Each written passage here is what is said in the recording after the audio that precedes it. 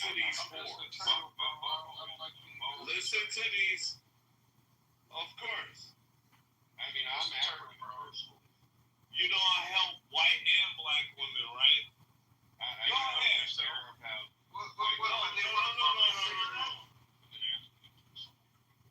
No, I don't care if you're an African person. You're a bitch. I mean, I might be. But the fact that Callie is assisting you.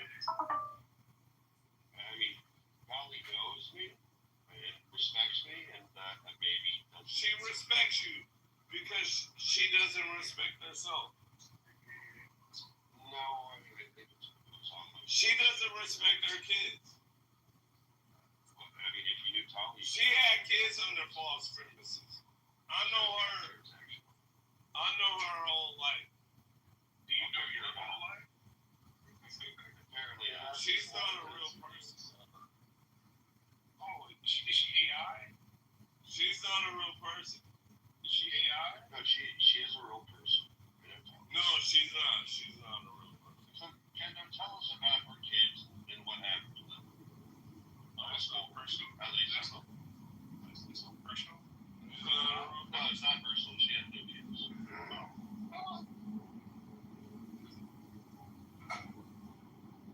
How about you? I don't know. Came in on over. Kind of immediately. Yeah, that's cool. I have to say, it's a step up from the fucking the Hamas sympathizers, though. And we'll get into it. Yeah, totally. And I bet Mojo, whenever I get to you, I'll kill you. That's the guy that we. Hey, that's an interesting thing to say publicly. Did he make me straight? No, Mojo. Did they call you Hamas? At least my supporters are fed. Yours. They must think it's something that yours. You definitely look bad. Your ladies in your homes, who knows? They're probably like not.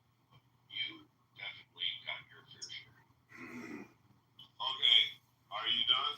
Kendo, did you get AIDS from sharing needles or from gay sex? I think he said both. Is that like something that's supposed to like? Kendo, you look at a woman, so you need her producer. Never. You're kind of fat. You think I'm fat? Kendo is not fat at all. He's not fat at all. No, Bima, let them do this. Let them do it. Bima, you stay out of this. No. Everybody who doesn't fuck with me. Oh, I'll fuck with you. But I know it's you in the picture, but it's not. So, okay, yeah, that's cool. No, I want to add you people too. Come on. Yeah, please add me, please. I'm gonna add you. Be more excited. Well, then why are you being a bitch? You're a bitch. I'm not. No. I want to block you, bro. Shut your bitch ass. You're a pussy. You're a pussy. No.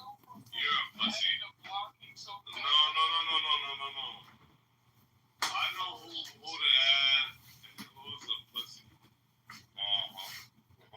You're a pussy. I love you too. You're a pussy. Have a good night. I'm gonna kick his ass somewhere else. So he feels strong right here. And I want him to feel strong Marshall right here. would beat your fucking ass. No, Marshall is a peon to me. Marshall is a peon. If you had to be pegged, what color would it be? Let's see, you're a faggot. Hot pink, like linked to the red light. No, I don't think it would be hot pink. I would think you would choose something manly, bold, purple or red. You want a big red fucking dildo in your ass, or like what color? Gray? Light gray is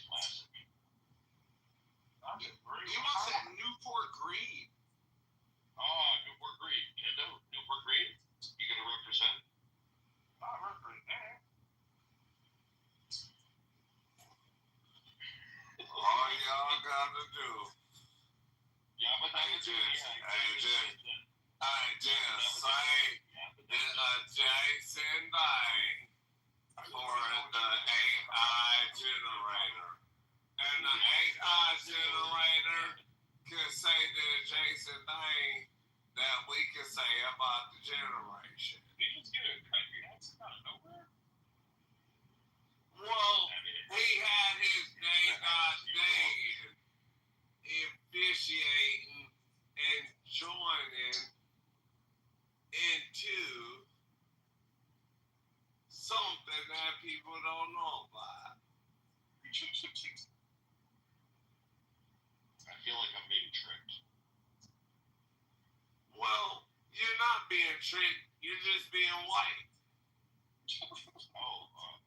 And that's alright. Hey, bitch. Hey, bitch. Kendo, you're more white. No, bitch. I'm not white at all. You're. Okay, alright, cool. And as I take your secular data,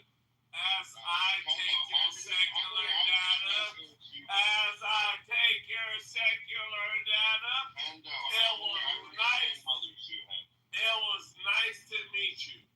No, it wasn't. You're a white man, a colonizer, and I despise you.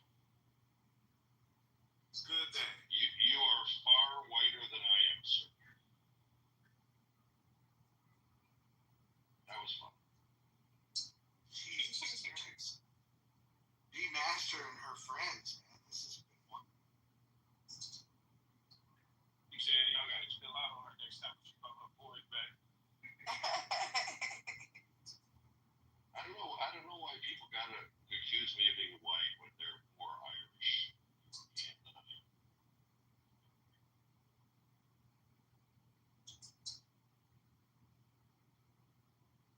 I mean, Mojo, you're a white man. You can't win that argument tonight. Actually, my people were conquered by the Moors, so I am blacker than anyone on this state. No, I ain't gonna let you get away with that. You're just because you're Portuguese.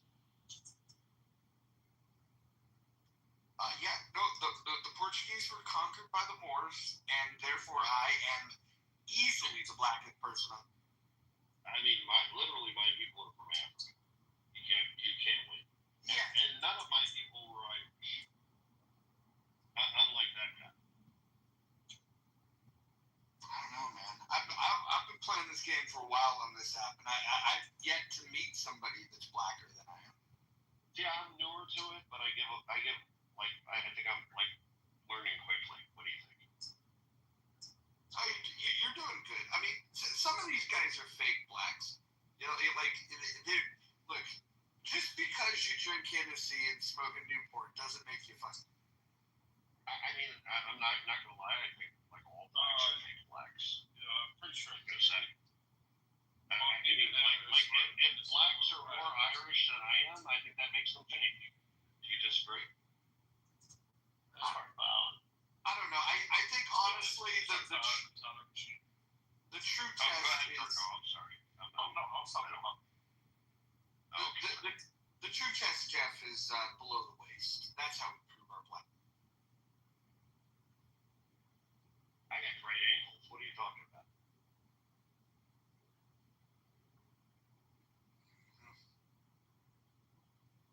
The best ankles.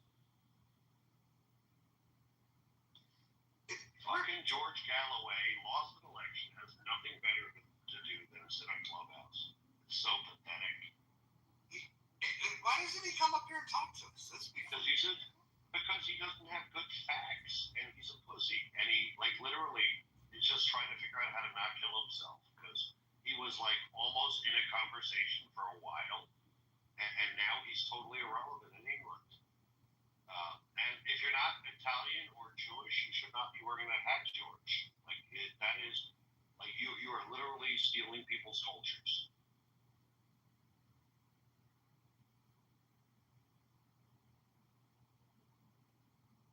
He is a fucking creepy bastard. Look at it. I didn't even click on this picture. Oof. I mean, he used to be important, so we couldn't call him a pedophile, but he does look like a pedophile. Can we all agree? Can we unite on the fact that white people on this app are fucking? Yeah, fucking whites. Fucking whites. So is there an actual topic? And a man.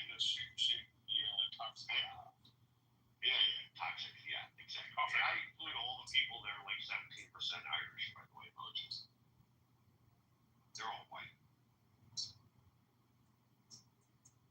Sorry, Tommy. But I don't think Irish that- whiskey's no. pretty good though. So I was looking the other day, and the people with the least admixture are from Georgia and South Carolina, and of course I'm from Georgia. So I happen to fit that archetype. I have way. You're saying the least Irish mixture? Yes. Why is it always the Irish? Why is it always the Irish? It literally is always like, so this is funny. So this is kind of new. Like, you know me a long time. But like lately, when people come to the room and be like, white boy, fucking white boy, I'm like, I'm not white. What the fuck? Like, I just started throwing out there. I'm like, you're fucking Irish. And like, I had like 6 guys in a row be like, yeah, I'm 27% Irish. How do you know? I'm like, why are you even answering me? You're trying to fight with me. But they're all Irish. Every one of them are Irish. Like, I think Irish make, like, oh, this is going to sound really racist. I think, like having Irish ancestry, like, makes, like, people dumber. Like, if they're not all Irish. Like, all black people. I think if black people have Irish ancestry, You're right. That's racist. I know, it's terrible. Like, I'm picking Brad, Jeff. It's going down. What's Brad gonna do about it? Because he's Irish? Isn't he Irish? I don't know. He's a fucking idiot too, though. But that would actually just reinforce everything. So I don't know. It's really weird. They could be German. They could be like. There's so many other colonizers, but they're all Irish. But fucking idiots. They're my room. So I'm part Irish. Yeah, they seem to be like they were prolific during that era. I don't know. Yeah. At least the loudmouth ones who come to my room and call me white, they're all Irish. It's very strange. So, I mean, I don't think there's a problem with Irish people, but there's definitely a weird pattern. Jeff, do you know that Roger supports As you said something, I forgot. there was a Kirkland, like there was a school shooter and ran inside a school and amongst all these children and teachers, and Roger says, yeah, the police are like, we're just gonna bomb the whole building, make sure we get the school shooter. And Roger's like, yeah, that's solid. I don't know the context, but that sounds like a bad idea to me. Yeah, why? I'm curious. Based on the information you gave me. But then again, your information has been so unreliable. Yeah, she's trying to trap you into this weird thing about killing. Oh, that's hilarious. Wait, hold on. First of all, my information has been so reliable. Is that a fair? Do you think that that's a fair statement? Oh, incredibly, yeah. Okay. We wasted like almost half an hour talking about your distinction without a difference, where you wanted to argue with Roger's 58,000 that he was quoting from Hamas. You said, no, I think 58,000 is not from Hamas. Except that when we dug into the details of what you provided the link, after you insisted on berating us with your ignorant, like not really knowledgeable information, you finally gave us the link, and then when I went to the link under the link, it actually said it has it shows my VTR that it came from Hamas. But anyhow, like what you said sounds really bad. You can't just go over that. So I would encourage everybody who is interested to know that that's incorrect information to click the link in the chat, and you'll see that my claim was that I can provide another source that was not from the Ministry of Health, that was not from Hamas. And I opened it. I eventually was able to open it. I read the article. I outside of the link, Jeff. I was able to get it open, but that was The hold on, best but that part was of you being that was master, the you report. never know when Hold you on. lost the debate. Hold on. That's do you know what's interesting? I mean, My you whole wanna claim, go back to, my like, claim. making the No, point no, about I'm not because I'm gonna. open. That's crazy, you guys. That's not genuine at all. You guys, I said that I had a source that was outside of that was not Hamas, that was not Ministry of Health. You guys said I didn't. So then they didn't quote Hamas. Everyone This go was an and look independent at study. Jeff's PTR to Inside show the link, the the MSF. information contained in the link that B-Master showed that shows that indeed they do quote Hamas. So B-Master, you're just wrong. And by the way, you admitted that you didn't even click on the fucking link. So what the fuck are you? Okay, so I'll give a quick explanation for the people that are not. Please don't. You guys just aren't genuine interlocutors. I think that's really I'm disappointing. just gonna ask for like one mic because it also appears to be two persons. Even if both of you are correct, it's just let her. Yeah, even though they're basically both not correct. So the idea is that there was an MSF article, okay? So the Médecins Sans Frontières from out of Paris, France, okay? They are the ones who did the independent study. I read the article, and Jeff, hold on. So I'm not misleading anybody. I'm telling everybody exactly what happened in the order that it happened. I read the article, and I got the information. I read the article to which I gave you guys the information. There was a specific breakdown of the actual report, which I had not opened at the time. I was giving you the information that was included in the link, right? Which I provided, but then but the information, all that it was, so that's the difference. Like when you want to, it was an abridged version without giving the specifics of how they collected the information. So all that the link was the specific breakdown and the objective of the actual findings. It was not the actual. Okay, so that's the only difference. That's the only difference. So it's like it's the difference between reading an article that reads a study and gives the abridged version versus reading it. But it doesn't matter. Eventually, I did open it up and I did read it, and still it was an independent. MSF is independent. They are not from the Ministry of Health. They are not from Hamas. They were able to match, right, the data collected, which your thing says. It says that the structured questionnaire collected, which from them independently, from MSF households, okay, from the composition, deaths, and injuries and recent illnesses, crimes, etc. They were matched by, and it wasn't all of them. It was 88% were matched. How long have you been single? Okay. So, you guys said that it wasn't, and I did provide what I said. If you want to disagree with that information, that's fine. I don't care about that. But saying that I didn't do what I said I was going to do, well, okay. Well, you guys, I would encourage everybody to click the MSF link, and you'll clearly see that MSF is the Médecins Sans France, which has nothing to do with Hamas, right? Go ahead, and I encourage you to definitely not listen to these disingenuous interlocutors. Medicine without friends. That's Right. And If I can get the cue, I don't want to interrupt anybody, but if I can get. Go ahead, right. Okay. So real quick, I'll make this very quick. So, you said that you were going to get these numbers that were independent, and I predicted that the numbers that you would come up with came from the Ministry of Health. You actually said that you were going to get numbers from the UN. That was your original claim. And I said, well, the UN, and I indicated that, well, the UN gets their information from Hamas, which they do. They freely admit that from the Ministry of Health. And so when you look at those numbers that the UN reports, which again, that was your original claim, it's 58,000, which is the number that they got from the Ministry of Health in Gaza, which is Hamas.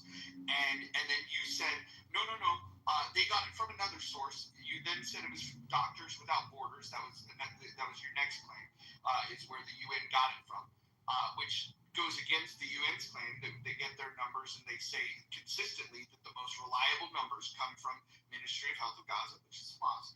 And so, and then we asked you for a source, and for 5 minutes straight you said you would not produce a source. So then you went and you scoured the internet to try to find a source, and then instead of coming with Doctors Without Borders, you came out with this MCF thing, whatever the fuck it is.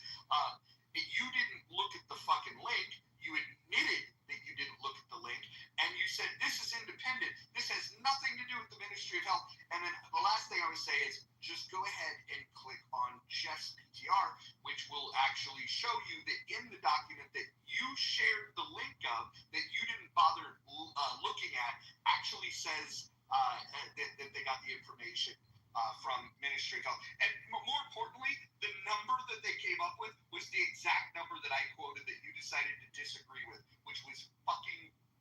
So now we waste another 20 minutes agreeing on the same. Okay, so you that was mostly accurate, but the problems were. No, it was. So and I'll explain. So when I said it came from the UN, I said it came from the UN because it came from a UN report. It came from the Humanitarian Situation Update number 306, right? And then you said, what's your source? And I said OSHA. Remember OCHA? I said OSHA. And so when I opened up the OSHA report and it gave me the numbers, I went down to find the sources of where that came from. And that source, hold on.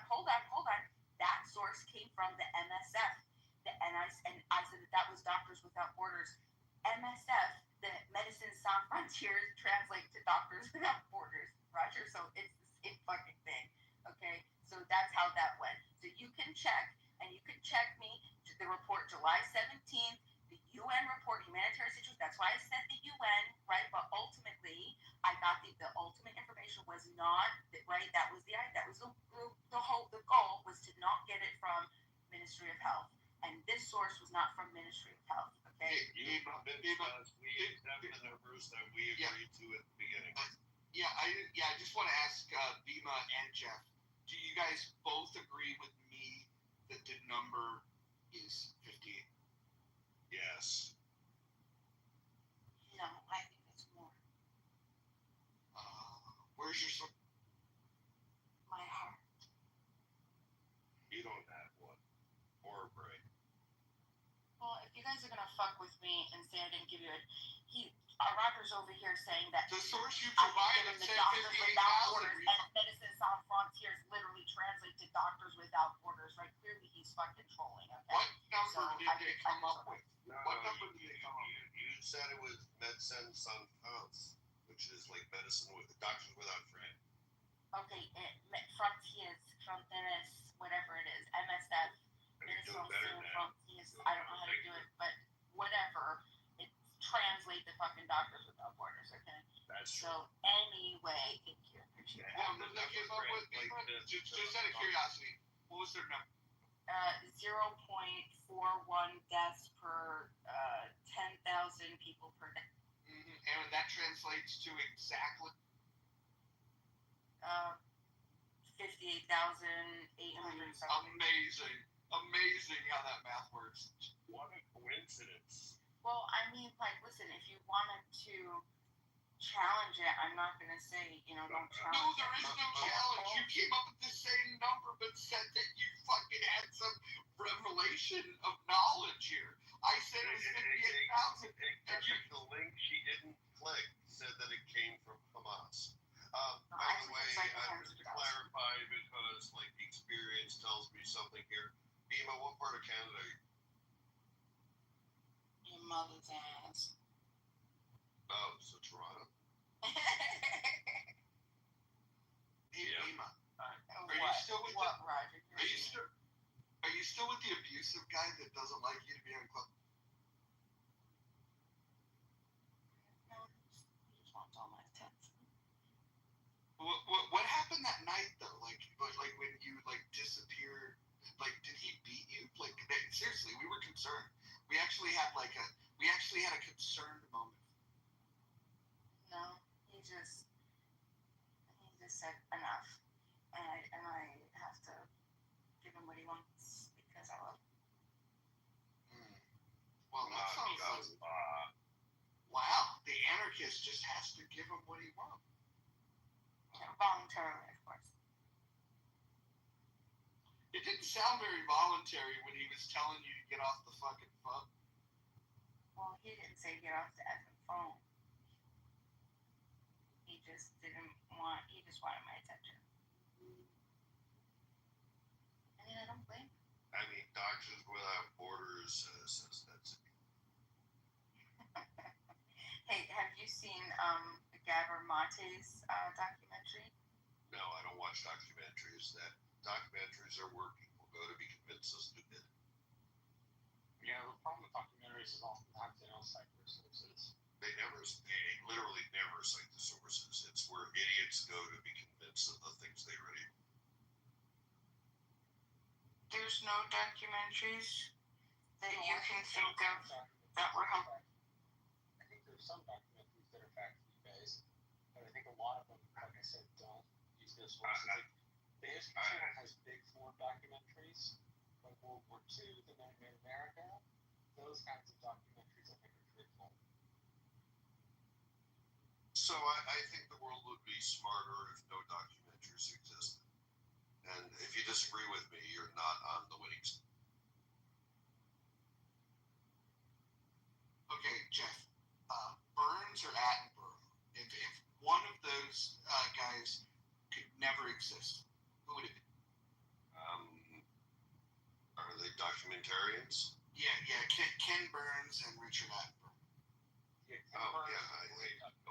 I don't value documentaries enough to know who either of them are, but I'm sure they're both terrible. Ken Burns did this classic documentary on the American Civil War, considered like the top notch of documentaries that talk about the Civil War. And then David Attenborough is a naturalist, and he was the voice on planet Earth. So by definition, the documentary format is absolutely misleading, right? Like critical thinking does not work well with video because video can be manipulated, it can be cut, it can be split, it can be all these things. So like the documentary as a modern format is not something that actually promotes truth. It's something that promotes bias in every case. Whether I agree with the bias or I don't, in every case, it's a biased format. I much prefer looking at facts. Yeah, like the documentaries made about the Mayans are biased to talk about Mayans. Wait, hold on.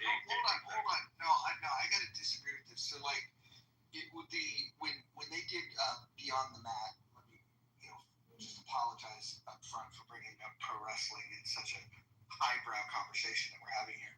But in Beyond the Mat, it's not a biased perspective. It's showing you, it's pulling back the curtain and letting people see it.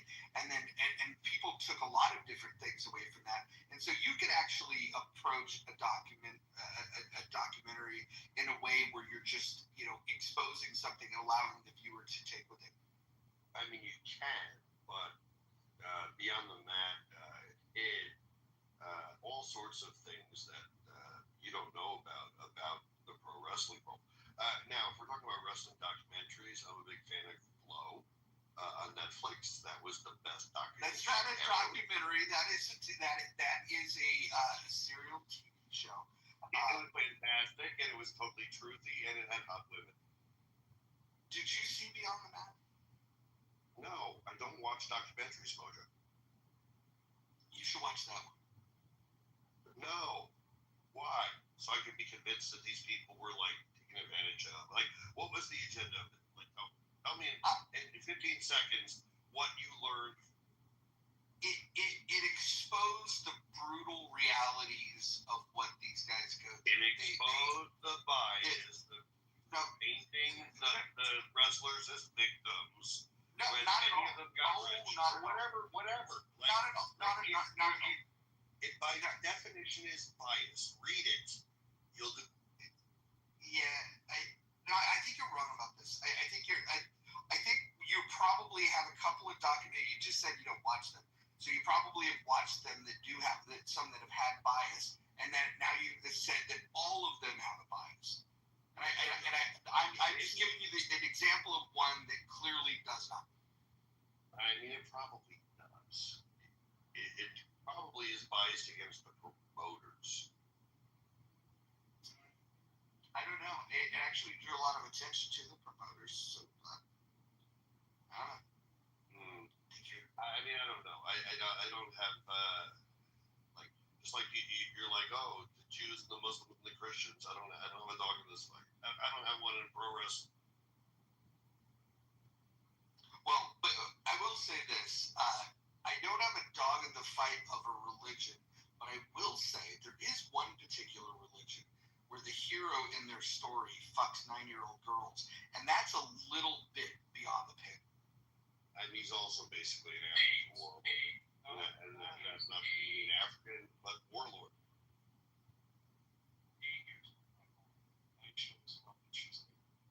Well, the most precise answer I got was 8 years, 9 months. So they rounded up. So, Mojo, here's the thing. Like, as disturbing as that is, and it's super disturbing, let's be clear. What's amazing to me is there's no hadith that says she enjoyed it. Yeah, but there is two separate ones that talk about the cum stains on. Was that Al Clinton?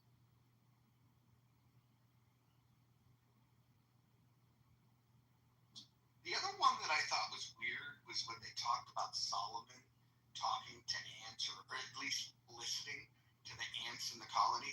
And I understand they're trying to say, look, he's wise, he can understand even what the ants are saying. I get that. But, fuck, who reads? Besides 2 million people. 2 billion. I think we should go back talking about how You know who does? Roger supports when criminals go and hide in schools. I was going to say more. He supports police dropping bombs on the schools. I mean, again, the way you say it sounds terrible, but, you know. Yeah. I haven't found you that reliable so far. Oh, so I mean, was he trolling? Did he actually say that? What is the position you're telling me that I hold? That you want to bomb the school because of his... Gaza. Oh, is this a Gaza school? Like, I'm sorry, that wasn't clear. So, like, now, once again, So it makes a difference. If it was in the United States, right, it would be all of a sudden there's like a different. Okay, that's interesting. Yes, fundamentally, it's very... So, hold on, Marco. So, yes, fundamentally, it's very different when a terrorist group controls all the schools or all the hospitals. And you, yes, absolutely, fundamentally, it makes a complete difference. It's not the Board of Education that's actually administering the schools in Gaza. By the way, the schools hadn't been in session since October 7th, so the entire fact that you're bringing up schools in Gaza is completely disingenuous. So, yeah, Bima, you're full of shit. And, It's a good analogy. It's a good analogy. It's a false analogy. It's a perfect analogy. Stupid woman who sounds morbidly obese, and clearly, you're an awful person. Absolutely. You're not, like, there's no intellectual honesty with you. Massive. No, the idea. No, if we're being serious though, it's still. No, you stop being curious. Stop being. Jeff, you're so funny. Right. Right. No, I'm not funny. You are because you're the one that's disingenuous. You've been the only one that's disingenuous the whole night.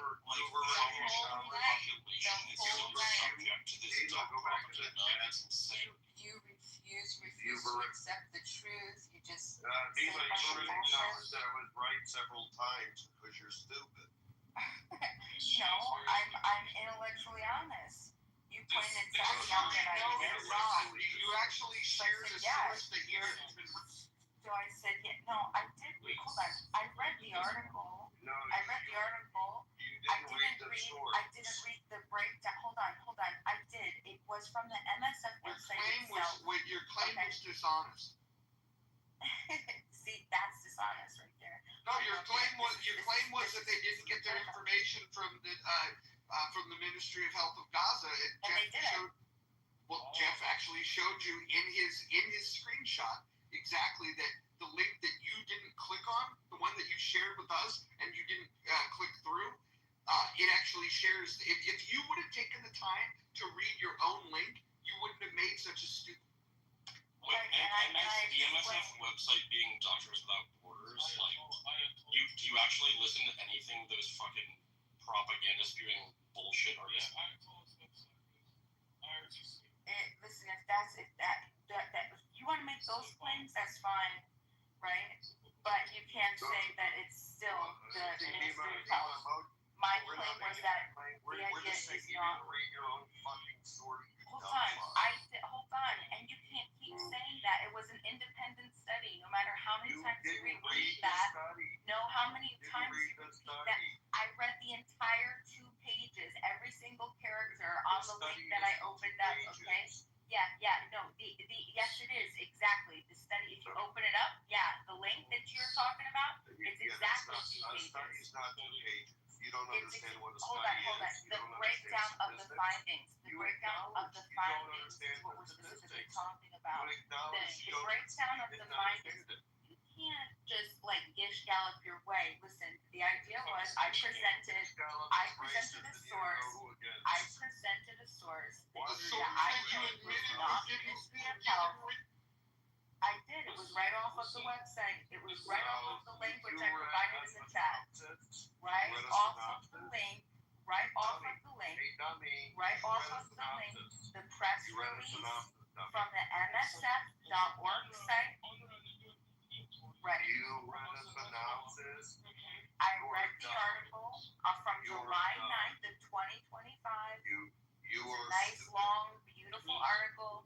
And at the bottom, it was the explainer on how they, the retrospective mortality survey among the MSF staff and family in Gaza. So when you open that link, you open that up, and then it explains how they conducted their findings. Okay? So, still, you're wrong. And it's not very long. It was not much to read. It was 2 pages. You didn't read it. You acknowledged the it. entire thing. Everybody, look at the chat. Go up. Where That she was the shows link. she doesn't understand the statistics. That was the You link. asked me for explaining That it. was the And link. she didn't read the chat. No. That was something else.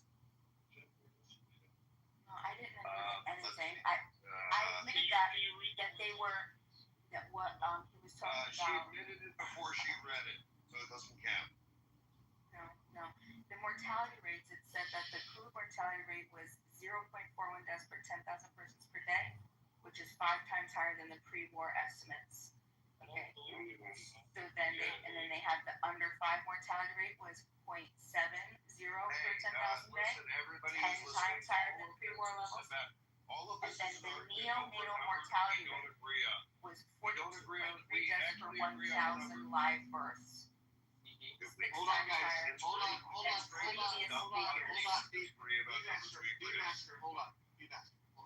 Directly from Chile. I just want to remind everyone of how we got here. I want to just remind everyone of how we got here. We talked about the numbers of death, and the number was 58,000 that comes from the Ministry of Health of Gaza, which is Hamas. And you indicated that you have a different number and that you got it. You said you got the number from the UN, and then when I told you, well, the UN gets their numbers from Hamas, you said, no, that's not true. They got them from another source. And then you said, if anybody wants to fact check me, please do. Besides B Master, because she doesn't know what facts are. But hold on, Frederick, real quick. So B Master is challenging the number of 58,000. Then she goes and gets a source. She posts the link. Jeff goes through the link, indicates that the math that they come up with equates to 58,000. And then when you click in further through, it actually, if you look at his PCR, it shows that they got the information from the Ministry of Health of Gaza. And she argues this point. But here's the bigger problem. the whole conversation hinged on the fact that she was challenging the number, and yet we all come up with the same number. And whether it's high, whether it's low, we're all saying that the number's 58,000, right? And that number comes from the Ministry of Health of Gaza. So, B-Master, tell me. Where you're wrong is I never said that the UN didn't get it from Ministry of Health. That's a lie. That's a lie. You exactly said that. You specifically said that. Hold on. I said my source. I admitted multiple times would we that have the this UN. conversation? Let me explain. Listen, You're hold on. fucking lying. Okay. Listen. No. So how it Literally, went was that was your truth was entire in point there. of I'll just argument talk with us. over you. We Right. didn't disagree So about the truth- number. So truth The was only trying. thing we Okay, disagreed Jeff, about may I was the finish? source. Right, you can finish. No, when you can't. Because All right, you're a all right, go fucking ahead. liar. Go ahead. Are you ready? Okay. No, I'm not ready. You're a All right. fucking liar. All right. So listen, this is what happened. Truth was in No, it's here. not what Another happened. gentleman. No, it's not. He was what trying happened. to. No, He it's was not trying what to happened. look. He was trying to discuss. And then you Me allow him to finish? No, I just did, and then he said, I No, said, she's a liar. Like you were Yes. saying, Molly. so, She's I a liar. don't know. But she can at least get the. We've been listening to a liar for a long time now. We've been kind of tired of this. Okay, but you have to let her But you- get the facts out, her facts out, and then you can dispel. I know, but she's a liar. yeah, because Frederick was here. Frederick wasn't here, but I was, and so was Momo, and so was Yoav. Yeah, And the so- gentleman who have been and your dishonest the lies entire were night. dispelled The already men in who the I chat. said didn't provide 44 a minutes Doctors ago, Without Okay, Borders so is source. there another Literally, claim? MSF You is wanna Doctors address? Without Borders. Do you want to move on Yeah. from the numbers? We don't actually disagree on any claims, Holly. She's Okay. just being argumentative. Oh, Like we're agreeing on the same number. She's not lying and saying that No, she didn't. Oh my Okay, God. so What her lie actually removes her entire claim. So that's She has that's to- not what happened at all. so, alright, so you agree on the number, now what? Even if you got there by different means. Now where does it go? We've So always agreed on what? So I just wanted to clarify this. So how it went down was Truth was in here talking to Death, and he was trying to find a source that was not Ministry of Health, not God, not Hamas, right? So while they were talking, I was trying to find, I was looking, I was Googling, I was researching, trying to figure out a source, a recent source. An article popped up, a link that when I asked not a third party source outside of Ministry, it gave me a UN report. Okay, so I looked at the UN report. The UN report in this specific one, which was dated July 17th, 25, Humanitarian Situation Update number 306, Gaza Strip. It gave an independent source that is not Ministry of Health, which is MSF. So when I opened up the source, MSF source, right, I read the article, which is Doctors Without Borders. It showed that they did an independent study, which is not, right, an independent data collection through their own staff, from their own household surveys of their own staff, MSF staff, right? And then all that Jeff's profile picture is a cross-reference. It's for verification purposes, a cross-reference with the MOH, okay? Because the entire study or the entire reporting was by MSF independently. If you want to challenge them directly, that's fine. That's fine. If you want to challenge MSF, if you want to challenge MSF, I don't care about that. But I still came up with an independent source. 4 years ago. Okay, that was not Ministry of Health, which you guys claim that I didn't God, you're lying, That I can kick that. liar.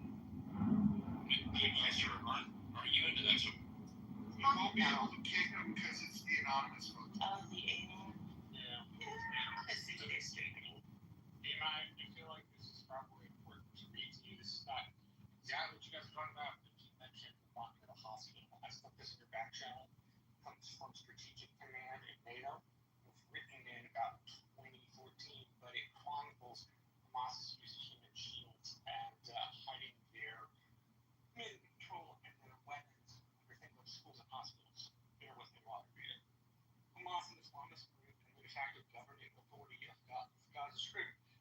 using human shields in conflicts with Israel since 2007. According to the statute of the International Criminal Court, the war crime of using human shields encompasses, quote, utilize the presence of a civilian or other protected person to render certain points, areas, or military forces immune from military operations, close quote. Hamas has launched rocket-positioned military-related infrastructure hubs and routes and engaged the IDF from or in proximity to residential commercial areas. The strategic logic of human shields has two components. It's based on the awareness of Israel's desire to minimize collateral damage and the Western public opinion's sensitivity towards civilian casualties. If the IDF uses lethal force and causes an increase in civilian casualties, Hamas can utilize that as a lawfare tool. It can accuse Israel of committing war crimes, which could result in the imposition of a wider range of sanctions. Alternately, the IDF limits its use of military force in Gaza to avoid collateral damage. Hamas will be less susceptible to Israeli attacks and thereby able to protect its assets while continuing to fight. Moreover, despite the Israeli public's high level of support for the Israeli political and military leadership during operations, civilian casualties are one of the friction points between Israeli left and Israeli right wing supporters, with the question that outlines the operation key points. The use of human shields can be considered an example of lawfare, i.e., the use of the legal system against an enemy by damaging or delegitimizing them, tying up their time, or winning a public relations victory. 2. Even if a target strike may be justifiable from a legal perspective, first impressions frame the narrative. Public opinion tends to be influenced more by images depicting the suffering of innocent civilians than by well thought out legal arguments. 3. National governments should be able to publicly justify their position and reveal their adversaries' use of civilians in combat. This can only be accomplished by thoroughly documenting the incidents, preparing supportive messages, and working across multiple channels to convey the narratives. 4. Priority should be given to information activities aimed at the very civilians who are used as human shields in order to undermine the adversary and convince the civilians to actively or passively refuse to serve as human shields. Such activities need to be coherent and consistent. Summary: Hamas is an Islamist militant group based on the Gaza Strip, which has been designated by the U.S., EU, and other countries as a terrorist group. Hamas has been using shields in conflict with Israel since 2007. But hold on, Marshall. Beeman thinks they're freedom fighter. Okay.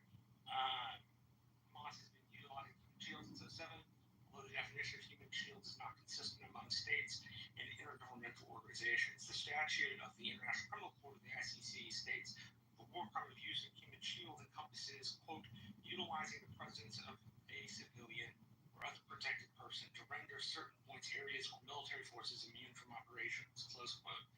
Hamas relies on the Israeli government's aim to minimize collateral damage. By limiting their freedom of action, it is also aimed at gaining diplomatic and public opinion-related leverage by presenting Israel and the IDF as the aggressor. Hamas's most common use of human shields include firing rockets, artillery, and mortars from or in proximity to heavily populated areas, often from near facilities which should be protected according to the Geneva Convention, e.g. schools, hospitals, or mosques. Number 2, locating military or security-related infrastructure such as HQs, bases, armories, access routes, lathes, and defense position within proximity to civilian areas. 3, protecting the terrorists' houses and military facilities, or rescuing terrorists who were besieged or warned by the IDF. 3, combating the IDF from or in proximity to residential commercial areas, including the use of intelligence gathering missions. So there is a table in this, it's on like page 152, and it gives a reference of the use of human shields. May of 2004, Hamas used an ambulance and blew up an ambulance, it appears. October 2006, ammunition found by IDF soldiers in a residential building in the West Bank, not in the West Bank, in Gaza. November the 20th of 2006, Hamas encouraged civilians to climb to the rooftops of following IDF's early warning. June 12th, 2007, accidental explosion during the assembly of an IED at a residential house, which collapsed. Tens of civilians were killed and 40 were injured. 2008, ways used to produce weapons and ammunition located in or near residential areas. 2008, home entry exit points located in residential houses. January 29th of 2008, rocket production facility was located inside residential house in the northern part of the strip. Is this going to be a long story? It's got four more pieces. Not paragraphs, just like little sections. August 2008, Hamas Special Forces trained in the streets of Tufa neighborhood in Gaza. January 2nd of 2009, a mosque was used by Hamas HQ and armory. December 28th, interesting, my birthday, 2009, during the first week of Operation Cast Lead, the IDF attacked Hamas R&D center located in the Islamic University in Gaza. Lastly, July 8th, 2014, civilians went to the rooftop of the Hamas executive's house following the IDF's early warning. Basically, that was used to make sure they couldn't bomb their houses. But you get the point. Like, it's far more complicated than people are making it, and Hamas does fight in that way and has fought in that way since 2007. So if you want to try the Israelis, I guess that's okay. But we should also, be equally represented and going Hamas is really causing this problem. So.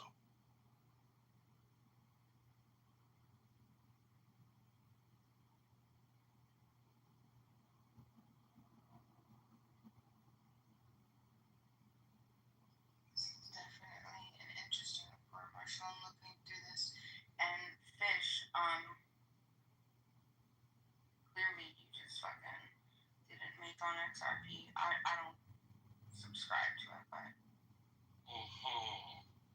yeah, a friend called me and was just like, yeah.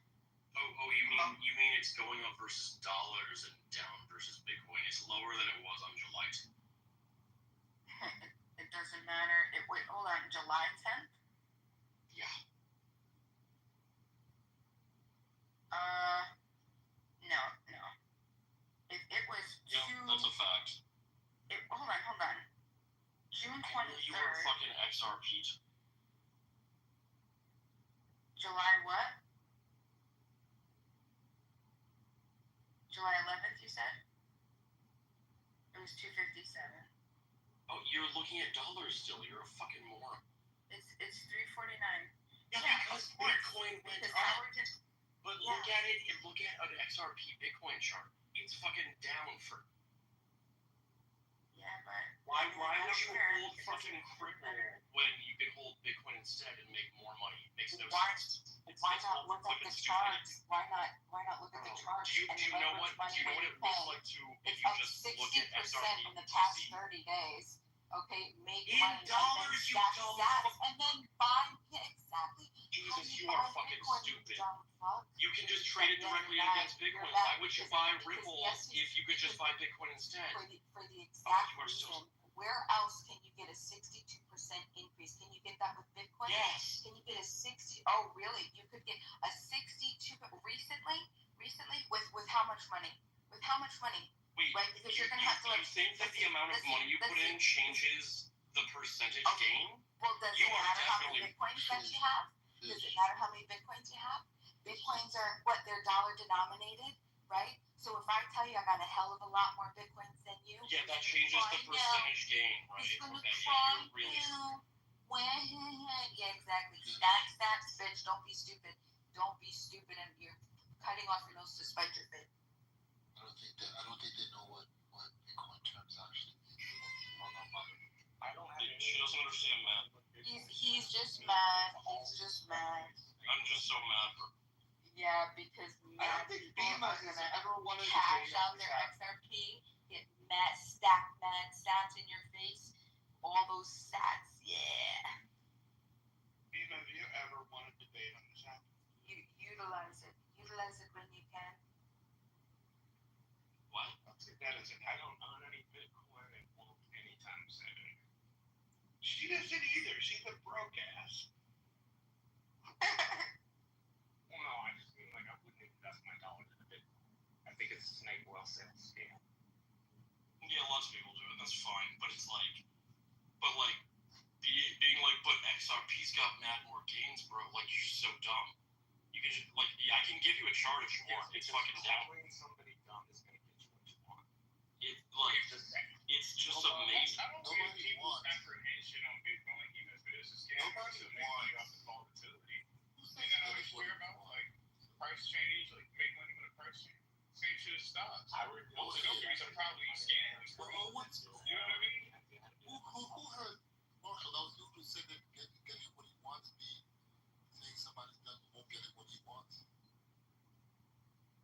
I want to understand. Yeah, just to be clear, just nobody. Bitcoin goes up whether Beamer buys or not. Nobody cares. That's why Bitcoiners are standoffish, because it's the opposite. We're assholes. We talk shit to people. Like it's the out. We're not multi-level marketers, right? We don't sell Bitcoin and then Bitcoin goes up because Beamer bought or Marshall. That's not how Bitcoin works. We just like being right. That's it. I'm confused. Yeah, like somebody said that, calling people dumb doesn't get you what you want. Is it Bitcoiners benefit when any of these people? That's not how Bitcoin Well, works. no, I meant is this conversation with Dima telling her she's stupid doesn't gain anything. Makes the conversation more hostile. No, Fish is just a Bitcoin maximalist, and he gets mad because there are people that are smarter than him. I remember now, you were into BSV, which is probably even dumber than fucking Rick. I'm not into BSV either. Yeah, okay? that is what you were into. Keep BSV, pushing. I remember. No, it wasn't. It's fucking, I'm not into BSV. oh, then it was PAX, that's what it was. The Is that No, it like wasn't. I don't never even heard it. No, keep going. You'll figure out. You used to fucking hang out with Alchemist. Yeah, it was heck. Keep going. All right. Well, Alchemist, that little fucking retard. Yeah. She used to come in when he would be in the room and fucking talk about how great heck. That was Hex. It was Richard Hart's scam. Shit was. Okay. Said no person who has that. So anyway. Said no person that has X, yes, because you're dumb enough to get scammed like that. Right. Okay. That's we understand that you're. Hold on. What would a scam be? I guess I was the lucky one who didn't get scammed, right? Bro, Richard Hart rugged fucking Hex, and everybody got left with fucking no money. You have he no idea. He literally fled the fucking country, bro. Are you on your? Yeah. Sure. The bullshit, right? I guess the SEC would take it up with him, right? Oh wait, they did. Oh, what happened? He won. Oh, why? With dismissed with prejudice. Come the fuck on. Next. Come on. Keep I'm coming. confused. Yeah, your IQ is clear. Right. Yeah. You're sad because you're a loser. So anyway, XRP. So I just to, he wants to bag on XRP. That's fine because he doesn't. You literally don't understand math at all. What are you talking about? XRP. Listen. Let's understand the math, okay? Let's talk about the math. XRP is up. I'm looking at the chart in dollars USD, okay?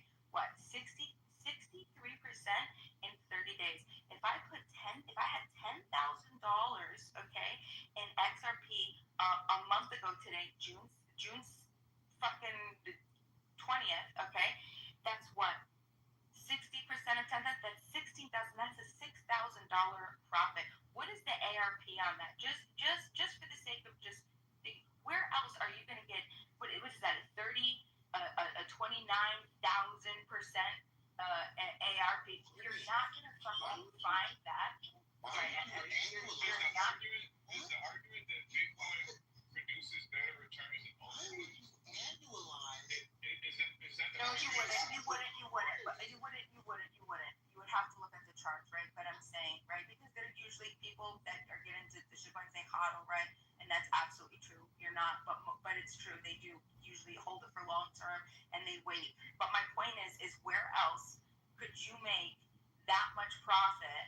You know what I'm saying? With $10,000? Come on, $6,000? I know you still think that how much money you invest changes your percent gain. Well, of course it does. Of course it does. Because Bro, I can't even. Like, she's mentally retarded. Hold on. Let me ask this question. B-Max, can you explain to us how investing more money changes the percentage gain? Because that's based on the asset, right? Not the investment amount. So ridiculous. She's so dumb. No. What I'm saying is, listen, what I'm saying is if you had, not the percentage gain, right? Like the ROI? No. If you were to put, what I'm talking about is if I were to put $10,000, what I was referring to is if I were to put $10,000 in Bitcoin, for example, in the past year, what I have been able to make, right, because of the volume, right, you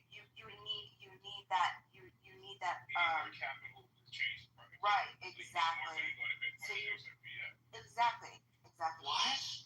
Are you're telling you think that you're swinging the price of XRP or Bitcoin? No.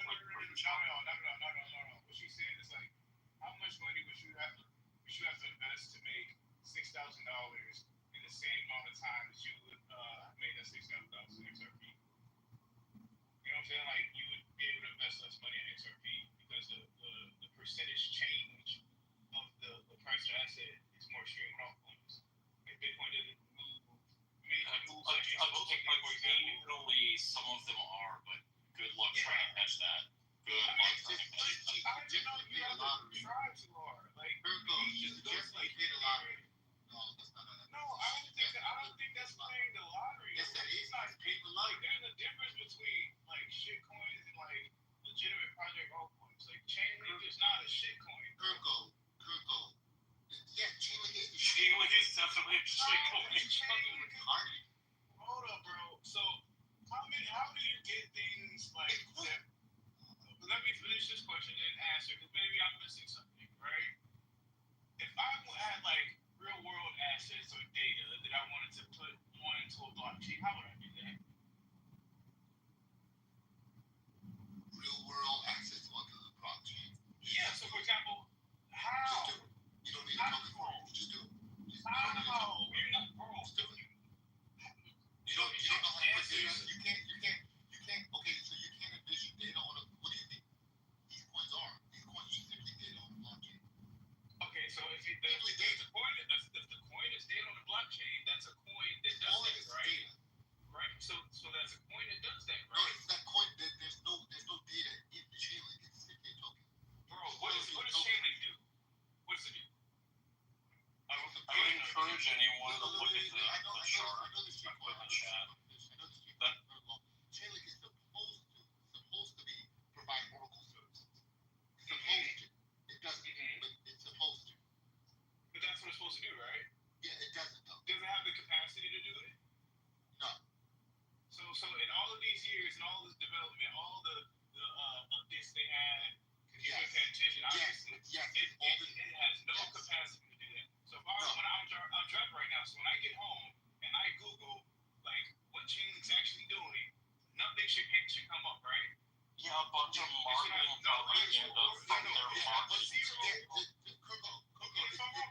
It'll be a long list of announcements and partnerships with no one actually using it. No corporation using it. No corporation holding the token. None of it. Nothing. It's just a bunch of people celebrating announcements of corporations using it with nobody showing this is Amazon's wallet.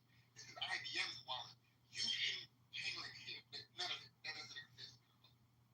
Okay. Well, I'm being at the crib and like we can point to corporations holding Bitcoin. right. We can point to it. We can find it on chain. We can find it on chain. But the Bitcoin doesn't actually do anything. Its purpose is just to be there. Oh my God! Then why does it keep going? Okay, Kirko. I know Mark Zuckerberg's like a rock. Why does it keep going up? Because everybody wants it. If you buy the asset, Why would everybody want something that does nothing? Kirko, why would everybody want something that does nothing? Oh yeah, how do I put this? If I had, this is how I'm not an investment diamond scientist, but this is how my brain understands it. Right? I'm not trying to say I'm the know-it-all, right? This is just my understanding. So don't give a hurt about it. But if I see anything that has this potential for being a store of value and the price keeps going up and it's a limited resource, you probably want some of it. Because if shit hits the fan, guess what? Also, Bitcoin does something. Bitcoin does something. No, it doesn't. It's not something that's actually doing outside of storing value. So something that and that's not even, was that what it was was that what it was designed to do initially? Bro, tell me something that a fucking blockchain can do that wouldn't be better done by a database. Like, it's everybody trying to use blockchains for shit is so fucking rich. For sure, but if it works, it works. If you can make money off of the volatility, I don't see why you don't. Slow down. I know you're driving. Slow down. Something that does nothing grows to $2 trillion market cap. Something that does nothing.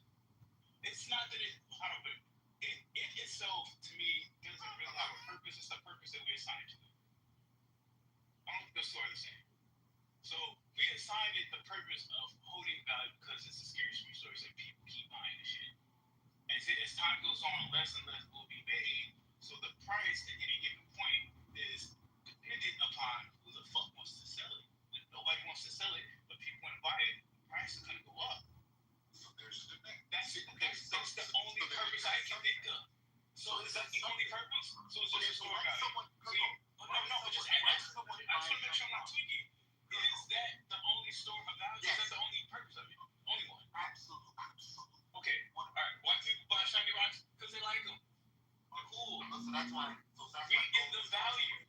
It's not a monetary. Well, no, gold is different. Gold is different. Gold is different. Gold is different. Gold can also be. It is. Gold can be used. Why gold? But I'm telling you, bro, gold can be used for like scientific equipment, all types of shit, like engineering, like all types of shit. So gold is that where the price? Is that where the monetary? Diamond too.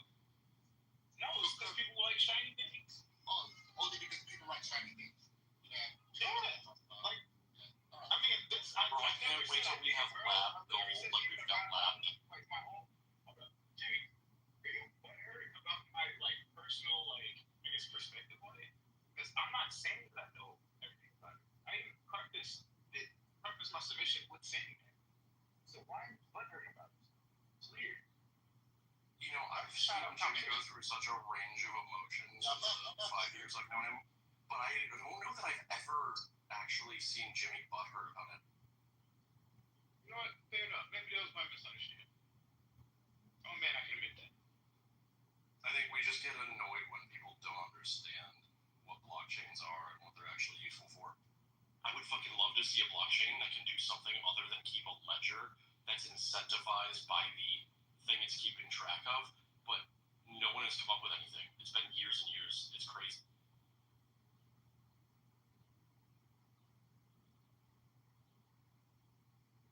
And yeah, if you're curious about how retarded Beatmaster is, check that chart in the chat. That's fucking, that's Bitcoin versus XRP going back to the beginning of 2018. That look like a good investment? That's not, no, I never said Bitcoin. Yeah, I know you're talking about dollars, but what you fail to understand is that if it's going down versus Bitcoin, even though Bitcoin was, so sometimes, yeah, when Bitcoin goes up, it will go up in dollars also, right? Opportunity cost shows you what you could have made or lost if you simply allocated the same amount of money somewhere else. So when someone asks you, what is XRP doing against Bitcoin? They're asking you, what was the opportunity cost of putting money in XRP versus not putting it in Bitcoin? And that chart shows you just how much money you lost by making that decision. That's all it's showing. Jeremy, wait, hold up. Is it chart in the chat? Yeah, put a link in the chat. Like 6 minutes. And see, and that's all that I was saying. I'm not saying to not invest in Bitcoin. What I'm saying is to invest in Bitcoin, but while shitcoins are going up, to utilize that leverage, because you can't get that much return in Bitcoin. The last time, so for example, You could just buy a leverage ETF. Like, hold on. so much fucking safer. So much safer.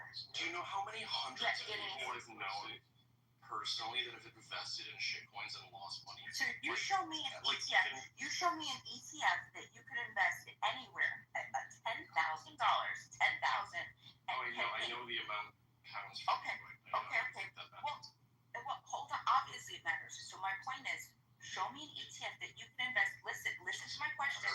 Listen to my question. It does matter because this is the whole point. Because of course you're going to say that it doesn't. This is why you're going to say that it doesn't matter. Hold on. No. What I'm saying is not everybody. Hey, losers. What I'm saying is not everybody has $100,000 to invest and have it in ETF. Most people are fucking broke poor. That's what I'm saying. So what I'm saying is the average American is not going to have $100,000, but $10,000 they might have. So I'm saying you show me an ETF where someone could have invested in the last 30 days $10,000 and made $6,000 profit. Bitch, you're not going to be able to. But you know what did? You know what did, motherfucker? You know what did? Okay, well, sure, go ahead, because it wasn't Bitcoin. It's you. You absolutely. Okay, exactly, not Bitcoin. It's a fucking Bitcoin US leverage ETF, you dumb bitch. Okay, show me. Hi, just a brief intermission. We have but a mere few rules. Rule 1, no calling of images unless you're homosexual or a woman. Rule number 2, no kids, no spouses. Rule number 3, credible threats of violence, and that would include doxing and addy dropping and all of that nonsense. Okay, so that's fair. Proceed. Hey, Master, you're a dumb faggot, and I'm gonna go and beat my dog, but I don't have a dog. That's weird. I'm so mad, bro. Alright, let's see. Hey, kitty. It must suck being in a room that you can't bully people, huh, Roger? That was kind of funny.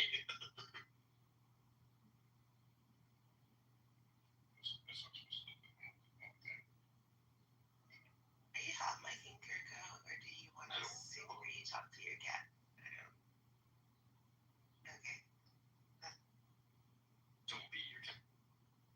Yeah, no beating cat. Be kind to your kitties.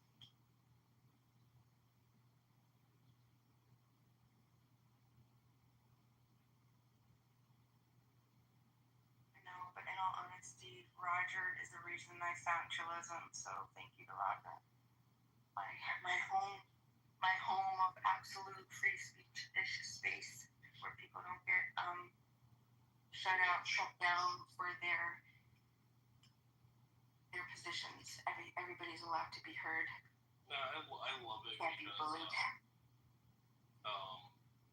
It is like I actually find that in here, like people call each other out more like the Bitcoin rooms than anywhere else.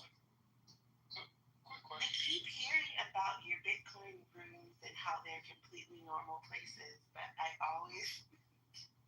That sounds toxic. Look, I mean, if you come in at the wrong moment, out of context, it could sound pretty ridiculous. So real quick, let's say like Chainlink wasn't a thing. Like, how would you use like normal databases to like get this transference of like data to blockchain that efficiently? How would you do that? I think that's what Tron How is would you doing. replace? But that's another blockchain. It's not. I think Tron moved to an entirely database-driven system a few years. So why does it have a coin? Because they're scammers. So it doesn't do what it's supposed to do. Bro, none of these things do what they claim to do. None of the shitcoins do what they claim to do. It's all bullshit. It's all like marketing hype and bullshit. They don't do anything. There's no, like, dude, a blockchain is basically the most inefficient database you could ever imagine. Like, no one would ever think up such an inefficient database. The only reason that blockchain and the only blockchain, which is Bitcoin, is a thing, is because the thing that secures the blockchain from attack is the actual thing that's on the ledger that makes up the blockchain. That was the innovation of Bitcoin. These were ideas before, but that combination is what made it an innovation. Like the Libby of it, you can't just lie on it. Right. Yeah. Okay, so like, any of these companies, like Chainlink, any of them, they're all companies. They could just change their fucking blockchain. So like, real quick, wouldn't it be beneficial to have more data sets become immutable? Yes, So but like, if that's but the case, there's if there are companies that are trying to do that, what's the problem? No, the companies are not immutable. So because they're right. It's a company. It's not immutable. No, the chain is not immutable. No, their chains are not immutable at all. It's not immutable. It's controlled by the They've company. already edited XRP's, like I think the first 500,000 blocks have disappeared. It's like a secret. Nobody can access it. Yep. Chainlinks, none of these are immutable. They rolled back each shit. Like Eve Classic is actually the original Eve. The current Eve is like the third iteration of Eve. Like it's none of these are immutable. What do you call them? The node? Not the node. I don't know the terminology. The people who hold the data. If enough of them say, I want to change this data to something else, wouldn't that just change the blockchain? No. Make it immutable? I mean, What I'm talking about In Bitcoin, yes, yeah, it would, but that's why what I'm saying, the innovation in Bitcoin is that the incentive structure is such that the users are the ones with the nodes that are verifying the blockchain. So I don't think you understand that. The people, I get it. Like the people who mine the coin want to be like forthright. It's not just miners though. There are hundreds of thousands of nodes worldwide. yeah, Hundreds of thousands. I got a computer here. I just don't know what the fuck it was. I just did it to the sound book. You know what I'm saying? So like I have like a BitChain computer I have, but I don't know, man. What's the incentive to, I guess, not change it? that you'll fuck over your own. You fuck over your own money. Yeah, you'll fuck over your own money. Your own So money. you Fuck it choose up. all chains that like are like legit. There aren't any legit chains other than Bitcoin. Tell me one. I don't know. They're all corporations just trying to fucking scam money. Okay, this is what happened. I'll explain what happened. Bitcoin became a success, right? Early on. And then people thought, usually, mostly the uninformed people thought, hey, anything can have a coin. They thought that it's sort of the same as the other tech companies, where they didn't understand that the advent of Bitcoin was sort of like the advent of the wheel. It's 0 to 1. When you invent the wheel, there's no other version that you can make that would make it better than the wheel. It's it. The wheel's done. It's over. Right? A lot of people don't understand that, and the new entrants thought, hey, just like any other tech company, you got Yahoo Search, you got Google Search, you got DuckDuckGo, you can have this, you got Facebook, you got MySpace, they can have all these competitors. No, there's none. No competitors. Bitcoin is the wheel. There are no more wheels. But wheels change over time. It's still a wheel. But they're not the same wheel. Like No. back in the day when wheels were just like concrete. Now they have wheels made out of fucking. No matter what the wheel is made out of, it's still a wheel. But by that logic, all coins are Bitcoin. Yes, all That's not coins. true. All coins. Look, boy, you see, perfect. All coins are very inferior versions of Bitcoin. That's They're all trying to be Bitcoin. All of them. They're all trying. I can concede. I think like a lot of coins do have this desire to overtake Bitcoin because they realize like I don't think Bitcoin is perfect. You know what I mean? Like if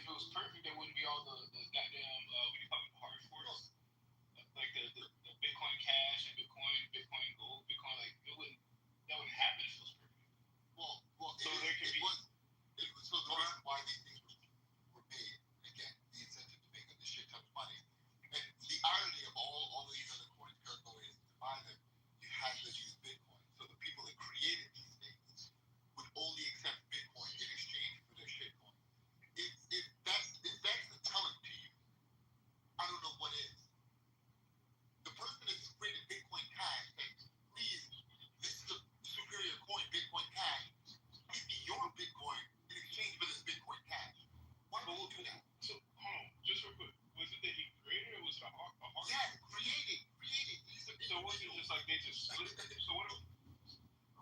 I thought like it was a hard fork, and it's like, No, it's not a hard these set of people are gonna go to the left, and everybody else go to the right. It's all people that believe that Bitcoin was inferior, Bitcoin had problems, they had a better idea, and ironically they said, Bitcoin is inferior, this is better, please give me your Bitcoin in exchange for this inferior token. They got to hold a lot of Bitcoin, made a lot of money. Ethereum did the same thing. For you to participate in the Ethereum ICO, they needed Bitcoin. Please send me your Bitcoin for this better token. And of course, Ethereum, when you look at the charts, how Bitcoin was better, you lost a lot of money. The Bitcoin hard fork represents a significant change to the Bitcoin protocol that results in a permanent, incompatible divergence from the original blockchain. Reasons for hard forks often arise from disagreements within the Bitcoin community about the future direction or technical improvements of the network. These disagreements can relate to issues like transaction fees, block size limits, or even security vulnerabilities. Another reason could be the need to implement new features or functions compatible with existing blockchain, according to Moyer. You and I could go hard fork right now and create Bitcoin Kirko. Like anyone can hard fork it, bro. We could do it right now. But no.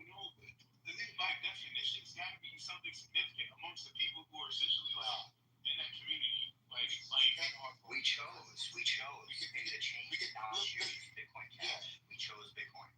We chose Bitcoin. Like in the Kirko, we can copy the code because it's all public. So we can copy the code right now. Call it Kirko coin. That's the coin. We should do that. But that's really what it is. And so whether people buy in or not, that's another thing. People buying in will let you know whether you actually solve the problem. The market uses it. That's what makes Bitcoin super special. Because it wasn't like it doesn't have a CEO or marketing team. Like, look, man, it was available, and we just picked it up because it was useful. So is it possible that Bitcoin could hard fork and the majority of the community goes away from what Bitcoin is right now? Yes, anything is possible. And that just becomes Bitcoin, though. Because that's what the consensus would be. That would be Bitcoin. So what exactly is Bitcoin then? Is this ever evolving code that we're just you have to look at how changes are made, Kirko. Like you can't just change it, right? A code or a change is presented, it's evaluated, and then like, the buyers accept it. People even just when you propose a change to the code, it's called a Bitcoin improvement proposal, is that what it is? Like you make a BIP, and then people all over the world will debate it and verify it and be like, oh, there's a glitch here, we should do it better this way with the code. And then from that point, then it can be like proposed to the whole network, and the miners and the nodes can decide to adopt it or not. But there's like a rigorous process of even just the developers that work on it that are independent all over the world. They have to use a cryptographic proof just to sign to prove it's them that approves the code as viable. It took like 4 years for Taproot to go through.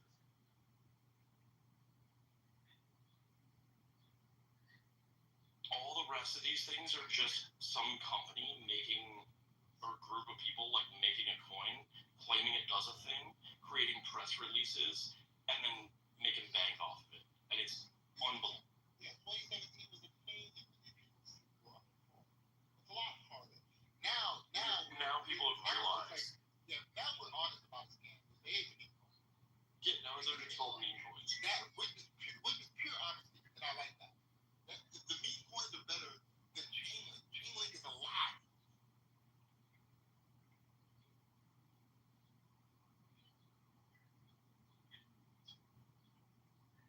But Kirko, I promise you, dude, when I was so confused in 2017, I was like, wait a second, like what is happening? How are there like a bunch of new Bitcoins? Like this is freaking me out. And then I really studied it and figured out like, oh, they're literally just trying to swing off Bitcoin's dick. They're just trying to like, you know, make a buck because this thing was successful.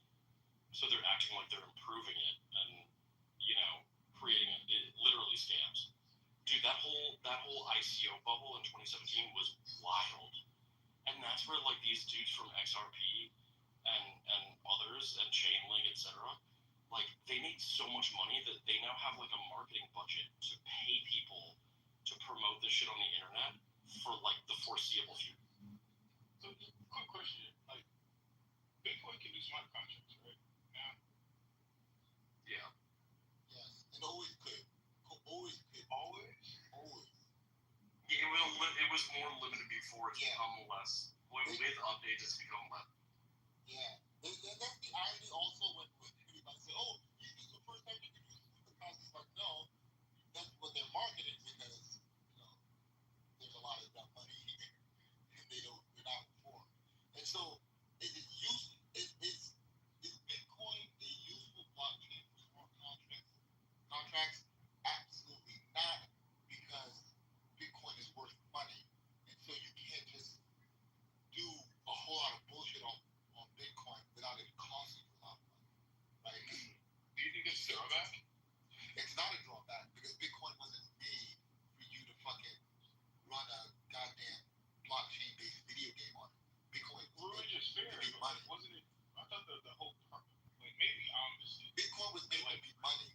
And so, like, look, the drawbacks are on purpose. It's like, all right, it's you have to make it so that the primary use of Bitcoin is money.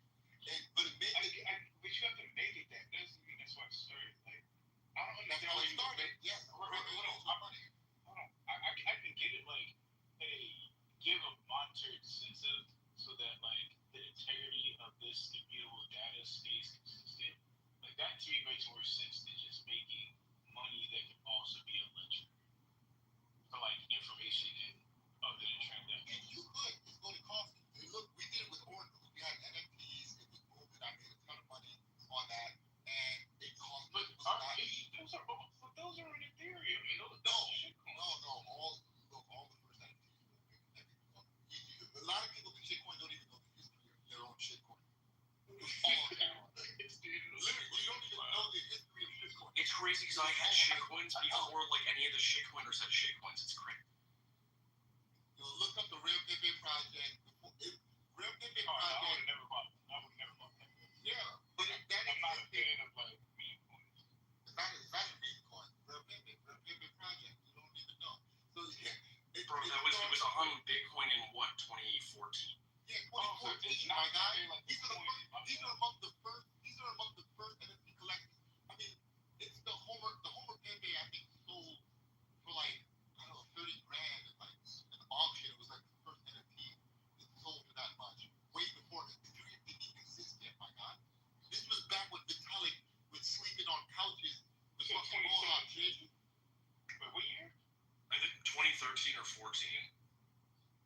The Real Paper project. Look at the history. There's color coins. Fucking Max Kaiser was a color coin. Everything started on Bitcoin. All of it. All of it started on Bitcoin. And everybody's still trying to swing off Bitcoin. You know, I'm blessed to have, you know, a bunch of OGs in my circle. Here's an OG. You got fucking 2 7s. He's literally talking to Satoshi on the fucking, you know, on the goddamn forums. You know? I can pass this information on to, like, actually, Juicep is the idea behind it. So, didn't Juicep create the idea of NFTs on, like, his show? I think he talked about putting images on Bitcoin. But that would be expensive. No, it It wasn't depends on the fee. Yeah. And it wasn't at the year that I'm not getting. Like Bitcoin can do a lot, right? It can do a lot. Like 100%. But like in order to do a lot, it's gonna be like expensive as shit. So you wouldn't want to do all that shit, right? Well, I mean, kind of. Let me see. Bro, it seems like a down. Right now, you can get on the next block for 1 sat per V-byte. So, like, What does that mean, bro? that means that it can't get any cheaper to inscribe something on the block. blockchain right now. It's literally at like the minimum possible level. So like now, if everybody keeps inscribing shit and they want it to be on like the next block, then the fee market goes up. So like it's basically like you basically get paid to you can pay to cut in line to get on like a sooner block or like the next block. Like if you need your shit set within like 10 minutes, then you need to fucking get on the next block. I've seen it up as high as like 500 sats per V-byte. So like 500x what is there? Oh, I stand corrected. So the next block just went up to 2 sats per V-byte. I just watched it happen. Oh, that block was just found. Now it's back to 1. Literally in real time, I'm watching it. You're gonna have to translate this for me. Yeah, so it's like you can just like you can like it's almost like the fast pass at Disney World or something, right? Like you can pay to like cut the line, but it's like there are like a whole bunch of lines and you can pay to like get into the most elite line if you want to be on the next block. You know, you can pay a little bit less and be on the block after that. But right now, they're like the next 4 blocks are all at 1 sat per V-byte. It can't get any lower. That's it. I see 2 inscriptions on the next block also. The incoming block. It's a very good question because I can't follow all of it like well enough. So like, let's say like I wanted to create my own little like NFT collection of it. How much would it cost? How long would it cost to like make one? So a little bit of it. It depends on. Oh, not that much, man. Like, so it depends on like the size of the data, like the actual size of the files that you're trying to put. Oh, a big girthy one just came in. Damn, they paid 26,000 sats for this, for the transaction fee. So that means it's probably like 26 kilobytes, basically, because it's still at 1 sat per V-byte. So I don't know if you can see the rate here. Oh yeah, they paid 1.02 sats per V-byte, and they paid 26,846 sats, which is $31 for this. And this is definitely. Yeah, I can put it in the chat if you want. You can look at the transaction. Actually, this is something else. This is like an exchange, like aggregating small wallets or something. It's a bunch of tiny transactions going into one, so it's like more data. But that's what you're looking at. It's like maybe 10, 20, 30 bucks worth of Bitcoin. So the data like a limiting factor here, like that size? It's all like it's like a. How do I explain this? It's almost like there's like an assembly line or like a conveyor belt, right? And it's like the next block. It's like shipping something, right? It's like there's a truck leaving every 10 minutes. And like depending on how much your package weighs, if you want it to be on the next truck, you're gonna pay more for it, right? Like, and you're gonna it's basically so it's like you're gonna pay like 1 sat per pound for your package to be on right now on any of the next upcoming trucks. It's all right now. There's not enough like competition for space. But if that truck starts filling up, that one that's leaving in 10 minutes or 5 minutes, then if that one is filling up, that first truck that's leaving, then you're gonna start paying like $2 a pound, $3 a pound, $5 a pound, $10 a pound, right? So how does if there's millions of people that want to do this? How much would those pounds cost? Like just you know what I mean? I mean, it gets a lot more. Jimmy, do you know what like one of the most expensive like mints has ever been? I mean, I've seen them paying like $1,000 to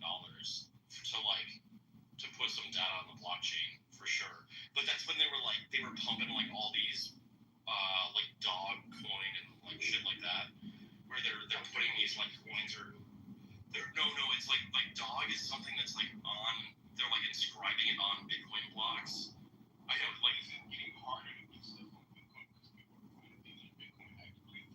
No, that's what I'm saying. Like right now, it's fucking completely empty. So all you have to do, it's almost like literally it can by time of day. So like right now, it's 7 o'clock in the morning on the East Coast, right? And like nobody's transacting. Like you can just slip one in for $1 per pound right now because the truck stop is always full and there's a line of trucks waiting to go, right? So like you just show up at like 5 a.m. and you slip that bitch on the fucking truck for $1 per pound, and you're good to go. Okay, but that's now. But like, let's say Bitcoin like 20 years later, Bitcoin's gonna be way bigger than it is now. So you're right. Transactions. So the average cost to get that pound on that truck, which should theoretically go up. It probably will. Like we've had times where it's higher, a thing that right? We should have a separate thing to handle. So we do. So we don't overhaul Bitcoin. So we already do, and it's called the Lightning Network, which is faster, like right? it's faster and it's way cheaper, and it's like a settlement network on top of Bitcoin that's built natively on Bitcoin. And I'm actually friends with like Nate, one of the best developed, like really good friends. My friend Dusty, that's on here also, is like one of the, and I can't do it justice or explain it that well, but it's kind of like you have nodes that it's almost like a Visa or credit card, like a like MasterCard or something, like their network, right? Because they at the end of so what they do is like they have like a ledger of transactions, right? Like Visa does, and you go to the gas station wherever, and all these businesses have to like connect to Visa's node, right? And then at the end of the day, like at midnight or whatever, then oh damn, another block was just found. That was quick. Sorry, it's right in front of me. So like then, at midnight or whatever, like Visa settles up with all the people connected to their node, right? So that's kind of how Lightning works. And it's a bunch of, they call them channels, and there's like nodes and channels, and it's all native on Bitcoin, and it allows you the channels kind of like resettle for you, so it's much like using a credit card, but it makes your transaction instantaneous, and it makes your fees very, very low, and then they only pay the on-chain fees when they like settle with each other. So it's sort of like an aggregation, if that makes sense. Like it's not like every time I use my credit card at the gas station or whatever, right? Like it's not like it's coming right out of my bank account. Like Visa's handling all of that, and then it all gets settled up between the businesses, and then like Visa basically like everyone that pays their credit card bill through Wells Fargo or Chase, then those are almost like the only transactions that actually happen, right? So that's the only transaction fees that would happen. Does that make any sense? It's hard to explain. I guess because like I don't know, man. Like I've been like watching. I'm gonna use like YouTube videos. You know what I'm saying? That's all my information stuff. So like, especially when it comes to things like XRP, which I'm really different. So I just like make trades to catch the volatility for like XRP, because there's hype behind it. You know what I'm saying? Yeah, and they are hyping it right now, and I would never recommend anyone buy it. But like, I mean, B-Master wasn't wrong. It is going up against Bitcoin right now for sure. So like the thing that like people always like talk about when it comes to that is like that ability to like have these immutable transactions. Like I don't know if that means like, for example, if I wanted to go swipe my card at a gas station, and like some scammer from goddamn Yugoslavia get a hold of my credit card information and just take my money. You know what I'm saying? When it comes to like the average person, I mean, that's what we kind of start thinking about. So like, oh shit, like having these things be immutable to what I actually do seems like a good idea. And then like when you hear people talk, not necessarily the guys, of course, you hear people talk about shit like, hey, Bitcoin is slow. It's immutable as fuck. It's slow on purpose for the reason that you stated. And you can like do things to make it faster. I don't know if that has to do with like hard forks, people having to change like how the shit works.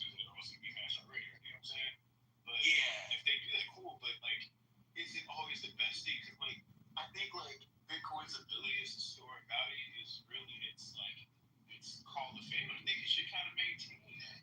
Like, I wouldn't want to do all these things. Like, I think it was one country that did their nation's belief. Like, cool idea. They're the first to do it, but I don't know if that's a good idea. Like, do you want everybody trying to use Bitcoin as like means to like do things, or just like as a store of value? Well, so yeah, I think you're right, and you're on the right track there. And of course, we don't know exactly how this is going to play out, right? But so I think that in 10 or 20 years, probably like Visa, MasterCard, and other companies are going to be using the Lightning Network for settlement. Even banks will probably, like, similar to a wire. You know how there's like a fee for a wire transfer and shit. Like, they will probably be settling on chain. At some even further out, at some point, it will just be like the banks only settle between each other on chain, and something like Lightning will be like when you do like an EFT, if you want to like, or like Zelle or something, like that will be like Lightning transfers, and then it will settle on chain. Literally like what the banks do overnight, which is called like the repo markets. Like they kind of like, they transfer money around overnight every night. That became a big thing. When like 2016, I remember like shit got real weird because like like 2020 is when, and then even in like 22, you remember like what was it? Rippling went down. That's like a payment service. Yeah, people were talking about like that with XRP and XRP. I believe Ripple just kind of did it change into something else. Well, no. So rippling is one thing. That's like what like I actually used it for my last job. Like that's just for like direct payments. But that's totally unrelated to Ripple. Now, Ripple and XRP are basically the same thing. They somehow have like dissociated from one another because XRP is pretending to be independent, but it was the Ripple Corporation initially. So it's real weird. It's kind of sketchy. But yeah. So but like the overnight payments thing, that got, or the overnight like settling that banks do, that got weird a couple of years ago. You remember like Silvergate Bank went under and like everybody was freaking out about it. There were a few things that happened, but that's when like these banks like reposition themselves overnight, and they basically move funds between each other and like pay a small fee to each other to do it. At some point, that is probably only going to happen on Bitcoin, and then like Visa, MasterCard, American Express, all of that kind of shit will be like resettled on the Lightning Network or something similar to it, like because there could be a competitor to Lightning that operates on Bitcoin. So it's a potentially stupid question. Is it not potentially give more areas for some shit to fuck up if you have to have things settle on all these different layers before it finally settles to its actual location? Well, I mean, kind of. There's always a problem with that, but that's already like what's going on. Like, yeah, no. Yeah. That's what I was thinking. Like, is it not better to just have something that's completely like delegated to just that one thing? And well, that's where like the problem comes in, because like you said, if everybody, the example's always like buying coffee, right? If everybody in the world was buying their fucking coffee on Bitcoin, it would be too slow and the fees would be too high, right? Like you can't do it like that. And like there isn't, I mean, but you got Visa and MasterCard out here charging every vendor like 3%, and that's wild. Like if you think about how much money that actually is, that's fucking crazy. Goddamn transactions, bro.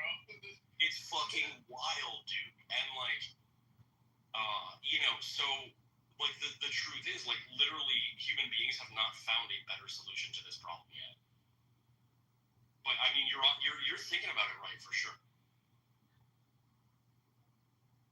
Given that, how is it so easy for you to make the statement that all non-Bitcoin people are shitcoins? Because some of them are trying to tackle this.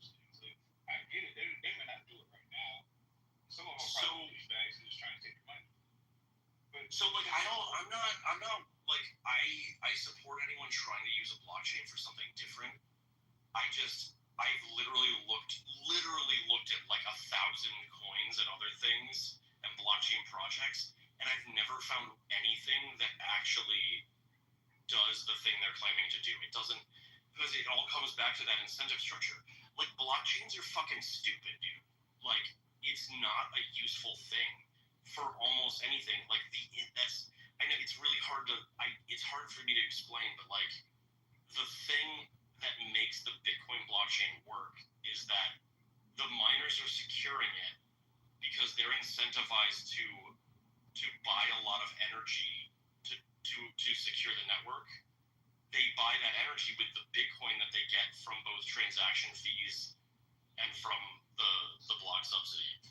So that's another question I have, because I completely forgot about that. How inconvenient Bitcoin is. Because that actually is an issue I personally have with Bitcoin. So it's like saying your ability to get it off of off of the mining is dependent upon how much energy you have. I don't think that's very decentralized. You know what I mean? Like, if China wants or America wants to get like half complete Bitcoin mining like buildings just full of fucking graphics cards. So that's what I'm a mechanical engineer, right? And I spent the last 4 years working for a large Bitcoin miner in the US. And dude, it is so cutthroat. And like, so what kind of happens is like, all the big miners are using essentially like wasted energy, and they shut off when the grid needs more energy, because you can't just like spool up and down these like industrial gas turbines that are the generators that make the power.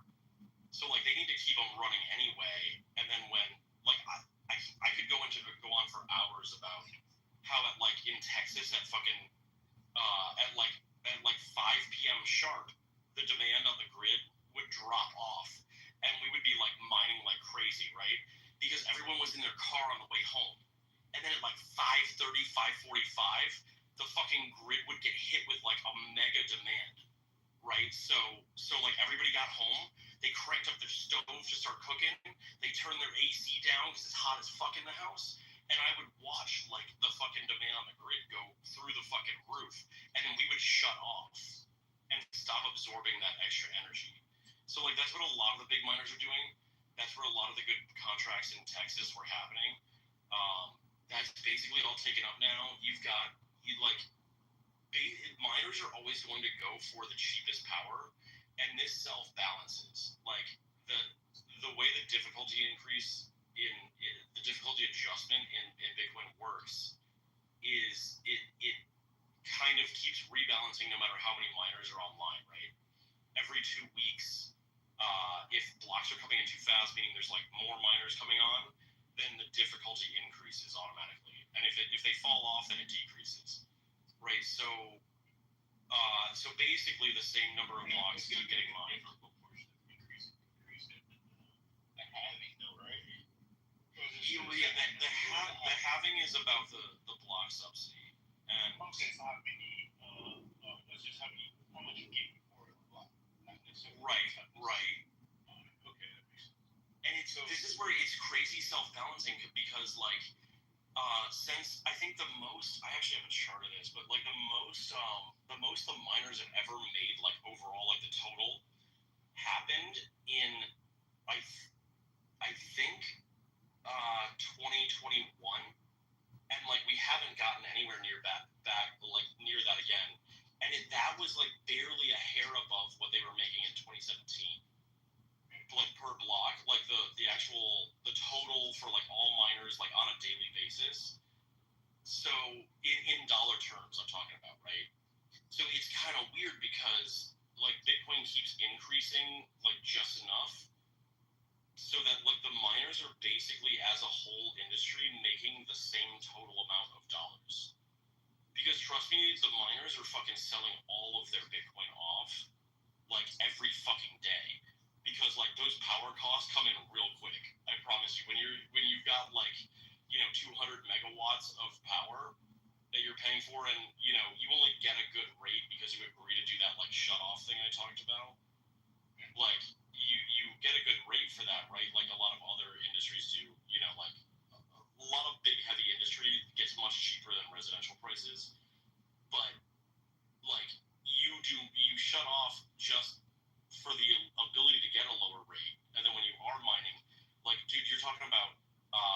at like 4 cents a kilowatt hour, 100 million times that per hour is a lot of money. And so like they're selling Bitcoin like a motherfucker, like every single day. It is a cutthroat industry. Like I could go on forever. So just real quick, my last question. I'm very involved, but how do you maintain that profitability without just increasing your load on the electrical infrastructure as like you privatize more or less and credit over time, more people start to open up these facilities to mine it? Yeah, that's a good question. So I mean, the truth is we don't really know how it will go, but the fact is right now there is only so much like cheap energy or like variable energy, like I mentioned, where you turn off and on when it's needed. Like there's only so much of that available, and that's what already happened in Texas while I was there mining. Like all those power contracts went away because we basically saturated the grid. We got all of that variable load like taken care of. Everything that they need, like that, it helped the grid by basically selling the waste energy for cheap, and then they don't need that anymore. But you will get places like fucking Tasmania, of all places, which I didn't even learn this until like less than a year ago. They've got a ton of hydropower, so they've got the same issue with dams, because if you picture a dam and they're spinning turbines by like letting water run through the dam, right? That's spinning whether they're selling the energy or not. And it's so as grids grow and you need energy in certain areas, even so like something that's come online is in like West Texas. They put in these huge solar farms, right?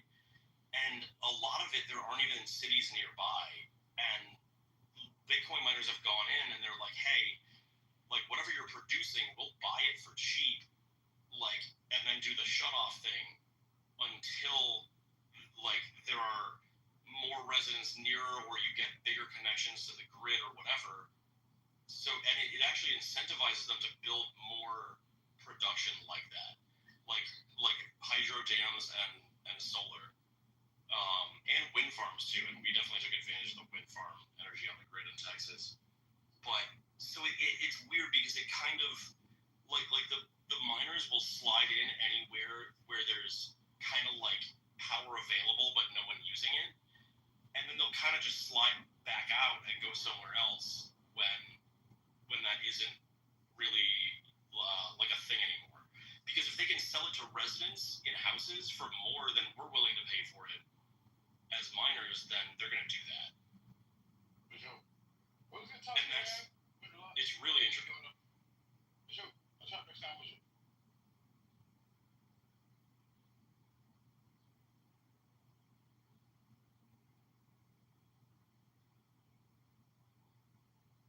God, what a night it's been.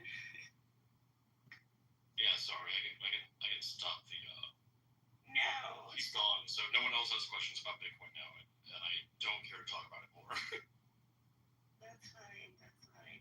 I'm just saying, there was a lot going on throughout the night. I was asleep off and on. I woke up to Israel-Palestine several times, and I woke up to Bitcoin, and now we're here. It's a good night. Yeah. Everyone wakes up to Israel-Palestine once in a while. Every once in a while.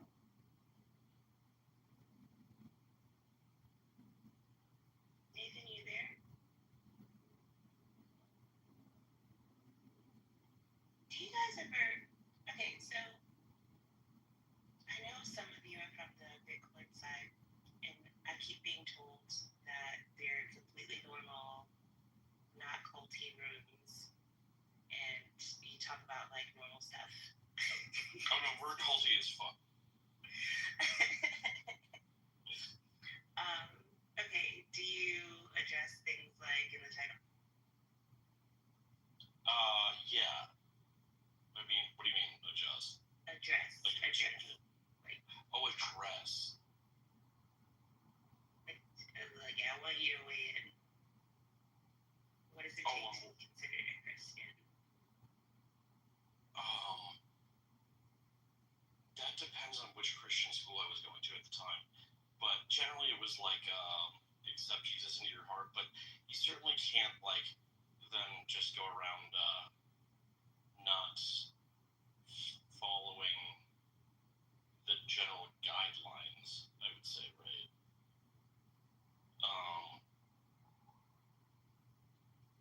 I don't know. It's kind of an intriguing topic because, like, every denomination, I think, maybe has different definitions of this.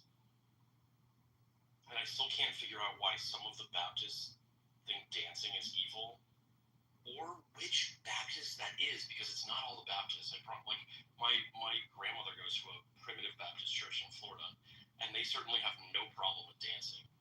But like a lot of the big Baptist churches in Texas don't allow dancing. And I had some friends that went to a like Christian school in Broward County, and it was technically a Baptist church, and like they didn't have a prom or a homecoming because they didn't allow dancing, and I thought that was bizarre. Okay, I get it, but like, Footloose was pivotal to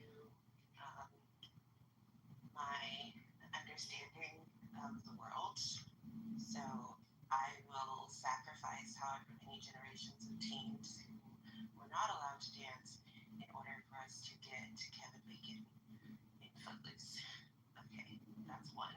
Two, the different denominations of Christianity is more about, like, I think, doctrine, interpretation, that sort of thing, but just definitionally for the purpose of like a big tent sort of Christianity is included and excluded.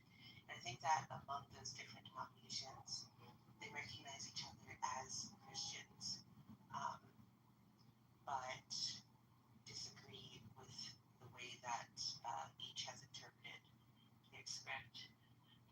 So I guess it's more, what is the one basic qualifier to be recognized as a Christian? And my answer, based on my understanding of the prose, was Jesus is pivotal to your entry to, I don't even know if all of them believe in heaven, so kudos to that. Jesus is central to salvation.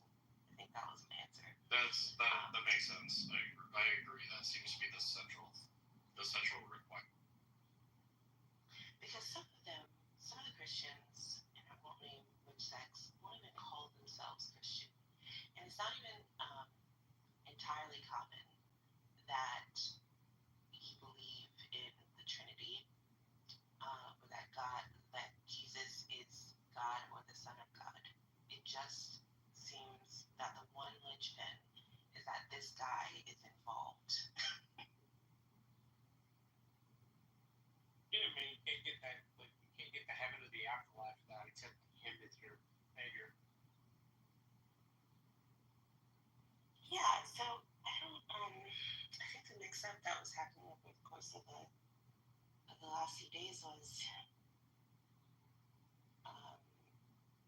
the acceptance of the Trinity, the God is Jesus, and they're like the same person. But then you would be excluding some of the French groups who don't believe those, and what we were trying to do is sort of put some sort of the loosest guideline so that it's as encompassing of all Christians, even the ones who won't call themselves that, as possible.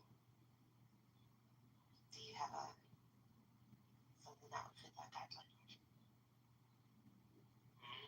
I have a book that talks about that stuff. It's The History of Christianity. Where should I put it? I'm wondering if, for example, like the Nestorian Christians, I don't know if they believe in transubstantiation. It's like even the belief that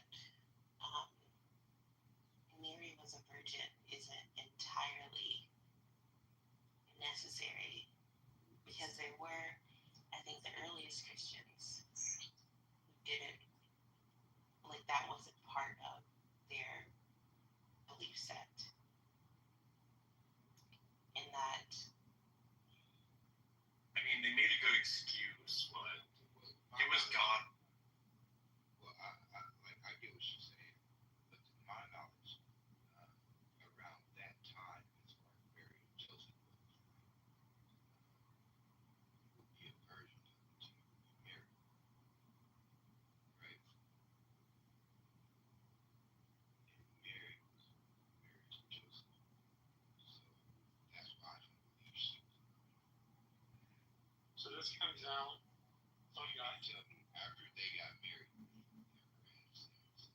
Well, I'm not a Christian, so I'm not like deeply involved in like the mythology, but is that true that they were married before she was visited by the angel? I believe so, yeah, married before. I never knew that. So was her actual husband at the time. But here's the thing, though, right? Like, just to the topic, I want to say I really love our conversation. That was then. This is now we're talking about now, right? As far as being Christians, you guys have to understand. Like, I don't know if well, not you guys, but just everybody should understand that the churches now are basically non-profit organizations. You guys know that, right? Yeah. Tax codes, 501. No, yeah, no, like y'all, are you guys aware of that? Like the spirituality of Christianity and all that shit is out the window now. Because you have so many churches, you have to remember Seventh-day Adventists are actually considered Christians. And they go to church. Well, there are a lot of sects of Christians. There's a whole, but the thing is, today, they're actually non-profit organizations. Well, they're only considered not-for-profit organizations if they're registered as a 501c3. That's pretty much all churches. Well, yeah, but that's because we don't force churches to pay That's taxes. why they're able to pass a donation later around. That's been like forever. Yeah, but that's like tithing is a strict part of the Christian movement. Like you're expected to tithe some of your money. Right. Now here's the thing. When I say the spirituality is being lost, you have to remember Jesus went mad. Remember the time Jesus went mad? Why did he go mad? Something about table flipping. I think they were tax collectors in the church. We saw they were selling Bibles. They were selling Bibles and crucifix and pretty much profiting off of No, they weren't selling Bibles or crucifixes while he was still alive. The sign of a crucifix was a Roman punishment. And the first example of a New Testament partially written down is in the old dead language of Syriac, which was written in 150 AD. So when Christ was around, there wasn't any of that. Right. So why did Jesus go mad again? I think, well, I would just guess based on like the estimated time that the Romans were in the synagogue trying to just historical like context. I think part of the colonization process for the Romans is that they had to like you could keep your religion, but you would have to include like You would have to add the Roman gods, in particular the cult of the emperor. You had to add. So I think that there was some of that going on, and then there was something involving tax collectors, I think. Yeah, so the point of the money changers at the temple was that they were making money on sacred ground. They were trading, and he thought they should not be making money on sacred ground. So I like looked this up for my Christian history textbook. It's called History of the World Christian Movement, Volume 1, Earliest Christianity from 1453 by Evening, Dale T. Irvin and Scott W. Sundquist. And we just pointed for most Christians in the West, debates among scholastic theologians were at most a matter of marginal concern if they were aware of them at all. For most, being Christian meant participating in sacramental life in the church where they were promised eternal life. Most people in the West attended worship services in a church or chapel on a regular basis, and almost always there were services where a priest celebrated the Eucharist, but most people did not regularly take part in communion portion of the service. One of the decrees passed by the Fourth Lateran mandatory that every Christian was to take communion at least once a year, suggesting that many were not even participating with frequency at the time. The same council made the confession mandatory at least once a year as well. This suggests that the practice penance was also widely being practiced in the 12th century. So there's another piece of this which goes, where to go? The elements of bread and wine on the communion table. Some had argued that Christians partake of bread, they are actually eating the flesh of Christ with their teeth, while others shied away from the graphic description. Scholastic theologians suggested that one ought to make the distinction between the substance and appearance of the elements in the Eucharist. In material appearances, which includes their properties or accidents, the bread and wine remain the same. But in the deeper substance, what one might call their subject, they change the words of the priest to become the body and blood of Christ. The Fourth Lateran Council followed this distinction used as a way to transubstantiate. So it's just an interesting piece. I haven't found the piece about the Trinity yet. But the Fourth Lateran Council, and that's pretty important to the development of Christianity. Okay, and what does it address the other points, like whether or not Mary, like when I genuinely did not know that Mary was already married at the time of her conception, into the incident of Jesus being mad outside the temple. Like, does your book address either of those? Talking about Christ running out the temple. Can I say something to that real fast? Yeah, please. Jesus was angry at the temple because it had become a marketplace filled with money changers and virgins. It was no longer a place of prayer for all people. He saw this as a discretion of the sacred space and a betrayal of its purpose. Pretty much meaning he saw them profiting off of spirituality, which if you look at it today, he even broke down the whole process you have to go in order to be a nonprofit, right? What was it called again? What I was talking about was called transubstantiation, but I Right. I hear you. But check it out. If Jesus was here today, he would go mad again because of that. That's why I say it's a nonprofit. It's no longer a spiritual place, as I just spoke of it. That's why Jesus was mad, because they were profiting of the spirituality of Christianity. On the point of if he was here again, was he's coming back part of the original doctrine? Wouldn't you know if he came back? No, I'm just asking, like, his early followers, was he, when he was alive, telling them, hey guys, this is cool, I'm gonna die for you, I'm gonna come back a second time to save you again? So where does that come from?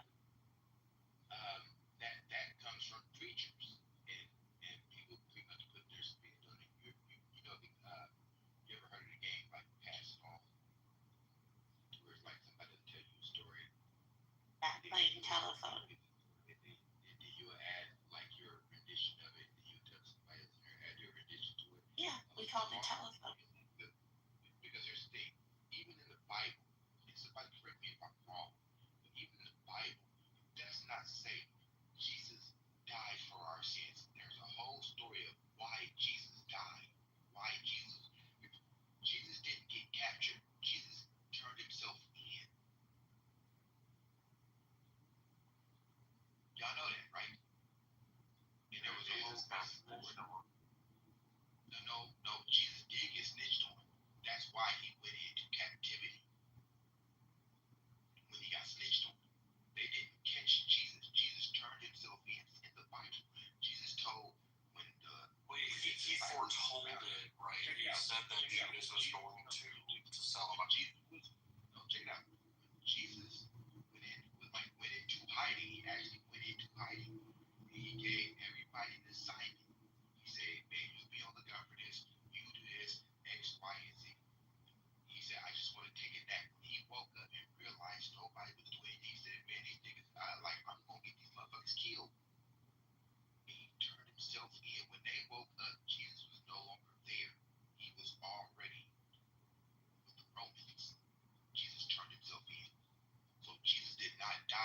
sins.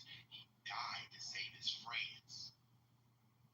But because of this story, What? it's been, yes, he did. Look into it. Like, don't take my word for it. I tell you this. I always tell people this. Don't take my word for it. Look into it. Like, find your own information to it. Jesus didn't get captured. Jesus turned himself in. That's a real story in the Bible. But the thing is, because of the preachers and the pastors and X, Y, and Z, these guys spin the narrative on it. Jesus didn't die for our sins. Here's my thing.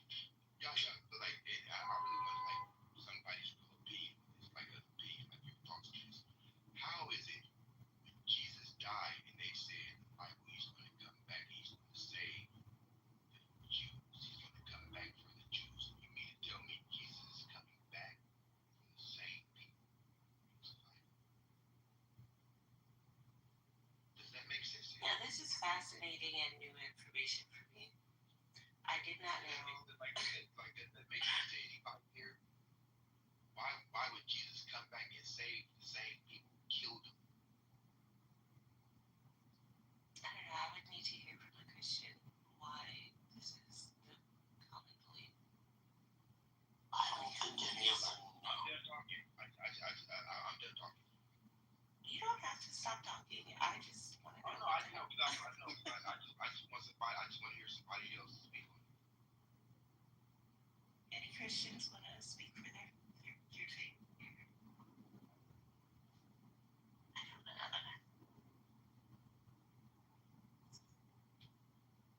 Is it a Catholic belief? Are you Catholic to me? Are you awake, first of all?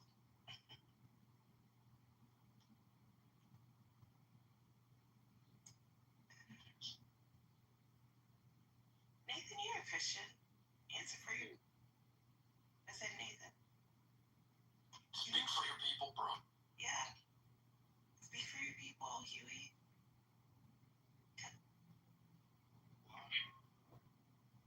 You say why? Because I want to know. I know. but my faith is not your entertainment. You want to entertain. Oh my God. What if you know, is it like the Christian dream to convince a Jew? Just,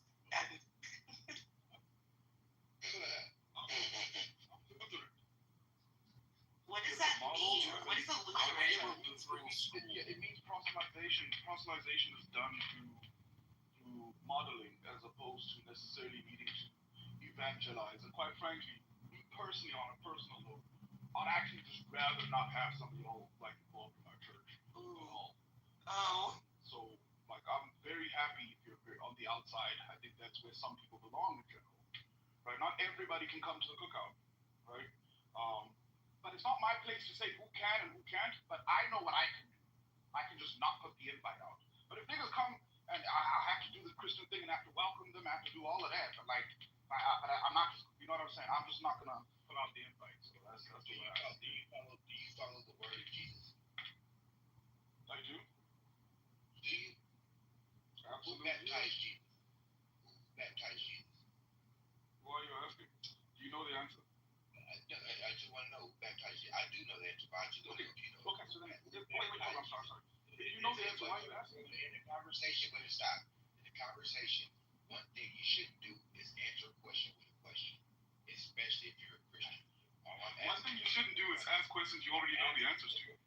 Why are you getting so hostile? I'm just asking. I'm not hostile. I'm not hostile at all. I'm just pointing out that like the weird Socratic dialogue thing doesn't make you any more professorial in comparison to Hostility. Here's the Okay. When somebody asks you a question and then you answer it with a question. The hostility is embedded in the question you asked. Asking me a dumb question when you already know the answer, right, is hostile. Yes, but I don't know the answer. It's condescending and patronizing. Do you know what x plus x equals? Like it's pretty condescending. So that's where the hostility started. You can't be mad at me that I'm returning the energy. And I'm not hostile. I'm just reflecting whatever it is you feel. So if you feel like it's hostility, it's a reflection. I don't want to talk about it anymore. You're right. Not Huey the Okay, mirror. good. Just. I'm the mirror. I'm the man in the mirror. If you feel hostility, it's because you put it out. I didn't put out any hostility. I just asked a question. You you asked a question you knew the answer to. That's bad faith. I'm neglected about it. I didn't even yell at you.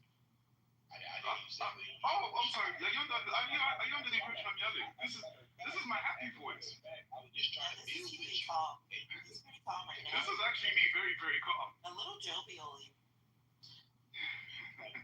was trying to build with you, and you went somewhere. What are you trying to build?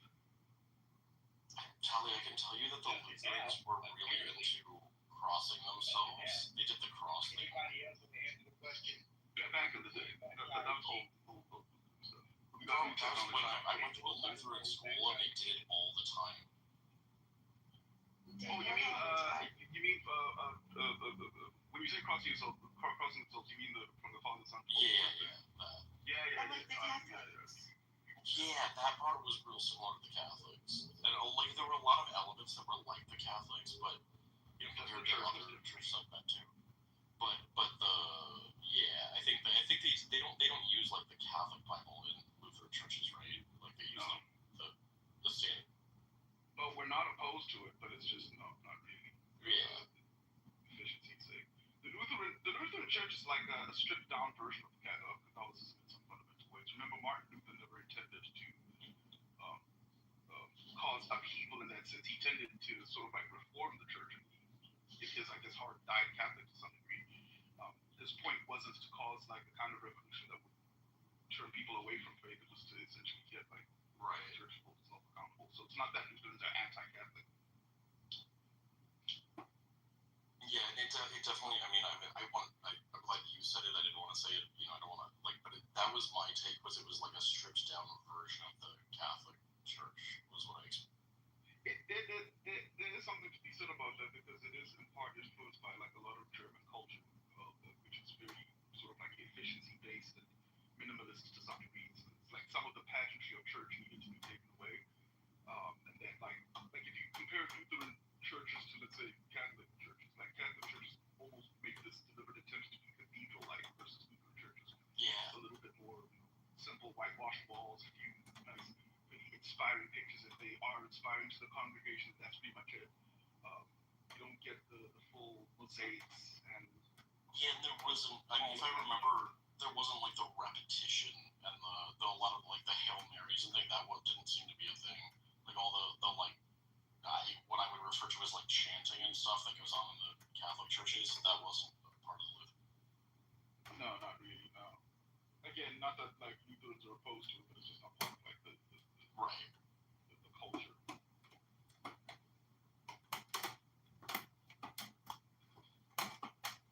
Of all because I'm a former atheist, so of all the denominations, so I grew up in a Methodist sort of background or whatever, and then when there weren't Methodist churches around, we moved to the Presbyterian church.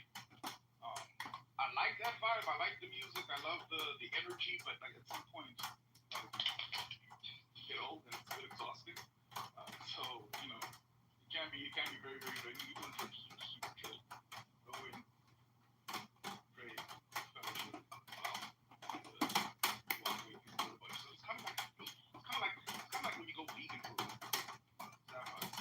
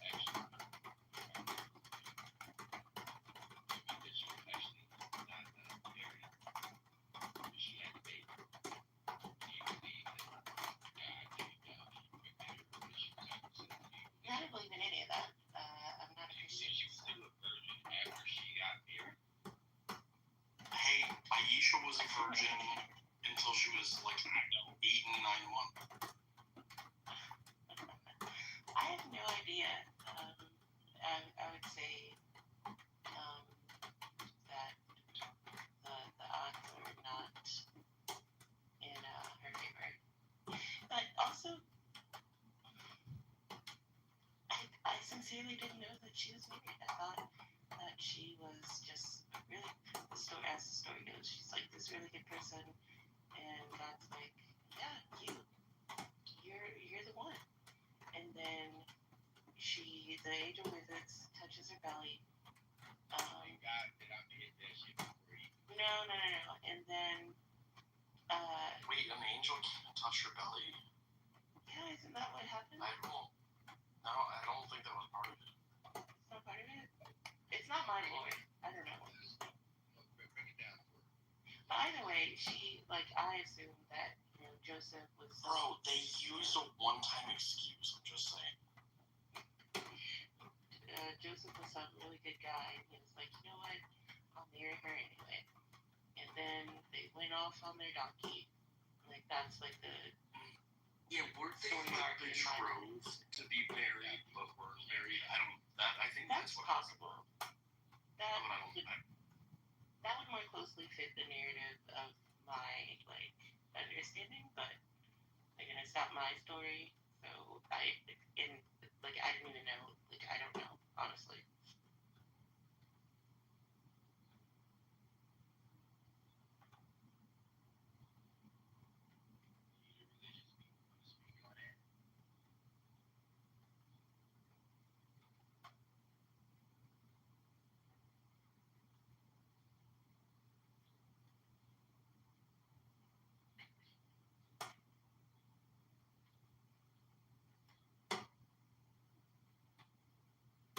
Derek, this is why I took the stance I did about light skin blacks. I see, man. Proud of you, bro. Proud of you. Light skin blacks. She's brown. You're brown. I'm just a darker brown. You guys, none of us are who I was talking about, just so you know. Good morning. Praise Jesus. May God be in here. No, thank Why you. is it, I love how saying your picture is like 18 plus, bro. Like, what is that's what is weird. inappropriate about that? Nothing. They don't want black love. They don't want black love. It's outlawed. It is. Oh, you can see it if you go to it, though. If you go all the way in, you can see it. Yeah, it is weird though. They like censor. I don't like what it is. Dude, bro, they censor all kinds of shit. It's like their AI for censoring shit is really trash. Like it routinely censors like chicks in bathing suits for us.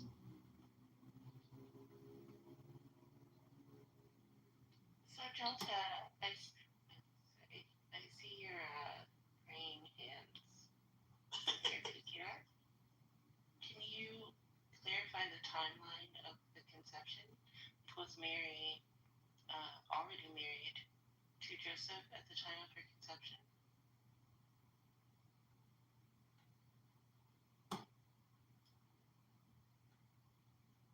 I need a genuine Joel to answer here. Come on. The only conception of any true worth and value was October 31st, 2000. And what conception was that? Your own? Oh, fuck. We could be talking to people that were born after Bitcoin, couldn't we? Oh, that's...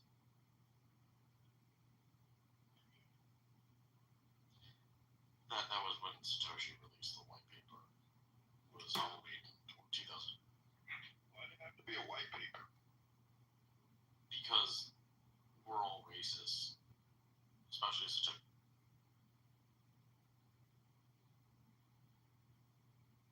I've actually...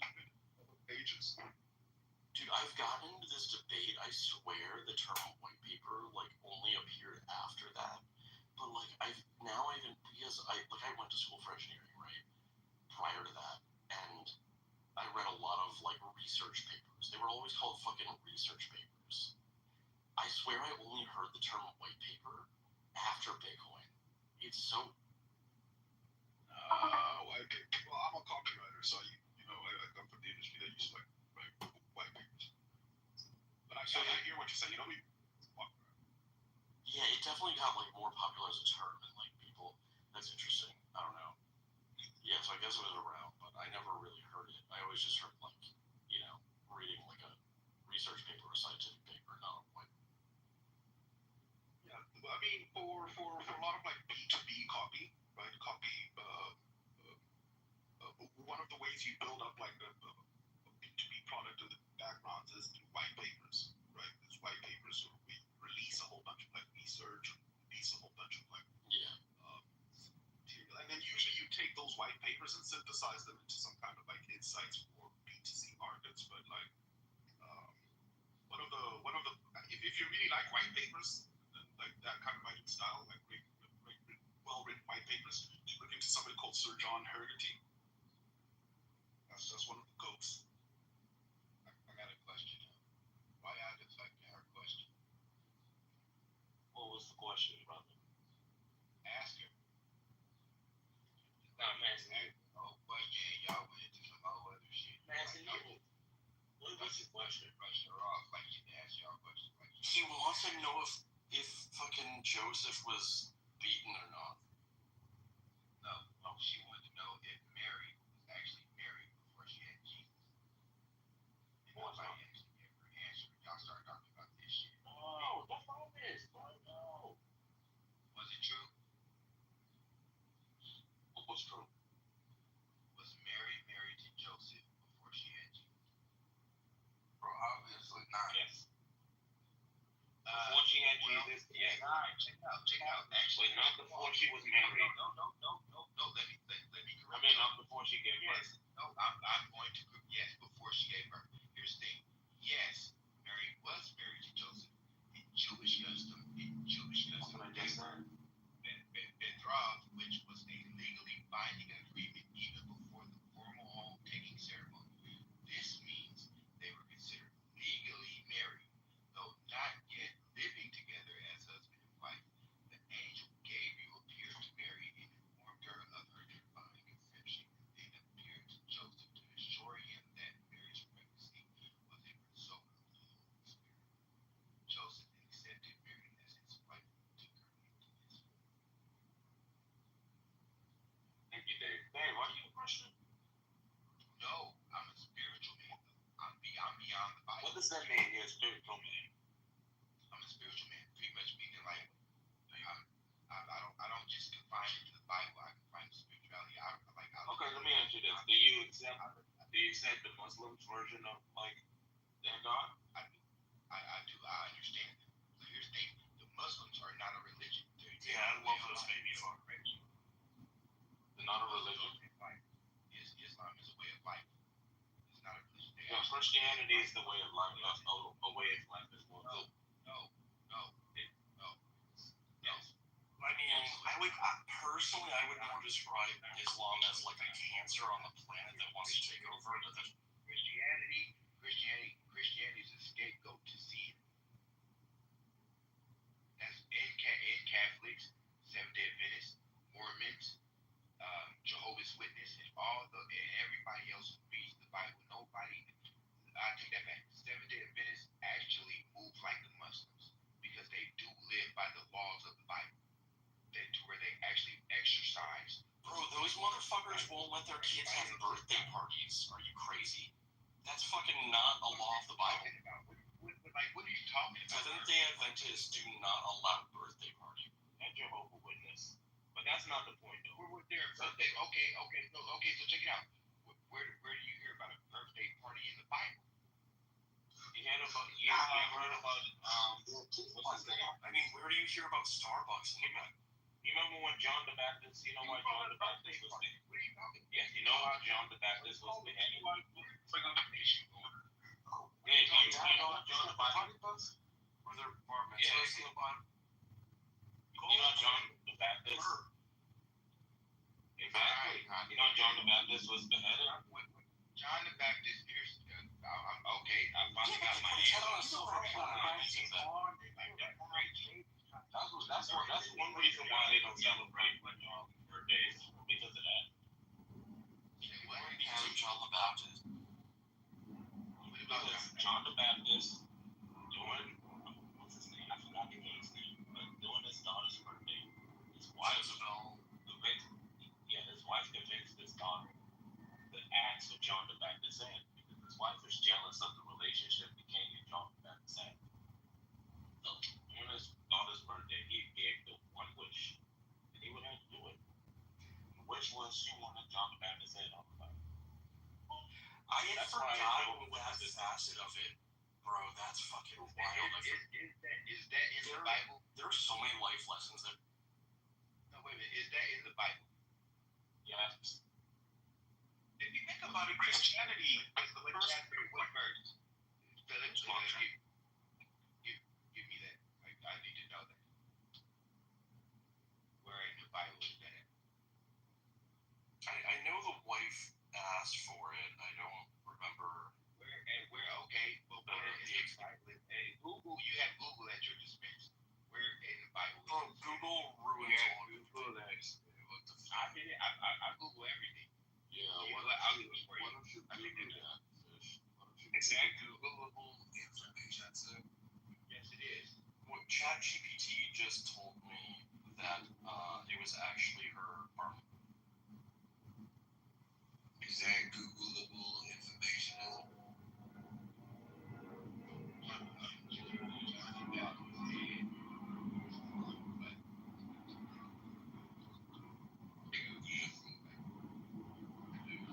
It was a luxurious platter. It was like solid silver.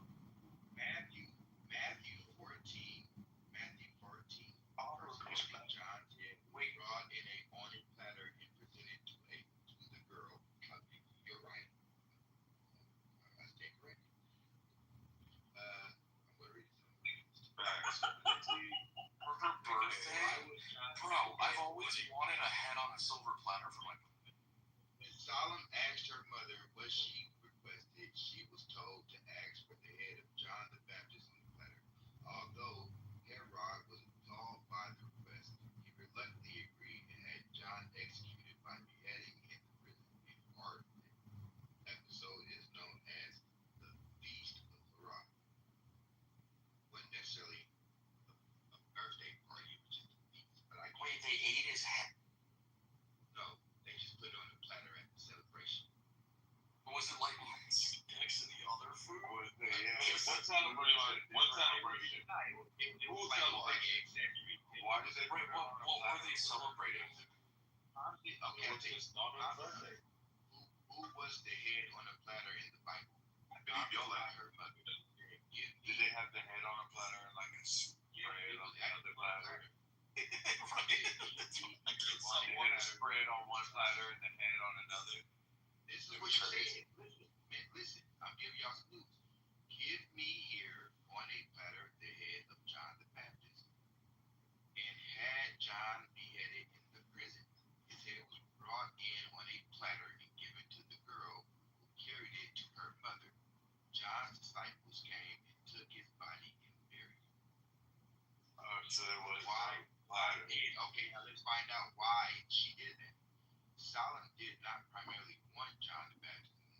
It was her mother, Herodes, who instigated the request, fueled by her anger at John's public criticism of her marriage to Herod. And this has nothing to do with a birthday party.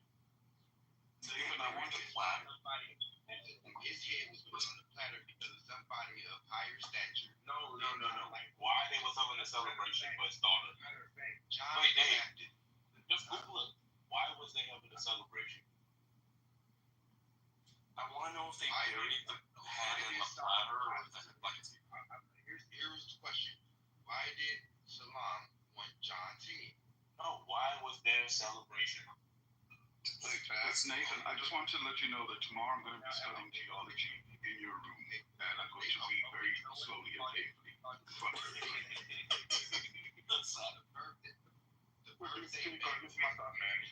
You added the birthday banquet. So if you guys follow, if you follow the Jehovah Witness story and the Jehovah Witness ideology, Jehovah Witness form of Christianity, one of the reasons they don't celebrate birthdays is particularly one of the stories. Exactly. That's what I was just telling them that. The story of Hagar. Remember, Abraham made wife, and what Abraham. That's another one. Yeah, that's the third one. They bring up the story. John the about this story of Haga. That's my text too. So they tell you that all the time birthdays are celebrated in the Bible. The evil things happen. So birthdays are not something. That's not what it is. So birthdays actually all the time birthdays are celebrated in the Bible. Evil things happen according to the Bible. So they don't celebrate them.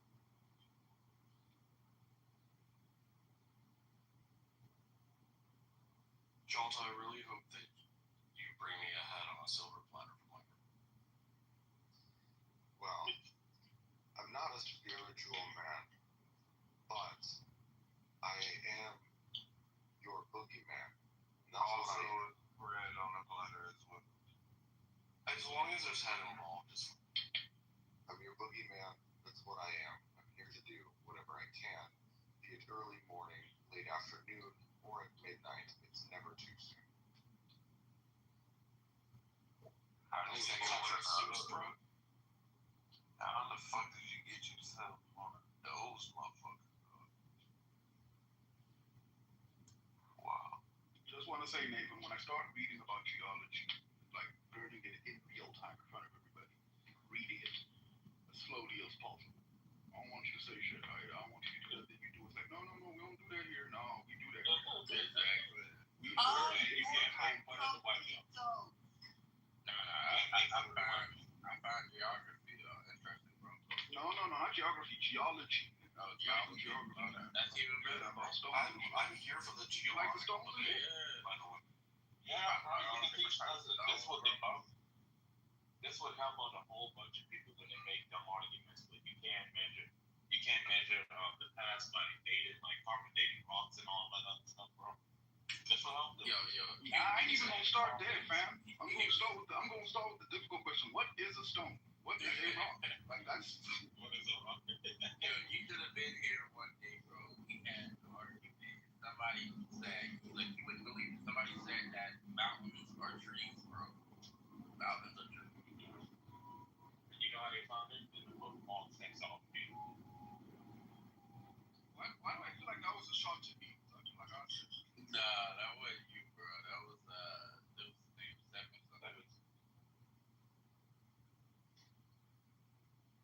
It's like, I'm just saying, sometimes they can be considered trees.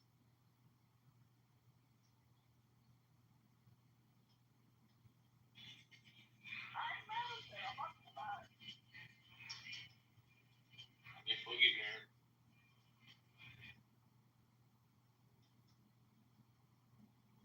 y'all need to start respecting some stuff because he was touching on some deep shit right there, some deep epistemological questions. nah, bro.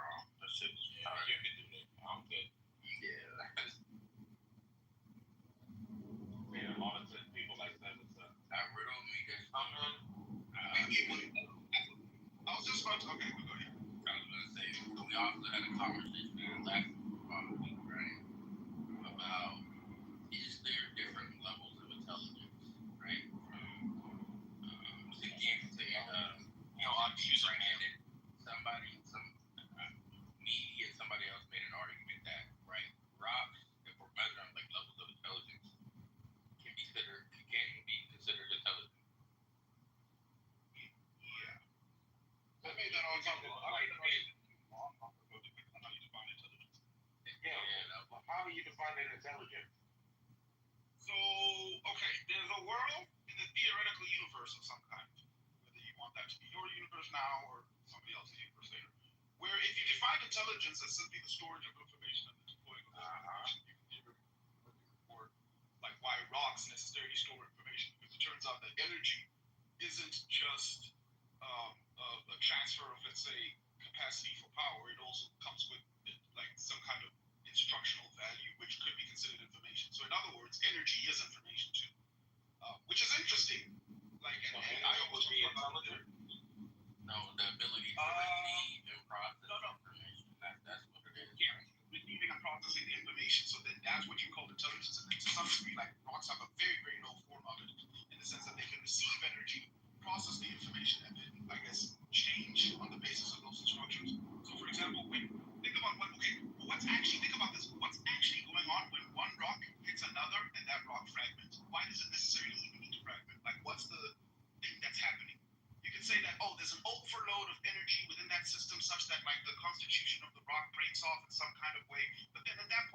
like, yeah, but what was the instruction to do that?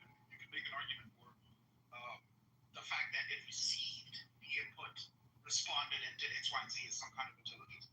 I personally wouldn't function that way, but I don't see why that's like a horrible way to. Then what would be something that's not intelligent, if that's the case? Because everything at that Now, you know, that what would be non-intelligent? view that everything has intelligence, but there's levels to it, right?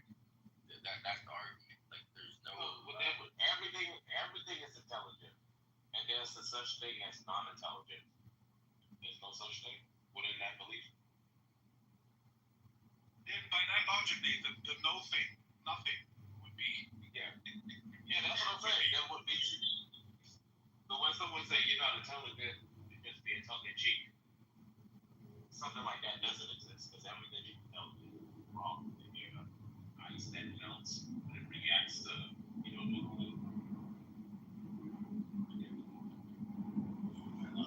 It's an interesting thing to think about. But I think I remember a lot of this started when I asked, you guys remember, one of the very first debates I ever had with Mike was I asked, do you think energy is material? And kind of wrapped his head around it. And then when Io came up, Io pointed out that like studies are being done, right, in particle physics or whatever, where they're trying to sort of like determine what is the instructional property of energy itself, and that like they've done tests where they got batteries to change directions, right, on the basis of like an energy input without like any other sort of like additional forces or things like that. So it's like, oh, that's interesting, right? Like energy in and of itself carries some kind of instructional property, even if like at its most basic it's just like a binary thing, like a 1 or a 0, if you want to think of it that way, right? Like either respond to this or do not respond to this. Like even that is some kind of instructional property, which is interesting, right? I took that and made a broader inference to God, but I'll smuggle in God wherever I can.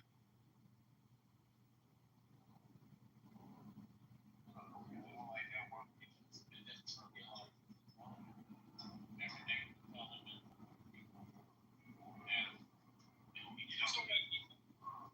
You said everything is intelligent. No, that's not organic. You just don't like being humble. You go, wow, why you the only one that can be intelligent? Everything is intelligent. What does intelligent mean?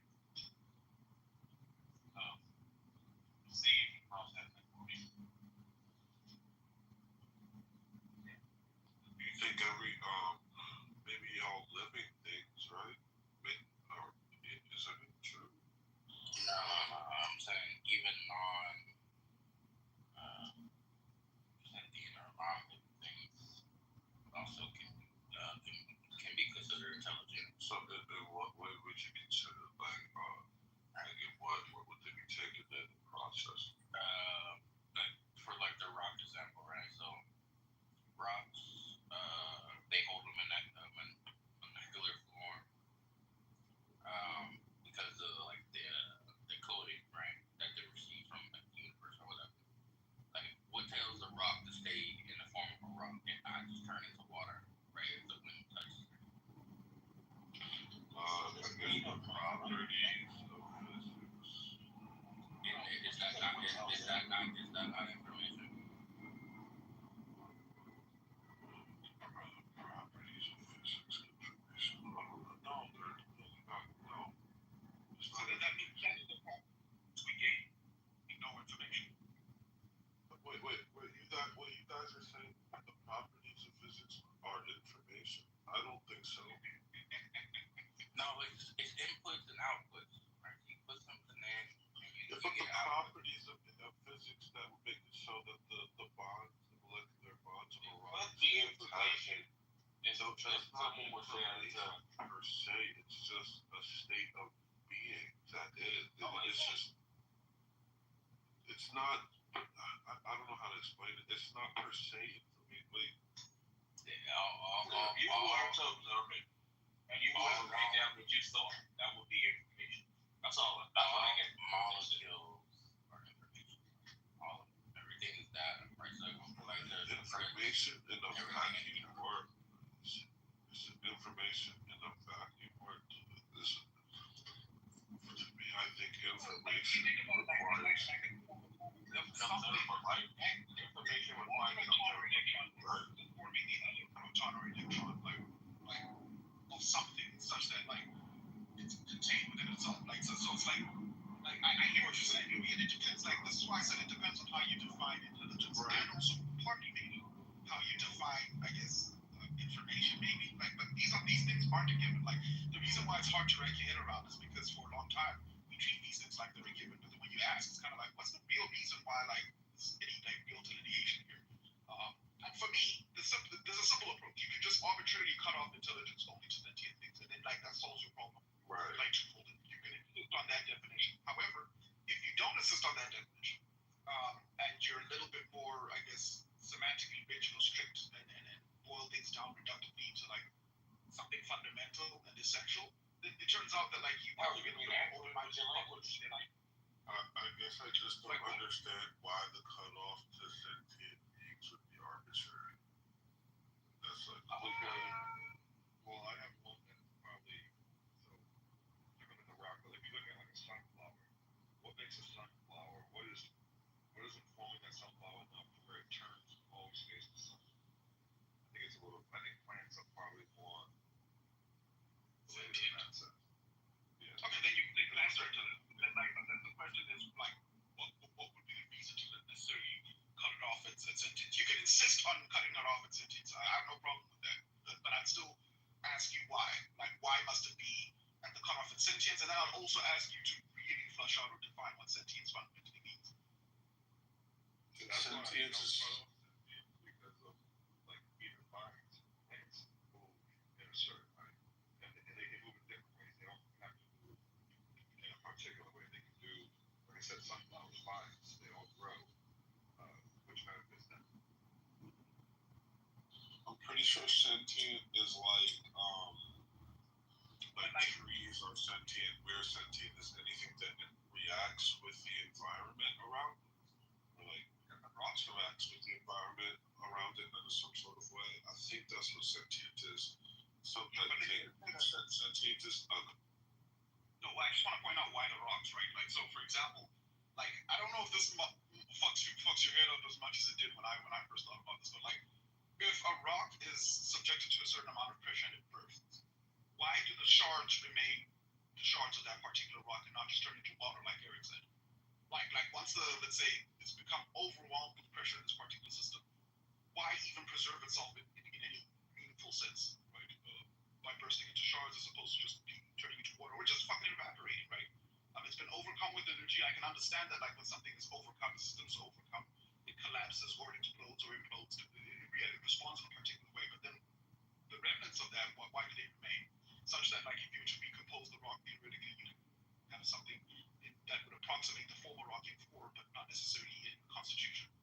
So, like, that kind of question, I think, is metaphysically interesting to the degree that, like, there's some interesting inferences being made about, like, the nature of, like, the energy that's keeping the rock together, that it has some kind of instructional property for that rock. Yeah. And if it has an instructional property for that rock, it means that it's also responding to some kind of instructional property of the energy that overwhelmed the system in the first place. And that's your building presupposition. Like you're assuming that there's some type of intention into your why question. Why does the rock do this? Why does the rock do this? Like it has some intention to do what it does. But it doesn't though. The rock is what a rock is, bro. But rocks do what rocks do because rocks are rocks. So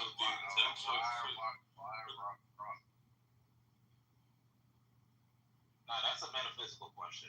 I'm gonna go and say God because that's what I believe. I believe in God. But listen, the question, why is it like that? It's a built-in presupposition of intention. That's why he's asking the why question, because you think that there's some intention behind why the rock is why the rock is. I feel like I'm saying the question is loaded. Intelligence implies some sort of intentionality. You said what? Don't you think intelligence implies intentionality or intention? Or no? Yeah, but then No, not. Because I could say that the rock intended to remain a rock even when overwhelmed by a system such that the shards, like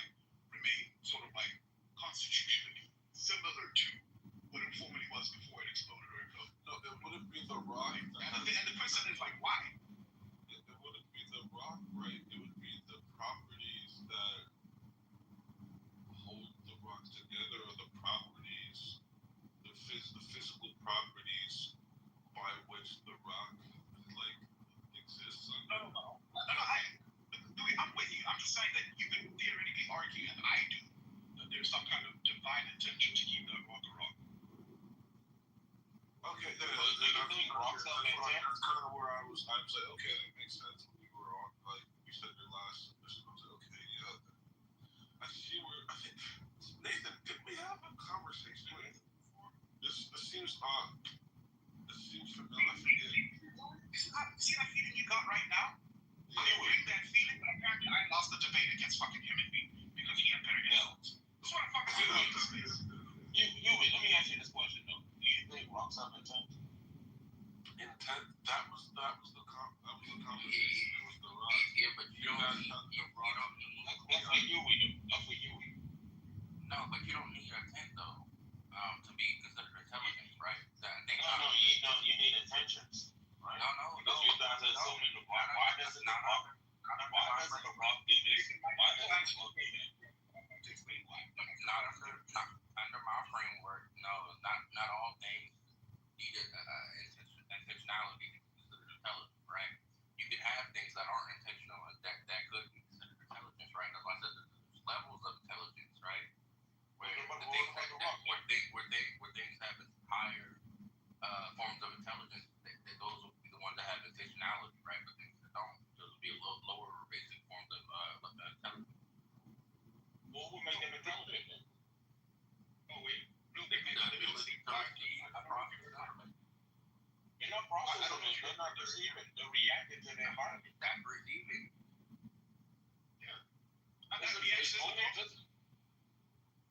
Listen, it's only receiving information immediate, right?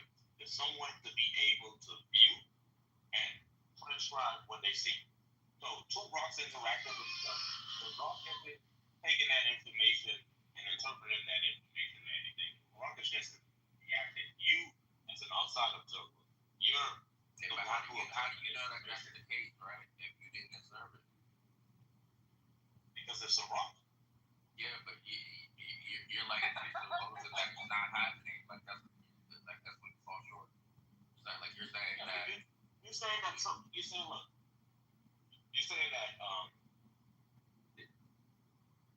a rock is intelligent simply because it can react to its environment.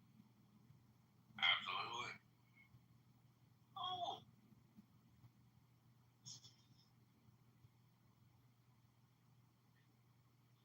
What if the Rock doesn't have intentions, but nature has intentions for the Rock? In that case, ice is intelligent simply because it can melt. No, that is true. It's a chemical reaction. The thing is the water.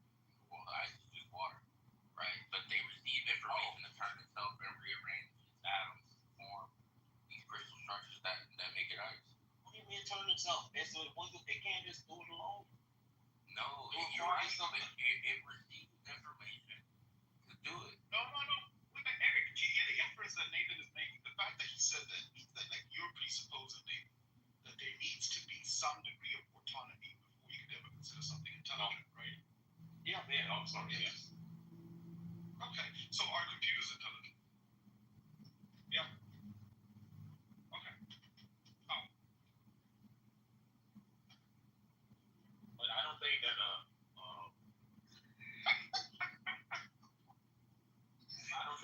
like a hard drive is like intelligent. Okay, is AI a big thing for you? Yeah, it's it's artificial intelligence. But it's intelligence though. I'm agreeing with you. But it's not autonomous. That's where I'm trying to lead. Like, so I have no problem with if that's how you're constraining intelligence. If you really like autonomous and necessarily like back to more intelligence, no problem, right? We can play that particular game, but then we now need to necessarily like solve the determinism problem, right? The minute we introduce or autonomy or some kind of like necessary agentic nature to a thing, in order for it to have consistency, we now need to reconcile. Yeah, we need to reconcile like the upper and lower bounds of like agency.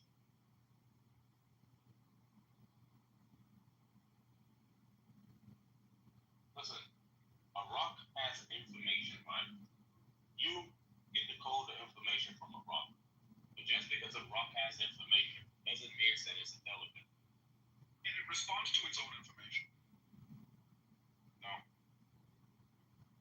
is the fact of it not continuing to be a rock not response to the information that it is a rock?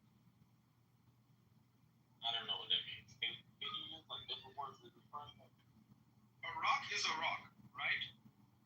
Yes. Can a rock stop being a rock? Yeah. That's what you're saying? Yeah. Yeah, you can ground up rocks into like small particles that wouldn't be a rock anymore. Sure, but you can also melt it.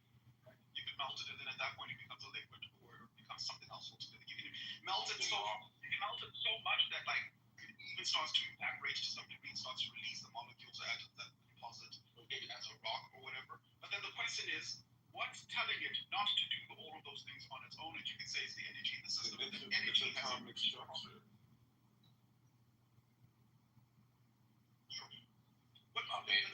What's holding it from just exploding on its own or just turning into something totally different?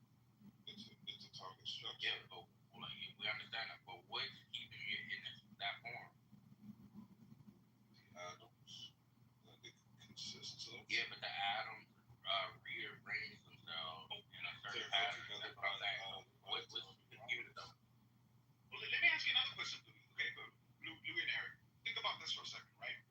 We're saying that like with enough energy, a rock would melt and turn into something else. Or let's say, for example, a rock can even turn into glass theoretically, right? Like you grind it up, then remelt it and do all of these other things with enough energy. Yes. If you took a rock and gave it 6 billion years, theoretically, it would have absorbed enough energy to do all of that on its own. But why didn't it? What do you mean? It would have absorbed enough energy. Would it have absorbed enough energy? Like the sun, so the sun being the producer of energy and the output of energy, why wouldn't the rock just save up all of that energy to essentially become that? I think that transformation of the stage glass happens under extreme heat. I'm not sure if you it's a factor that matters as well. You get that in huge number? I don't know. Let me look it up actually. Okay, wait. While he's looking that up, I got something to say real quick. You can save it. You can save it. But look. Please stop. Yes. Like, Nah, you stop. one minute. All right, look. Glass was treated to very high temperature, generally above 1100 degrees Celsius. 1200. No, Louis, look. Let's say we put a rock in a vacuum and we give it a million years. Nothing would happen. Okay, but why? Like the interesting questions here on the why. Real quick, Louis. Okay, just give me a second, ASP. I promise I'm a clear pro for you. Real quick, Louis. What I'm saying is, 6 billion years ago, you had a rock, right? Yes. And in theory, that rock was receiving, let's say, 10 units of energy from the sun every single day. Why not just save up each of those 10? I got 10 from the sun yesterday. I got 10 from the sun the next day. I got 10 from the sun, and I just keep doing all of that, right? And then ultimately turn into fucking glass, promote myself into glass. Rocks don't behave that way, right? Doesn't have a brain. It doesn't have the ability to think. What is that? Okay, what is it? If it isn't on topic, ASB, you're gonna push me off. So bad. Don't be mean, Nathan. Nathan, don't be mean. No, let me ASB run us up myself. Go ahead, ASB. Let me ASB go. Let ASB go right quick. Come on, Louis. Let her go. Go ahead. Thank you, Huey, Louis, whatever. Okay. Number one, I had a fantastic birthday. Thank you all for wishing me a great birthday. Thank you for being assholes too. But the biggest thank you was to Eric. You know why? Eric. You did this, Louis. You stopped talking for him. Thank you. Happy birthday, What Eric did? Now I just know not to listen to you. Look at him in a minute. Yeah, what did Eric do? So Eric was a liar. Oh, we knew that. Manipulated me. Oh, we knew that. Trust me, all of us knew that. And I mean, I'm not saying I didn't know, but I wasn't asking shit.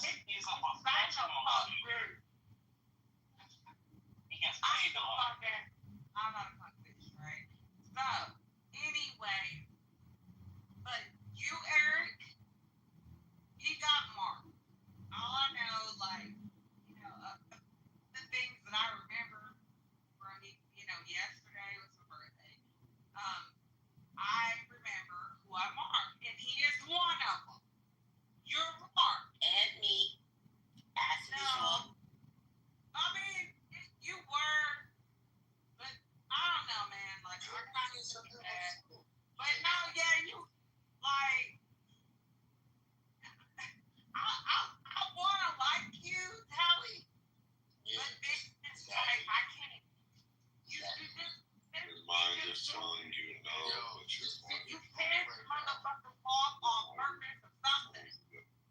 Niggas wanna like tell or your mind is telling you You yes, want but to, your but mind you, is telling you. and that's because if I, if I don't like you, I won't fucking like you, and it's just That's a that. fact. I'm not gonna go there. Just But anyway, it's a face. that's all I had to say.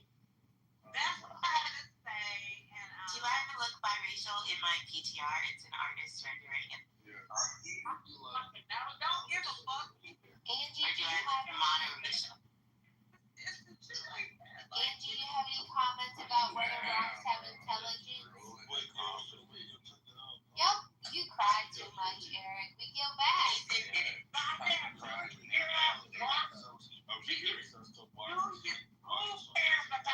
Okay, ASB, Nathan is gone, so I may take some freedoms. So please calm yourself so that we can continue the No, fuck conversation. that. Like, I don't give a fuck if he was here or not. No. No, why is that? Please, I'm just asking, so just please, one second, please. Yes, right. But Huey, I was curious as to why the sun actually doesn't turn blue Earth in the glass. It's actually, I didn't know the answer to that. But apparently it's three factors. One being it's not hot enough at the surface of the Earth, and that's due to the second factor, which is the Earth's atmosphere, which acts as a protective shield, reflecting and absorbing much of the sun's energy. And also the distance of the sun. So it says the sun is incredibly hot at about roughly 5,500 Celsius to 9,900 Celsius degrees Fahrenheit at the surface. Earth is about 93 million miles away. By the time the solar radiation reaches us, it's spread out and not concentrated enough to melt rock.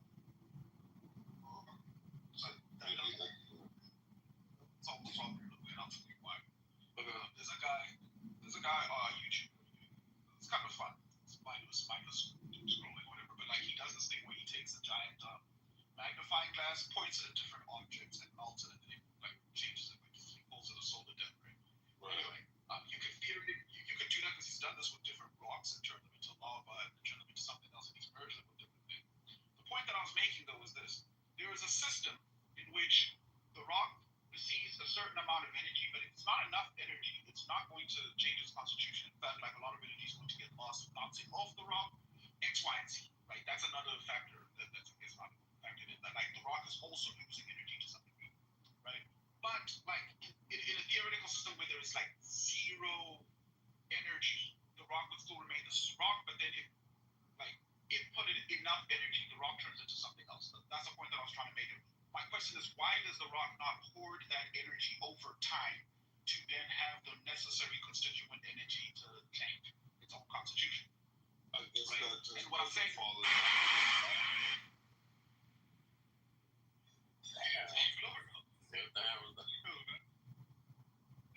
was aggressive. Okay, no. The point that I was making, Louis, is that like I agree with you. The rock might need, let's say, 50, 100 Celsius, whatever the unit is, right, to change from one state to another. But what I'm also saying is that if you give it enough time, it will. Sure, whatever. No, Kelvin is more scientific. That's like the science.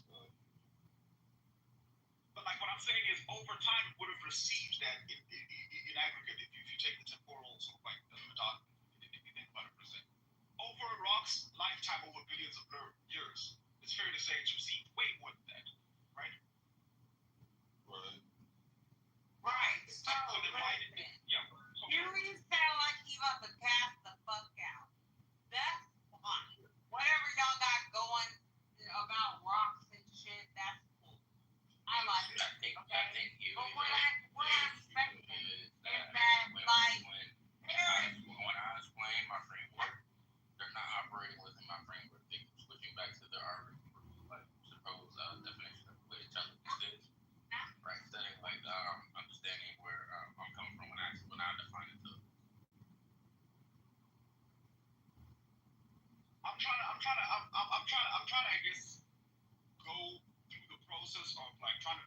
precisely why it is, you can say so confidently that rock isn't intelligent. And ultimately, what I think the conclusion is going to be is that like intelligence is like a subjective projection thing. So we can project onto objects into the universe and decide that these are what these things are. But like in the final analysis, if we didn't exist, right? If there was no observer, these things are indeterminate, right? And who's to say that like there's any real distinction or difference between, let's say, a rock and the water? Because when something is zoomed out far enough, even the universe is one thing, right? Which is interesting. I find that interesting. So what it looks like you're doing, Eric, is like you're looking at it. You're the observer looking at it, and you're putting intentions on it. You're saying because the makeup of this, the makeup of that, therefore it appears intelligent. I'm gonna claim that it's intelligent. And that's what you're doing. You're doing the same thing. Oh no, yeah, you are. You're observing it and saying, right? We see this, so therefore it's not intelligent. Wait, Huey, you were saying the Earth has. You're saying there's something that makes the Earth. I think you got cut off. I was listening. You said there's something that makes it so that even though the Earth has been absorbing all this energy for billions of billions of years, it still is its form has remained intact for the most part. Right? Yes, yeah, to some degree. It hasn't transformed into something else. Yeah, sure. Well, I wasn't looking at the Earth as a whole, because I don't want to do that, because then like it's gonna get into the weeds. But I'm using the rock as it's an analogy. This isn't like scientific. It's an analogy. So what I'm saying is there is something about the rock that, to some degree, and this is a loaded word, so brace yourself. That to some degree knows not to respond to all kinds of energy across times all the time. It knows to respond to an input of X amount in order to change, as opposed to an aggregate amount of that same input, if that makes sense. The rock knows to respond to 1100 degrees Fahrenheit in a single moment, as opposed to 1100 degrees Fahrenheit over time. Like the rock knows something. And I'm using that loosely here. Okay? I know you're using it loosely, but I still want to explore what you mean by it. Yeah, I don't think you should use the word no. That was a bomb. No. I use the word knows just so that like there's a trail off point, but never mind. I shouldn't use the word. No, I'm saying I get what you're trying to say, but then like you say knows, that kind of begs the question. Like how much? What's up, old man? Like, let me ask you a question. Wait. If rocks have zero intelligence, why do we even bother saying like somebody's dumb as a rock? Because the implication there is that like they're so dumb that their intelligence is comparable to a rock. No, what I take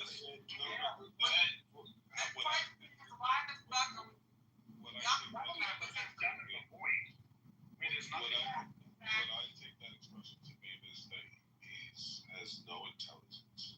Like he's as dumb as a rock. The rock. A rock can only react to its environment, right? But we as humans, the reason why we. But hold on. People could have said dumb as nothing, because nothing has no intelligence too. Right. The point of the phrase dumb as a rock is to make the comparison. I think the statement's meant to add to, it's a little humorous, right? Like the void is like, oh no, it's not funny as saying a rock, because it's just like sense. Like that rock over there. I don't know. It's just like I think that's more for like colorful, like to color. It's like just like a funny phrase. It's just dumb as a rock. It's not. I don't know. So somebody who's dumb as a rock is really dumb, but what about somebody who's dumb as a carbon? A carbon? A carbon.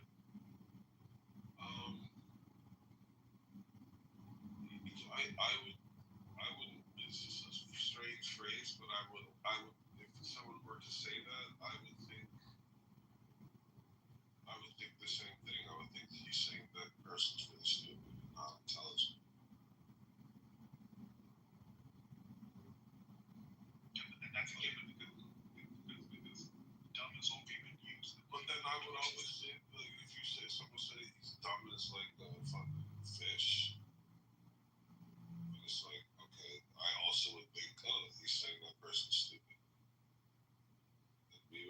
fish have some sort of intelligence. Done with Einstein, that tells you that, like, I think Einstein is stupid as well, but, like, just maybe that we live in a higher standard, like, right? No, it could also just be a compliment. Just be saying he's as dumb as Einstein. It's like, oh, we all understand Einstein isn't dumb, so. Oh, so it's like, okay, so here's the interesting thing. It's a compliment if you ascribe intelligence to the thing, we're saying you're as dumb as. But it's an insult if we don't ascribe intelligence to the thing, we're saying you're as dumb as. Right. And then the question then becomes, on the basis of what do we ascribe intelligence? That's what we're talking about. Louis, do you think that there's levels of intelligence though? Of intelligence, like, yeah, I think, like, a fish has a different level of intelligence than maybe does amoeba. Do they have brains? Are they intelligent?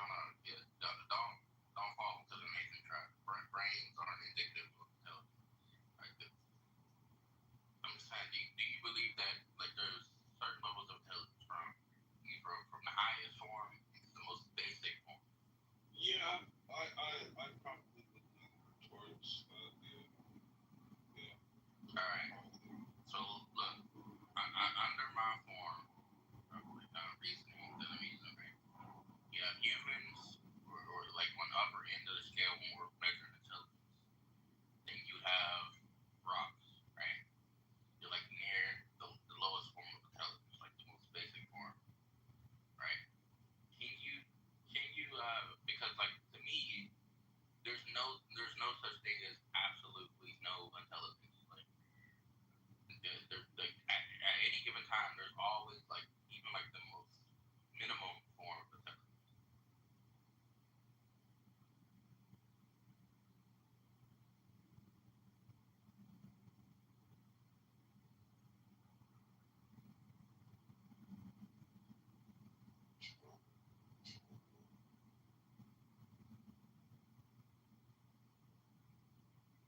Like, artificial intelligence doesn't require sentience. You just don't acknowledge it as intelligent. So why does everything else?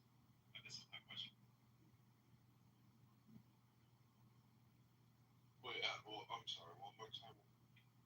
Artificial intelligence doesn't require sentience for you to consider it a form of intelligence. So why does everything else? Not Huey having young enough choke. I think, wait, you said artificial doesn't require sentience in order for us to consider it intelligence? Well, artificial intelligence is basically just like human intelligence compiled. It's like based on whatever prompt you get, it just spits like pre-recorded stuff back at you. So I guess let me say it's intelligence in a way. I think it's more of a it's a damn thing. It's close. It's the closest thing to what we would watch. It's the closest thing to what we would consider intelligence outside of the human form. So that's why we just call it that. I don't know if like the only humans are intelligent.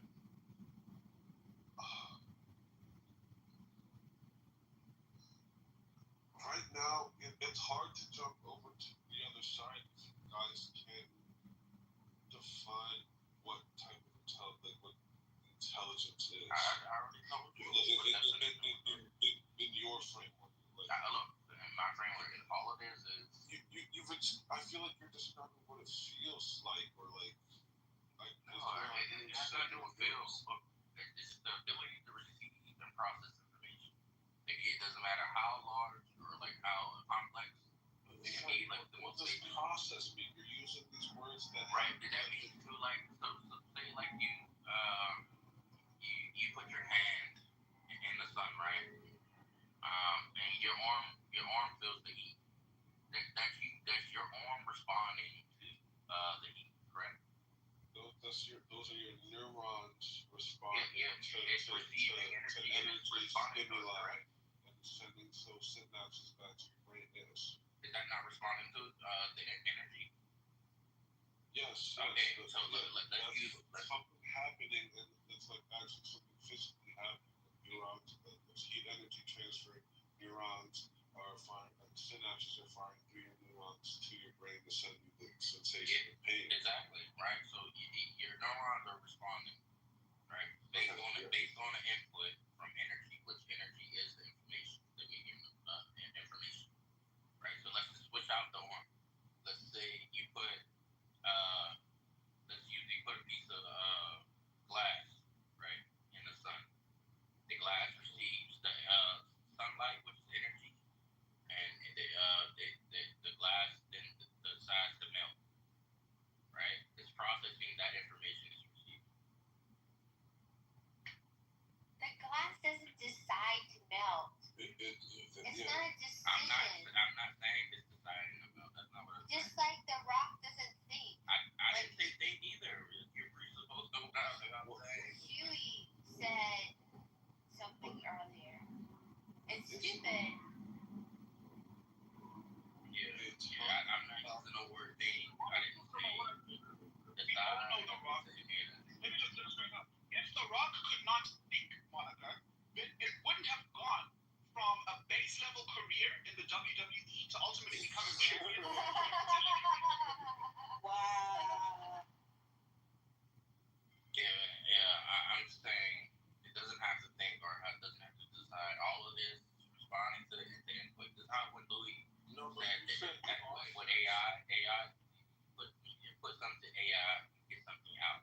That is the AI responding to the input of information. They receive the information and then they processed it to give you something out.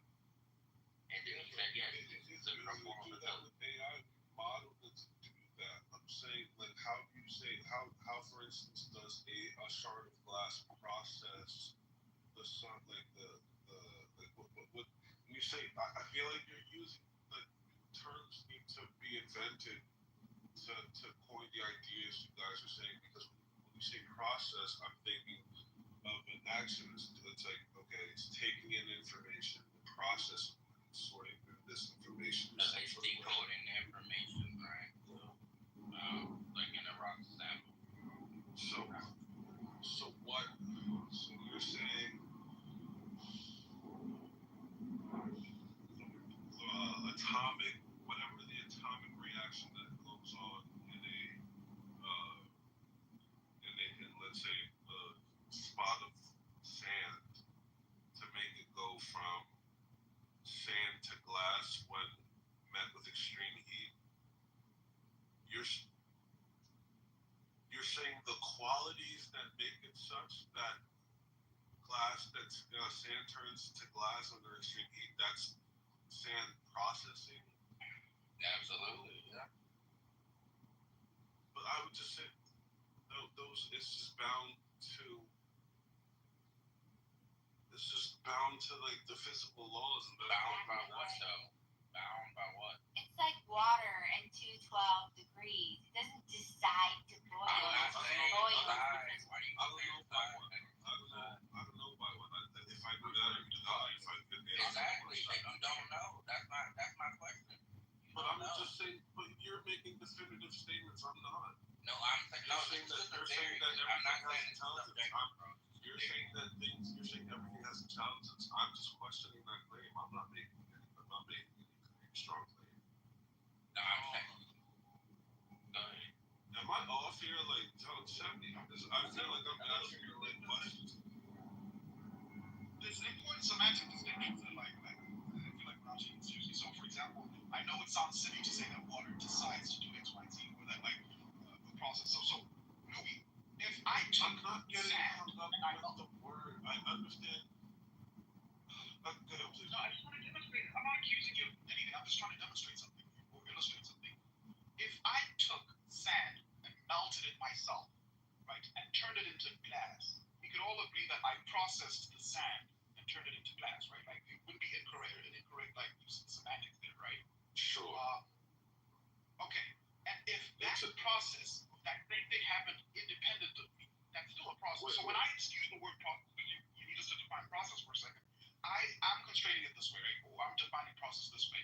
A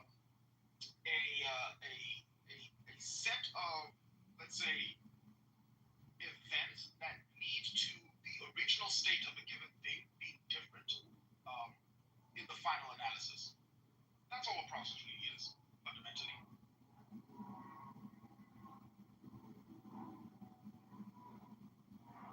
The in-between from one state to another.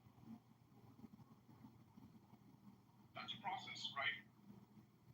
And if we're saying that like processing information is intelligence, then most things go through that process. It's not a decision. They don't have a choice. It just does it for the laws of nature that it does it. It doesn't decide. The inference and entailment of what you're saying is that there has to be an agentic nature for something to be considered intelligent. Define agentic. Agentic is an agency, as in autonomous. I would consider a process. Some sort of like a structured sequence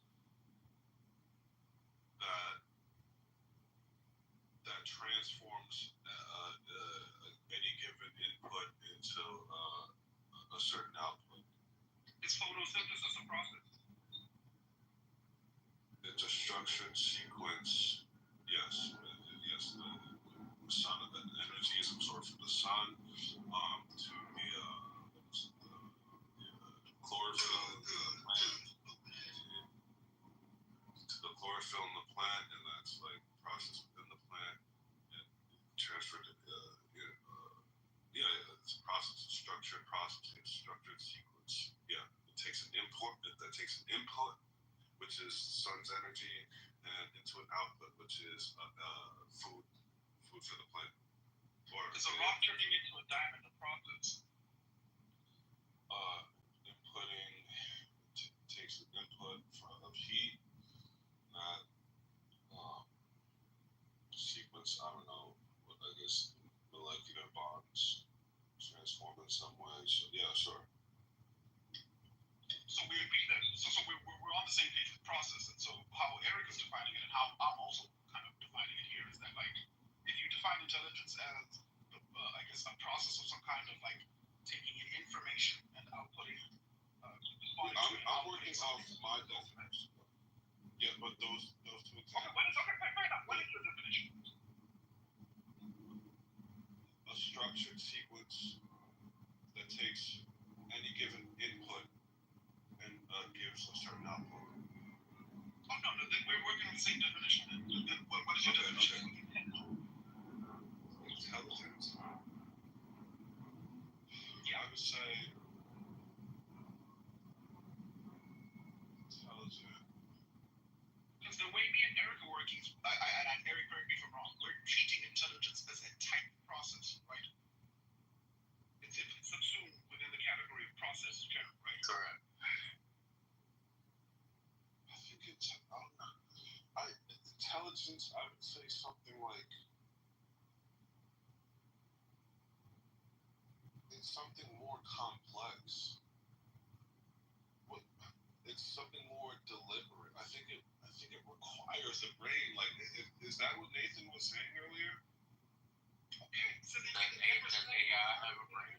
I don't think AI is intelligence. I think it's a emulation of intelligence. We all agree that it hasn't quite. I don't even think we're that close to something that like is truly like sentient and independent of human input. Okay, what about single-celled organisms? They don't have brains. Okay, single-celled organisms. Yeah, I wouldn't consider those intelligent. Really? No, they just react.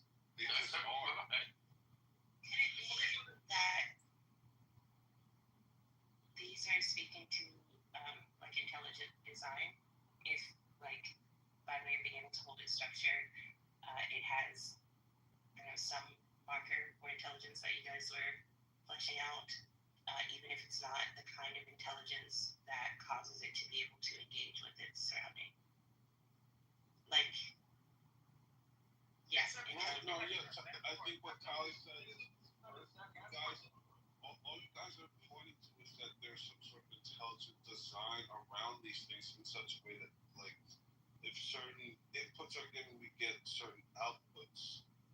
And maybe there's, like, I don't think that says that thing is intelligent, though. I think maybe you could say, all right, maybe whatever governs or created these laws by which these things are bound is intelligent, maybe.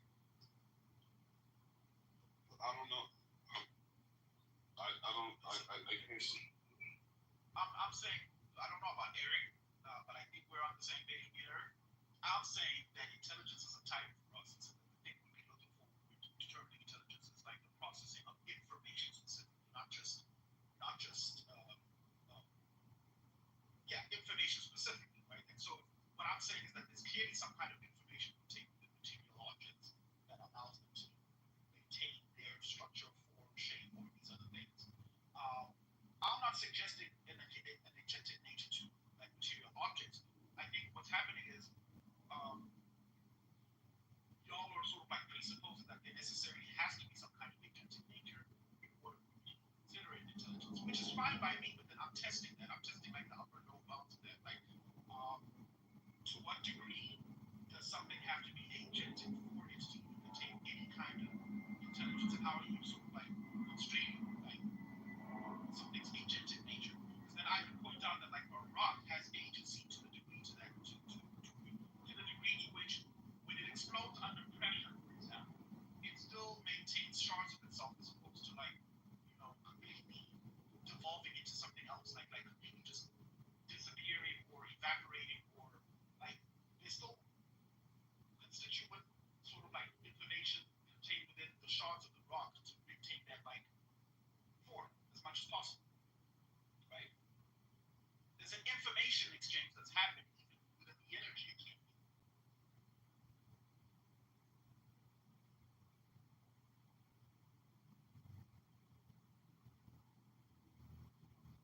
You can disagree, but I'm just saying I'll be honest.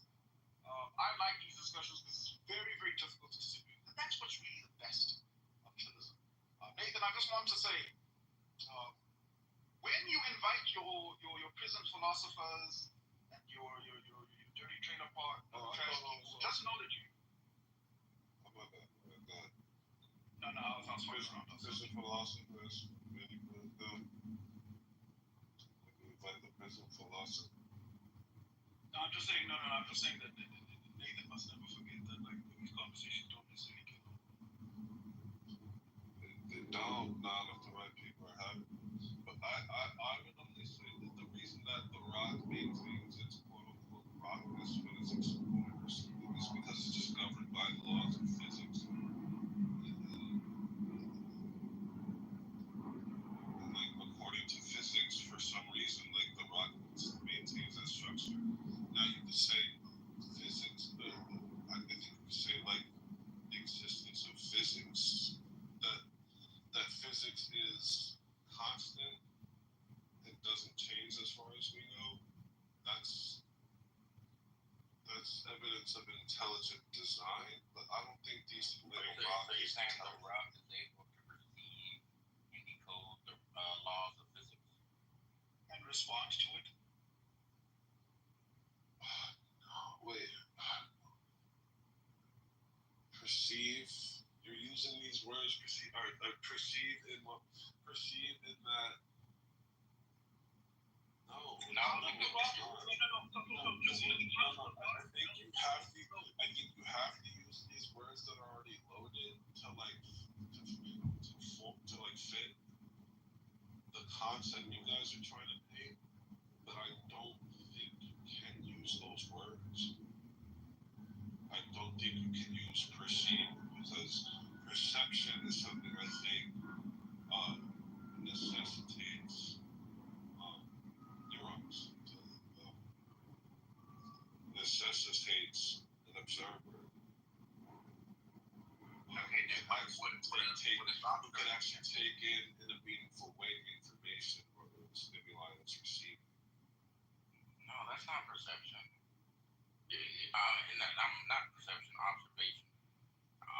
Like I think perception, observation, like in like a very human oriented way instead of just looking at it like in its totality. But run that back. I'm sorry. Hold on, I was playing dumb game. I'm saying that like you're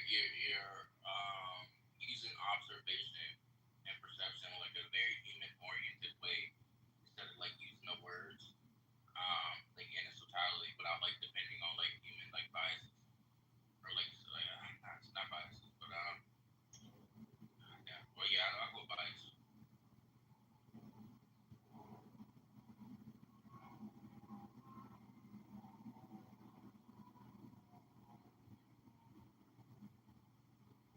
What the fuck y'all talking about? You remember the raw conversation or like it has a level of intelligence? Yeah, I brought it up. We were discussing that, yeah, and Louis and Nathan and Monica don't believe that it has a level of intelligence. It doesn't, and they're right. It's a mindless intelligence. It doesn't compute anything. I guess if you don't believe that, you would argue, oh, at the quantum level, rocks and other things are made up of substances that do whatever, blah blah blah. But again, that doesn't translate to mass objects on the general relativity level. So you can't use what happens in the micro to talk about what happens in the macro. At the macro level, with mass objects, rocks do not compute anything. They don't process anything. There's no sort of substance about it that has any level of thinking, right? And that's okay because there are objects like animals and others that do compute things, that are able to process at least some level of information and then act accordingly. We see that in cells. Again, we see that in animals. We see that in our information systems with computers, and other things. Solomon, I think you're wrong. I think sand, when heated to the temperature, decides to turn into glass. That's how. I get why you would think that that's so. When I say a level of processing information, I mean the ability not to transform into something. That's not what I'm referring to, Monica. I'm referring to your ability to ingest or input some distinction and then act in accordance with that thing. I'm not talking about your ability to transform into something else. That's not what I'm referring to. Do you see the difference? Like transforming, for instance, a sun transforming into a black hole is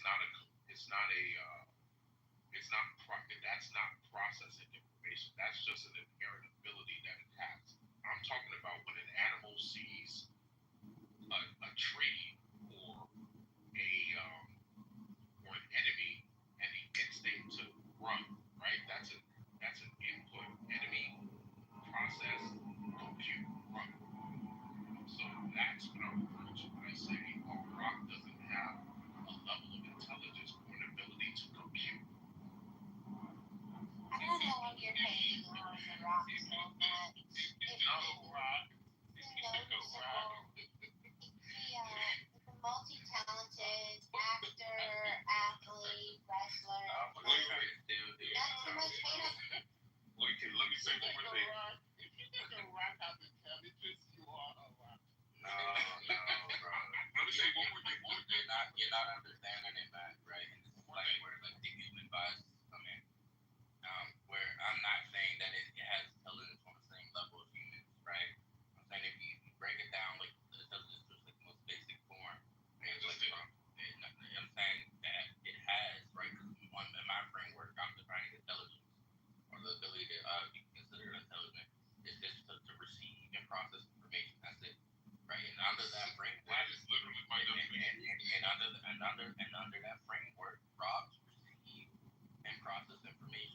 not true. Eric, this is literally, this is my frame. I've been working on this for 10 years. You're wrong. Roger, not process. Can you define information? Yes, I just did distinction. No, Eric. Oh, Eric, okay. I was going to say, don't tell me. This is what I do. Good question. Information to me is just like a set of code or instructions. That's a type A set of code or instructions? Yeah. Yes, he's right, but it's too, but he's not getting at the core of it. So information is a set of code or instructions. So or instructions. He's right. Okay. It's So what are the instructions to rock receive? What are the code to rock receives? It could be in the form of like heat, gravity, temperature, or like It's not cold, no. No, it is. Universe. It's also the code. The It's not. universe is It's a sending universal code. the universe is sending Yeah, this is a philosophical.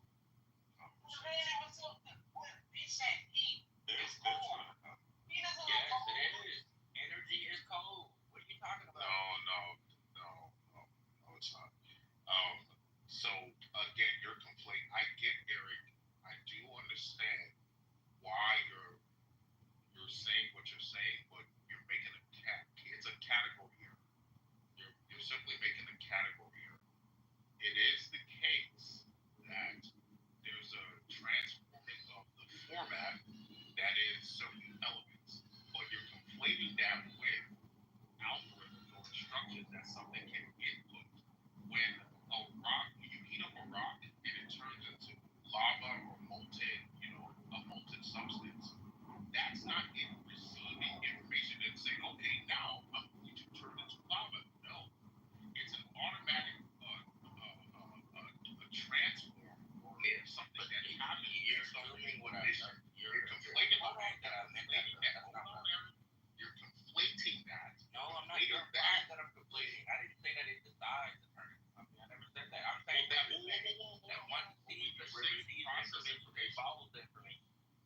Eric, when you say a set of instructions, which I agree with, when you say that though, that is different from a transforming process that does not need an instruction. What you're conflating is God pre-programming parameters for how things are going to change with the different set of instructions, which is, hey, this thing can take or input its environment or ingest a set of like values and then make a decision based off of that. You're implying that I'm saying that I'm not saying that. Eric, can I ask you a question to clarify? Do you think the ability to make decisions equal intelligence? No, I'm not saying the rock is making decisions, bro. You guys are like, No. So how do you define intelligence then? I literally just said like, Well, you are, bro. You said, why no, doesn't you it guys are choose making to change? decisions. Why doesn't it do this? But listen to your questions. You had that. Why doesn't it try to do this? Listen to their definition. It's more, he's speaking to All I'm saying metaphysical idea. is intelligence is the ability to receive and process information. That's it. Like, let's work with that. Don't imply process. when I say that. Yes, I know that. Like, Eric, again, you haven't answered my objection. I do. It's literally what I do. You're conflating two categories. What is the purpose of receiving information if you cannot interact with the information?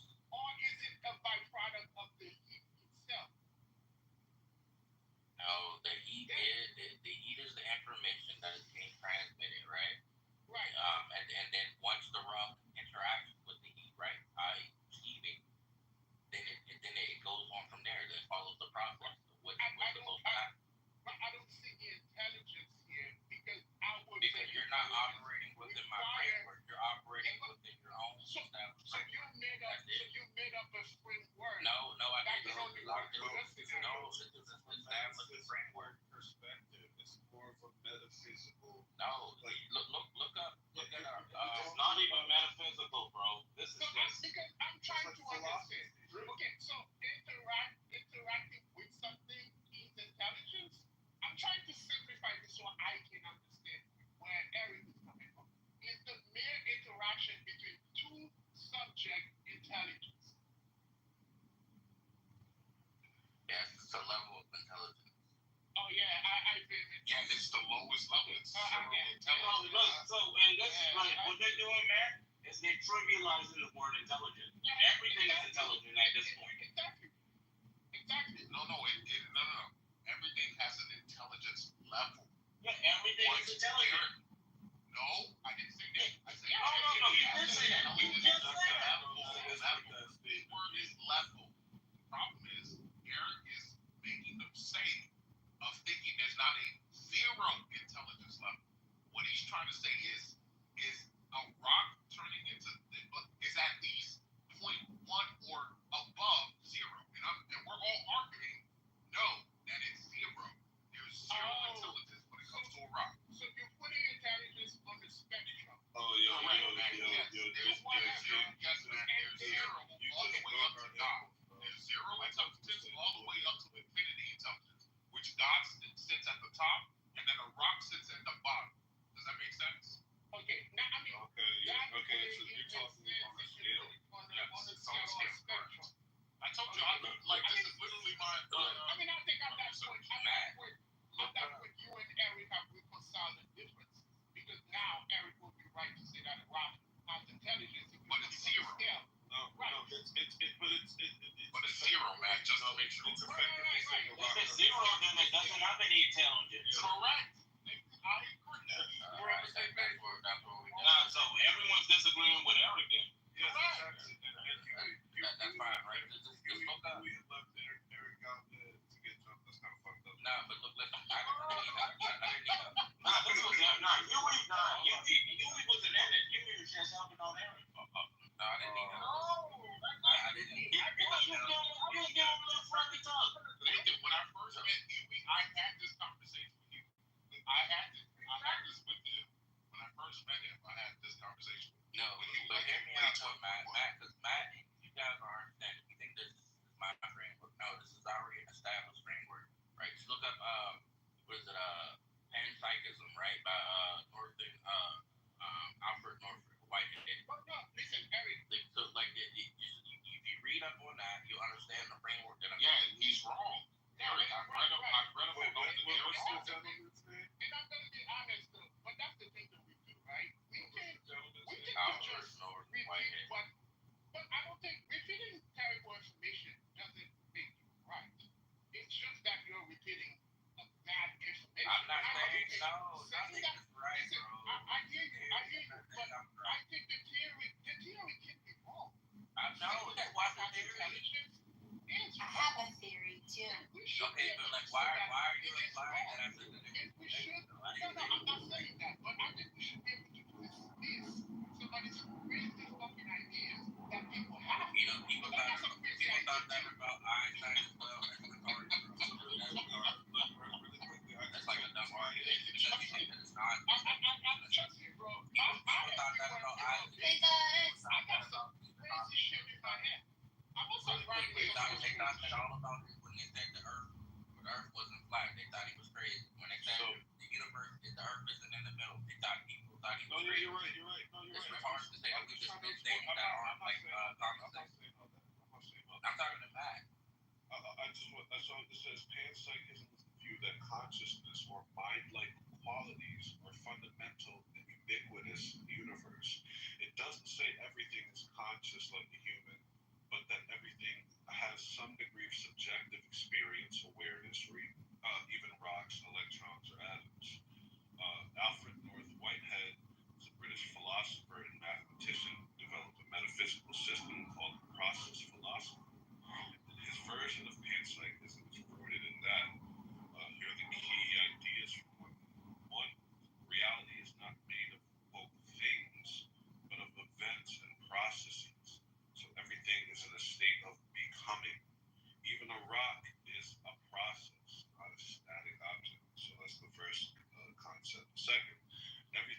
has quote experience at some level. Even subatomic particles have a kind of proto-consciousness. This is in quotes, a prehension or basic awareness of their environment. I feel like these words are loaded. Yeah, Three. they're very low. Yeah. Three. Actual occasions, or this is a quote, actual occasions are the building blocks of reality. So these are likely tiny moments of experience or events that combine to form what we call matter or objects. Four, God is not a creator outside the world, but part of the world's ongoing becoming. Whitehead's philosophy is often called process theology when interpreted religiously. What this means for rocks, Whitehead's view, a rock is not, quote, dead matter in the traditional sense.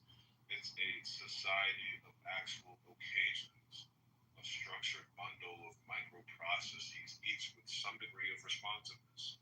The rock doesn't, quote, think, but the micro level events within it might have flickers of experience, not thought, but feeling, reaction, becoming. This is radically different from scientific materialism, which sees the rock as inert and mindless, therefore not intelligent. Summary, panpsychism says all of reality is made up of experimental events. Rocks aren't intelligent like brains, but they're deep structure particles in experience. This is a metaphysical claim, not a scientific one. It can't be tested or falsified, but it offers a different way to interpret the universe. And that's the difference between our view and that view. So our view is scientific, that view is not. That view is more philosophical. Oh, Mac gotta make better arguments, bro. It's like don't watch that. It was like because your theory is so controversial and like far-fetched that we just disagree with it and write it off. Like imagine if that was like the status quo. Imagine if that was just the status quo with all through history. The world would still be flat. The Earth would still be the center of the universe. We wouldn't have the theory of relativity. Like we would just be retarded. Like it was a mass idea of like just writing off theories that are like far-fetched. Yeah, but there you can try to focus on that all you want. At the end of the day, I answered all your objections. That is that. Yeah, exactly. No, I'm not saying we can't argue about the like I literally laid it all out. I'm not saying where you're making a mistake. I showed everyone where you're making the mistake. I laid it out clearly so they understood. So you can try to focus on that all you want, but at the end of the day, you got a clear objection.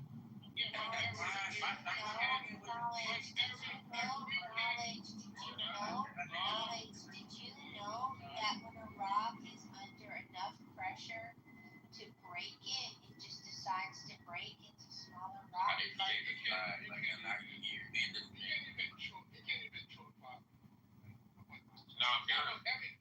think once we That was the argument, bro. That wasn't the argument. interact with a proposition, I think once we interact with a proposition, we can really demonstrate that it is for lack of a better term, a dumb idea or a far-fetched idea, I think we should dismiss it. Yeah, and that's a retarded idea, bro. Like Now, that's a retarded idea. Yeah, I think sometimes people come up with a lot of, ideas that, hey, if we act with it, if we interact with it, it shows some plausible, but, a right being intelligent requires a change of definition for the word intelligence. And this is why I'm having an issue with it. If we stay on the definition of it already established, listen, I'm okay creating a new word to describe the experience of the rock.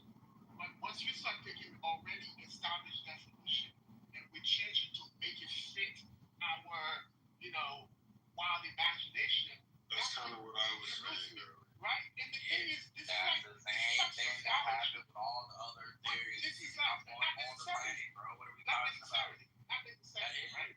Because this is like when people talk about sociology, they take already established word, then they create a new definition, and then they created a new concept, and they're like, no, it doesn't fit. Create a new word so that we can understand properly what's being said. I agree with 90% of what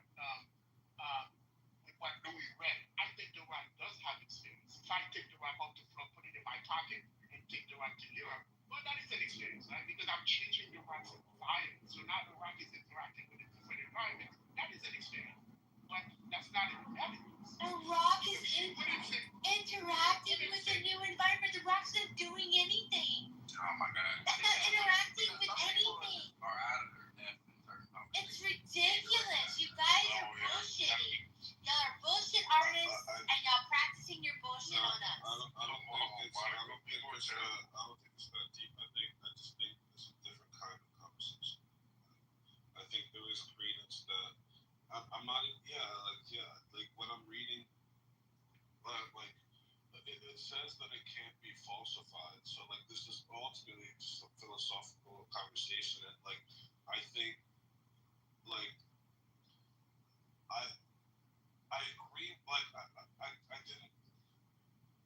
All I asked, because when I was going back and forth with Huey and Eric, I was just trying to get, because I felt like the words that they were using to describe this concept, like they were insufficient in a way, because I feel like they loaded too much. But I understood the concept. I guess I understood the concept, but I don't know. It's a cool philosophical conversation. It's not like, they're just talking out their ass. Like, no, it's like, I get it. They're saying, I just don't think intelligence is the appropriate way to define a rock.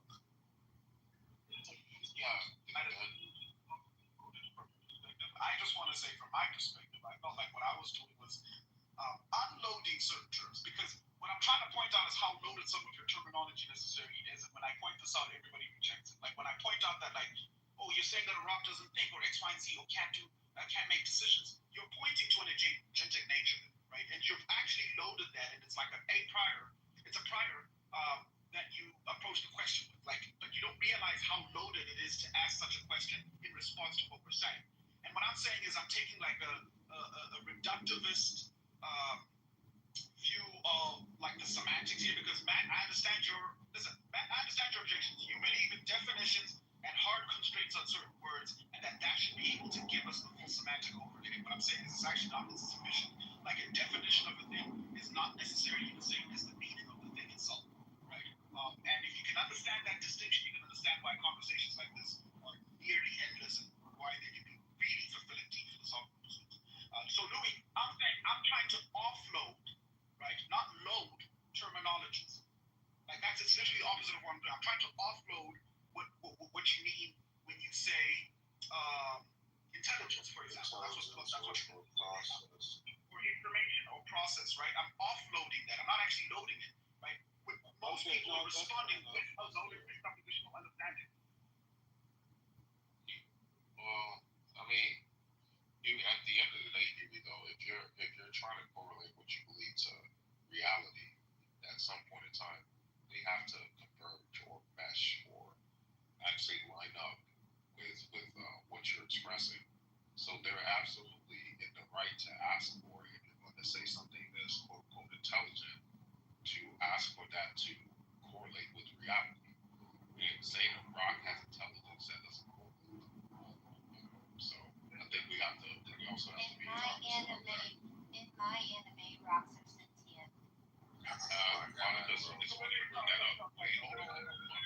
That's what happens in my anime. See, the one thing that my anime deals with is this very conversation. Hold on. Let me just point out one thing. Just a second. There's an entailment from when Monica responds like that and when everybody else responds like that. You see, when you say, in my anime, rocks are sentient, right? And you've just had a conversation about intelligence, and I've asked this, and people say no, but then you treat it like sentience is necessary part of intelligence. Like, this is what the problem is. Like, I understand what everybody's saying about, like, how, oh, does it comport with reality? But what is reality? Like, that's another loaded term that you've never offloaded to, like, epistemology, like, you can tell. Like, this is... Reality is the experience of the external world.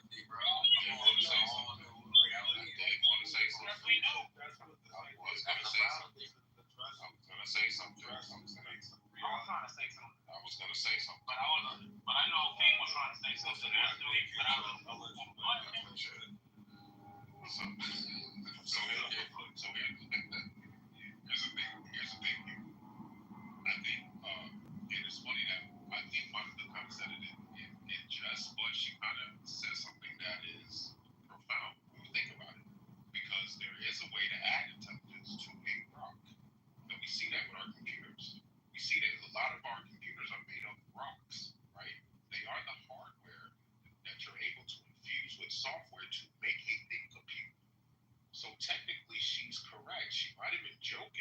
That's literally what my anime does deal with. It deals with the conversation of how do we add souls or software to things, and can we do that? And I would answer yes. God has allowed a world where we can do what He's done after Him. Meaning we can add soul, add spirit, add software to the things around us. Whether they're rocks, whether they're plants, whether they're X, Y, Z. That's what that's the age we're moving into. Is the age of being able to add life to more than the things around us that we have as a default. So I don't think she realizes what she really said, but at the end of the day, I think God, that's what's special about us, is that we're made in His image in the sense that we can program things like He's done. Does that make sense? Because that's how I see it. No, but I don't think you understood the critique that I was talking about what Monica said. I was putting okay, what's the critique? I'm saying is that people assume that in order to be intelligent, it requires safety. Right? No, that's not his critique. That's how he said Nathan there. No, Nathan. It's the conscious agency, and it's the conscious agency, or the almost like the self-awareness of it, Nathan. But then you can say computers aren't self-aware, and they can compute. They can process information. They can process intelligence. Huey was going to say his criticism with Monica's characterization of rocks have sentience. So my actual critique, my critique is that you fail to acknowledge that you are walking into conversations like this with the presuppositional base of definitions that haven't been fully epistemologically reconciled for yourself, such that when you are pushed or pressed back upon, you can't necessarily, right, draw the distinction where intelligence starts and begins, the upper and lower bounds of that, without arbitrarily projecting onto that and acknowledging that that's what we're doing constantly, time and time again. And that there's a difference between the semantic landscape and the exercise of definition. There's an important distinction in those two processes. That's my critique. I think. Monica said this Jesus. No, yeah, for sure. What I'm saying is, Louis, this is a metacognitive epistemologic reconciliation of certain terms that you use in your day-to-day life, right? So when you guys talk about intelligence, I'm asking you a direct question. Is sentience a necessary feature or function of that? If you say no, there are implications and we can talk about those. If you say yes, I'm going to ask you why, and do you consider artificial intelligence the same thing? If artificial intelligence is not sentient.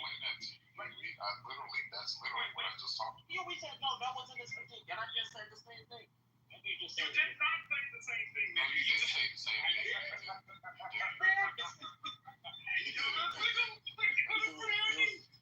I did answer you. I already answered everything you just said. I just said I think for to No, not those. I said to define what we Those ones you can leave those ones right here. You have my Yeah. I was saying to what I consider, like what I think scientifically, what we consider intelligence requires a brain, requires neurons, requires a nervous system. And that definition that I'm appealing to is the ability to learn, adapt, make decisions, solve problems.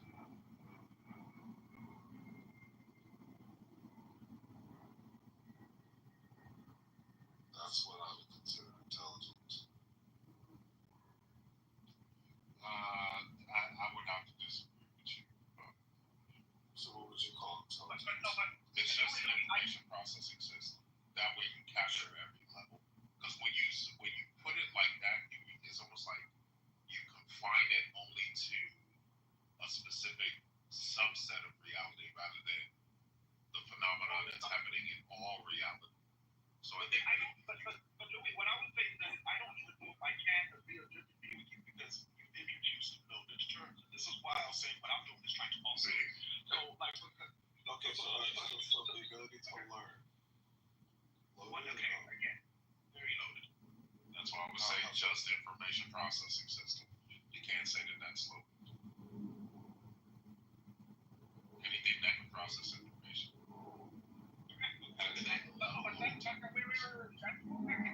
We still have to look out. Yeah, it's that. I mean, because we went through the argument that these photos are plants intelligently because they photosynthesis process, right? Yeah, there you go. Yeah.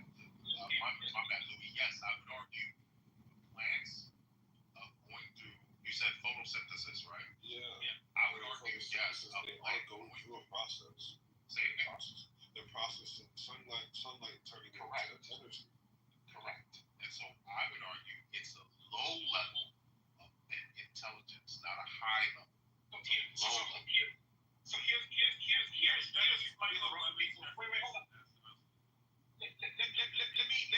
let me fast forward to the part you missed in this conversation.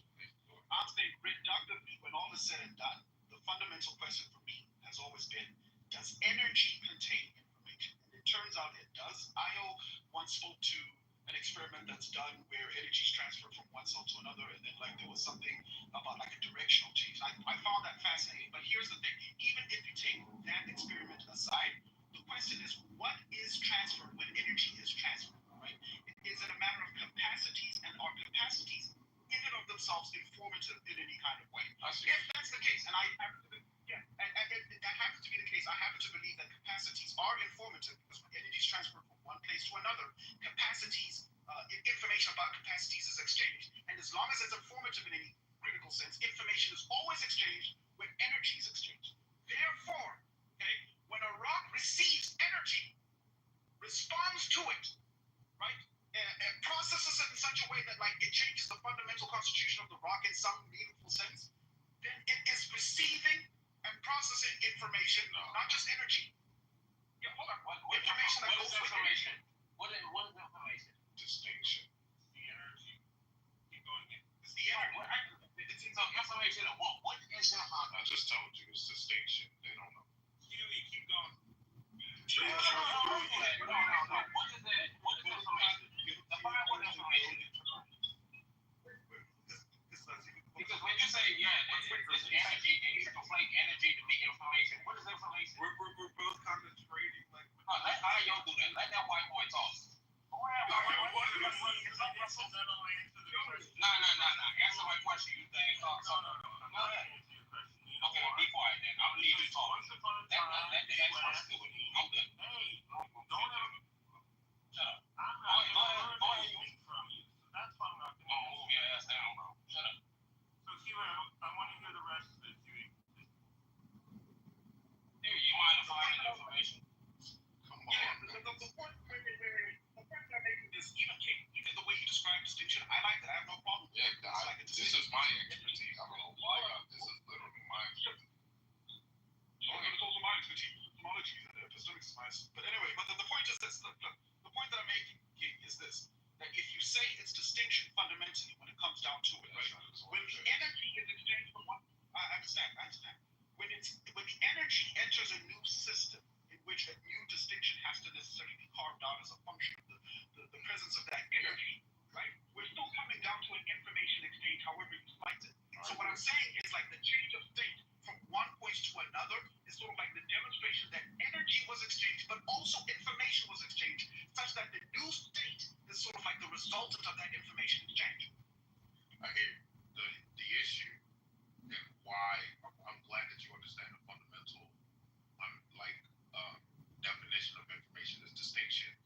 Is that here you need to make a distinction in how the rock is ingesting this energy. It's not in a way that will be associated with a high level of intelligence or a level of intelligence to even speak of. So that's where you're not making a distinction. You're not making a distinction in the sense that just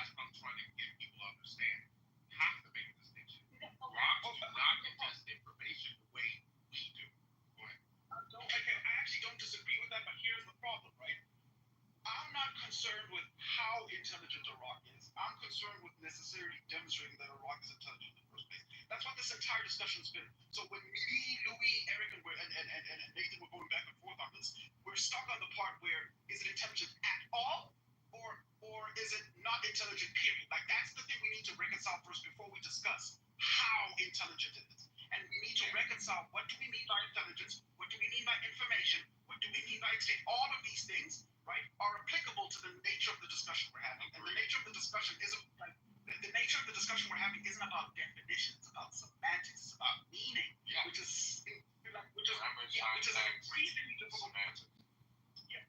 Absolutely. And the point that I'm making is this. Okay?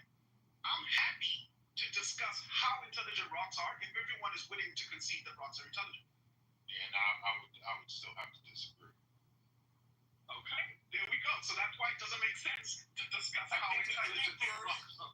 There is a midpoint between the two of you, and I would just call it the ground state. So you can start with like a zero, say, hey, the rock has potential, but not actual intelligence because it needs outside interaction. I said that earlier. Other than a rock, that's the interactive thing. And I would say that that's the distinction.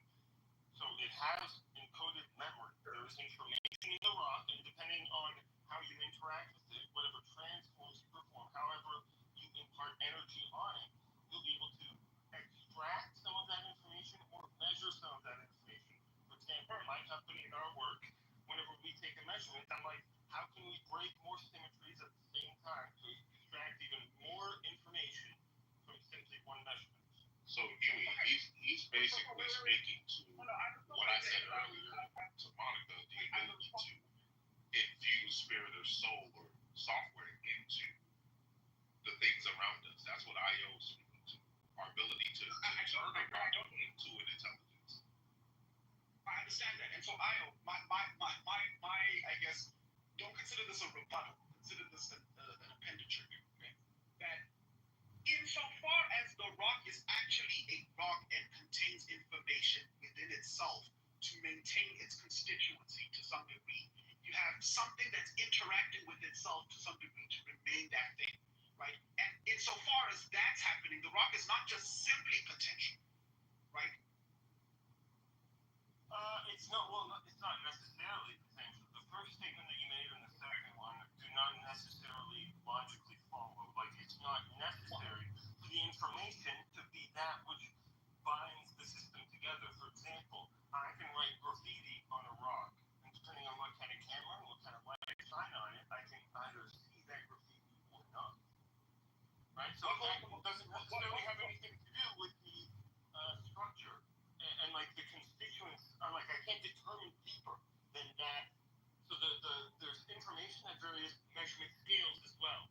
So the smaller you measure, the more information you can get, right? And so there's kind of that hierarchy taking place in your first to second statement. Yeah, no, but that's, hold on. What's the refutation then? Because what I'm fundamentally pointing out is that like the information contained within the rock to hold solid. So for example, let's say it's a rock. Hold on. Let me just interrupt because this is the wrong thinking. Think of it like this: you're a surfer, and you're on the ocean, and there's various waves, and you are paying attention to a particular kind of wave, a particular kind of phenomenon of information traveling across the substrate of all matter. Okay, and you're waiting for that. Meanwhile, there's other computations happening. So it's not clear to me that when we look at it, we can say that there's one kind of information. In fact, there's many kinds of information. So it becomes something like, I know, but I'm just using a slightly more precise language. Okay, no. I that's fine. What's the wrong thinking if that's what I'm saying? That you're thinking there's something to do with the constituency to the information, whereas the information could be arbitrarily being painted on to the structure. That's all I'm saying. That makes sure you're not making that mistake in your inference. Okay? If you understand that, then we can continue. But as long as you're not making it. Okay, let me make it, so let me draw this out with an analogy so that we can see if we're on the same page. A rock is a rock, and a rock is comprised of several molecules that ultimately form a shape of some kind that we call a rock. Molecules are typically specific elements.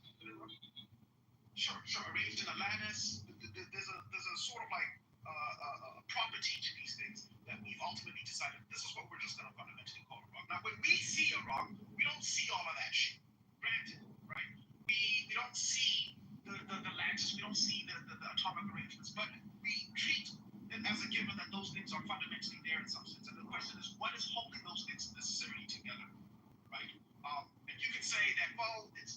destruction of the Okay, I have a cheeky answer. Those rules are kept off book. So I don't think they're anywhere in the system. They're discovered above the system. So it's like standing on the edge of a pool and then just taking measurements and then figuring out what the equations of fluids are just by simple measurements of you bobbing up and down on the edge of the pool, right? So that's kind of what we did. Those rules were not written anywhere explicitly. They're embedded, and you can determine them through a series of many measurements. What would you be determining? You'd be determining the rules of the consistencies, the patterns that are invariant under time, which is energy. So you would be determining what has been determined? No, you'd be able to predict because you would have the rules. Yes, you'd be determining what has been determined, which is the rules, right? But you would also be able to predict what has yet to be determined. I don't disagree with that. I'm not concerned with making of the predictions. I'm not concerned with making of the predictions, right? I'm concerned with ultimately the rules that govern like the interactions between the atoms, the molecules, and the energy itself, and that there's energy within that particular system. And in saying that, like information is exchanged even within that system, even if it's a closed system, right? There could be information encoded in the system or embedded. So yes. But the intelligence aspect of information requires that you make predictions about the future because you're using information about the environment to make decisions. And so there's something like that required in the definition. That's why I suggest the definition of Dr. Michael Levin for his definition of intelligence, sentience, and so on, because he says, hey, we should start treating our liver like it is conscious, because in many ways it is. It's coordinating with the rest of your body to keep you alive at its own expense. That is a weird proposition when it comes to intelligence.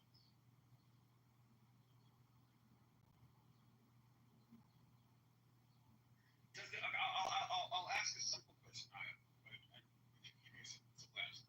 Does the energy inside the rock help keep the rock together or bind the rock? Okay, so I would phrase it like this. There is the rock. Let me phrase it. Let me say it out loud how I would translate it as a physicist, and then we'll go from there, okay? So the rock has mass. That mass has energy.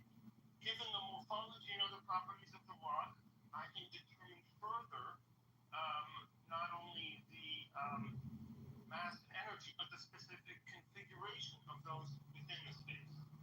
Okay, so that's all I would say at this point. There's something like you have to have that kind of separation. There's almost like a tripartite way of breaking. Here's the question I have. Just restate the question. Does the energy in the rock help bind the rock?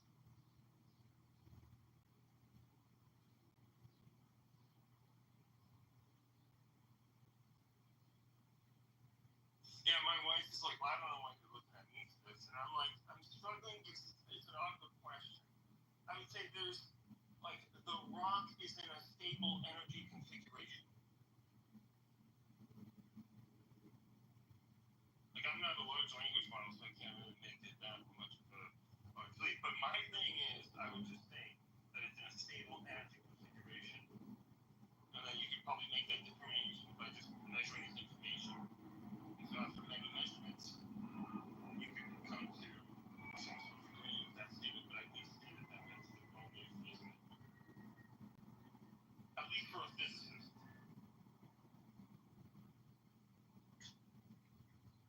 Okay.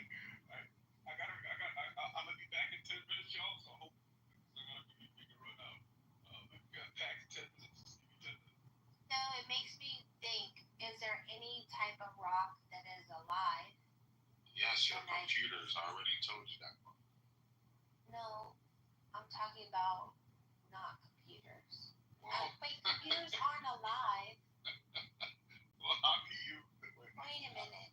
No, coral. Is coral considered a rock? I don't know, is it? So you need something that is not a cell or something that's not. So you need something that's just default there without, right? Is that what you refer to?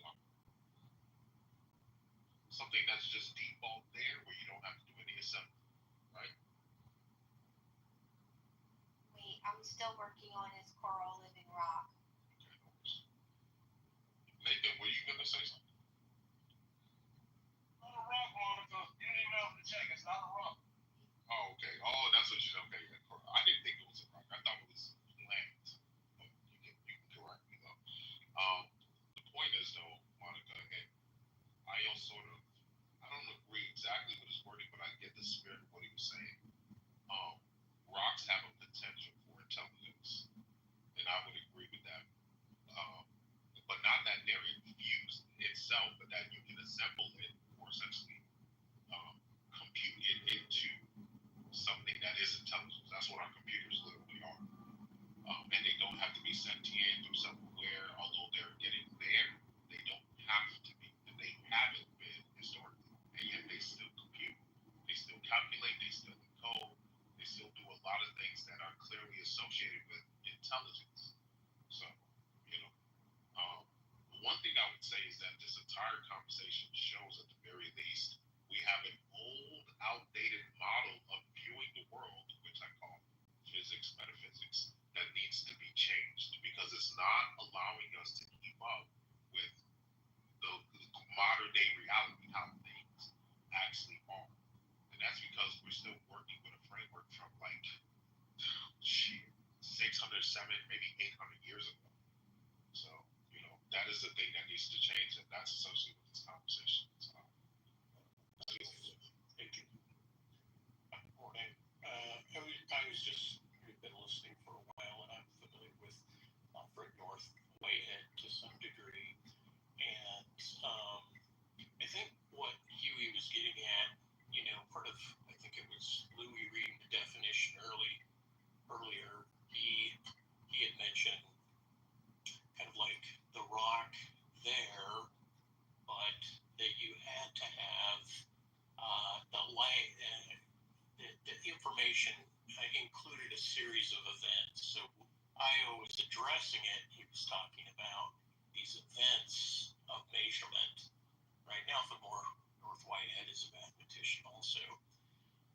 And so, since it's kind of a semantic game, maybe I shouldn't say game, but because if you listen to Io and you listen to Huey, you'll see the way in which they're phrasing things, the terms in which they're using.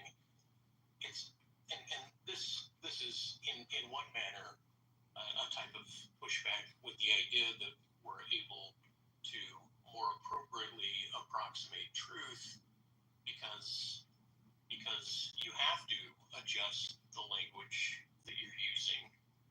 Not have to, but there's certain constraints, like in physics, on how to approach a definition of things. And so Huey, calling this a metacognitive dialogue, right, and trying to justify Alfred North Whitehead saying that a rock is in the universe and it has a relationship in time with all things in this universe, such that God is all things and that the rock is in process and that these events that to note them are a series of events. The whole thing stems from the idea of, is a rock intelligent, right? And so the idea of granting over that the coherence of a rock being a solid that inside of itself, the lattice or the physics of it maintain a type of coherence, that presumption, right, whether or not you're using events to do it, the presumption of the essence is that the coherence itself is a type of intelligence, saying that to bind itself, the molecules to bind, is a type of intelligence, or the materials, the minerals, the whatnot that makes up a particular stone, right, is kind of, to use the semantics, to use the word intelligence at this level, I think, and I don't know when Io came in, because I've just been listening, but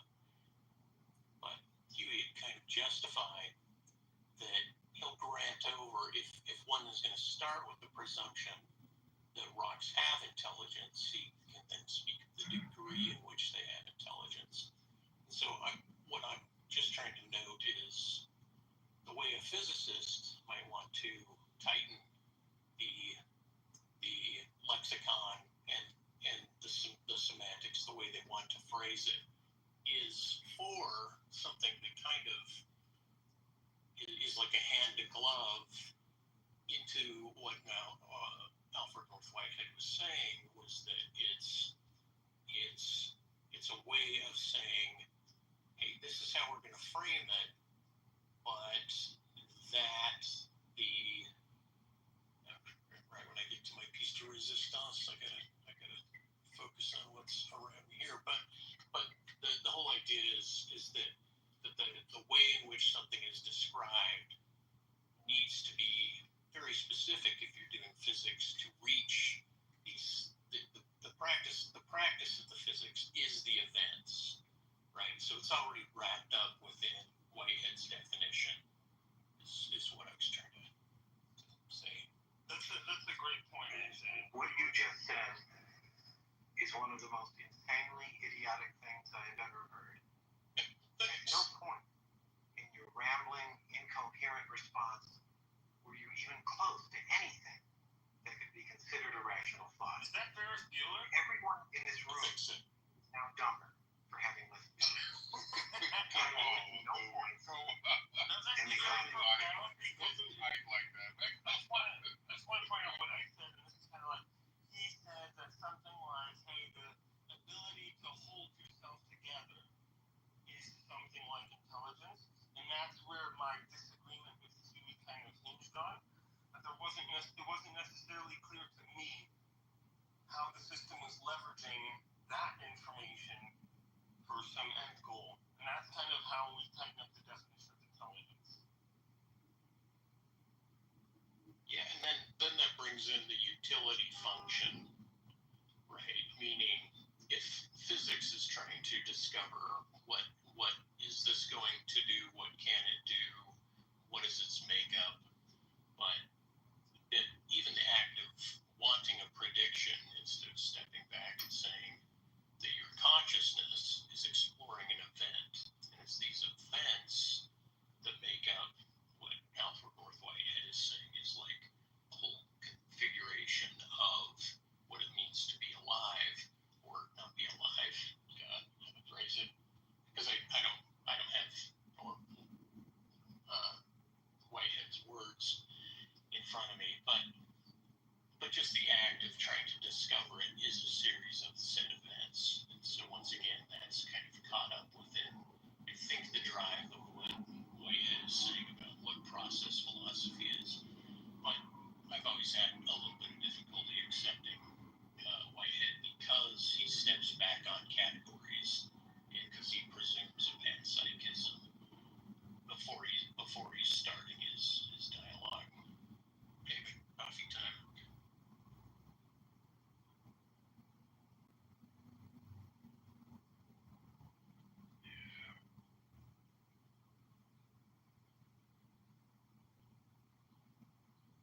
To ask IO, would you do physics if there was no utility function? If there's no utility, no application for anything that you discovered, why do it, right? If there was no record or no thing minus utility function in physics, why would one do physics? And so if you just subtract utility function from everything and you just kind of reapproach a situation, I guess the utility function would just be to comprehend it. And I think it's that synonymous notion of comprehension that Alfred North Whitehead is saying the universe is intelligent and it's been psychism. But that's why, and then a side note, the idea of saying at the end of the day, and then X, Y, and Z, right, that someone might say, or this idea that one is going to come to truth, or that we need to update our truth. That by itself is a problem because people, different cultures, different times, different analysis of language, it would seem that is always going to remain in a flux and an ambiguity because people will always choose different lexical terms or configure their approach to things, their perspective of things in a particular way that can be unique to them. And maybe as we're going freedom and more expansion instead of more narrowing and more attempts to approximate truth in this metacognitive sense.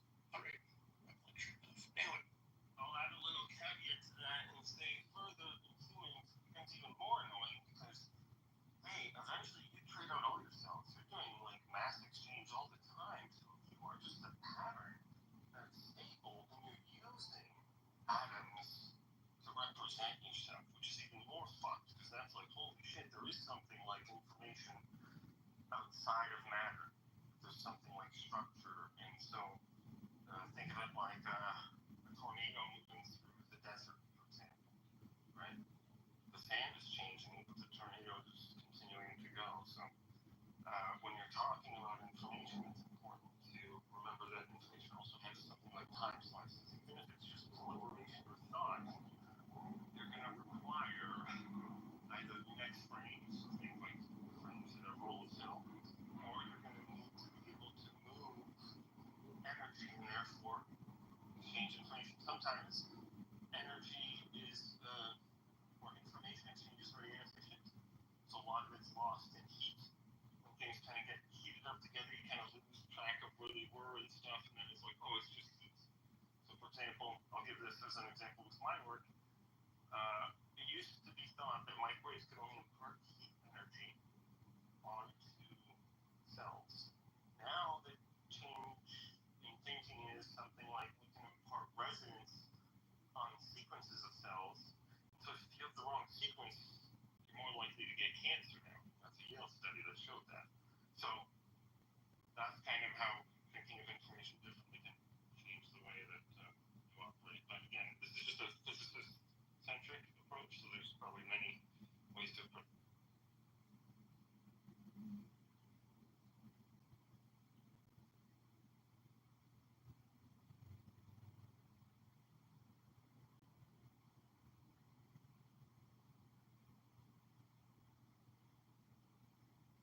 Yeah, information specifically is my favorite topic.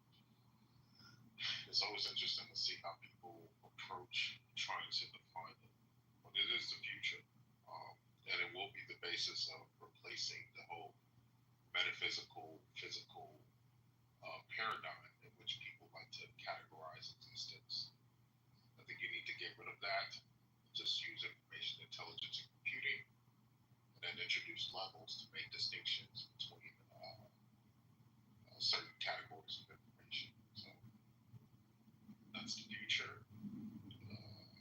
And I'm glad more people are having this type of conversation.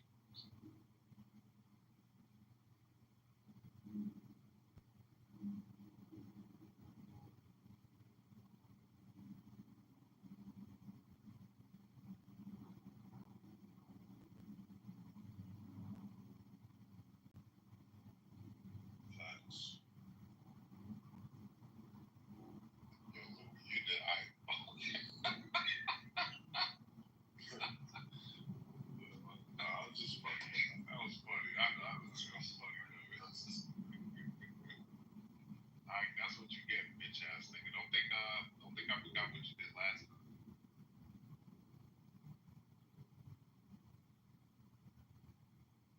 Since I let you guys go, I didn't hear a damn thing because I was ordering coffee and shooting shit with the baristas. So whatever that was, I don't know what that was.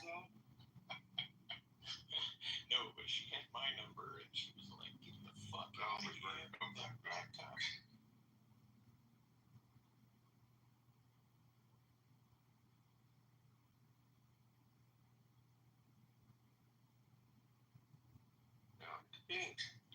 I don't know how. I mean, I know we rub each other the wrong way sometimes. Oh, I like to let you know that. I just sometimes you give me shit, I give you shit. I fuck with you.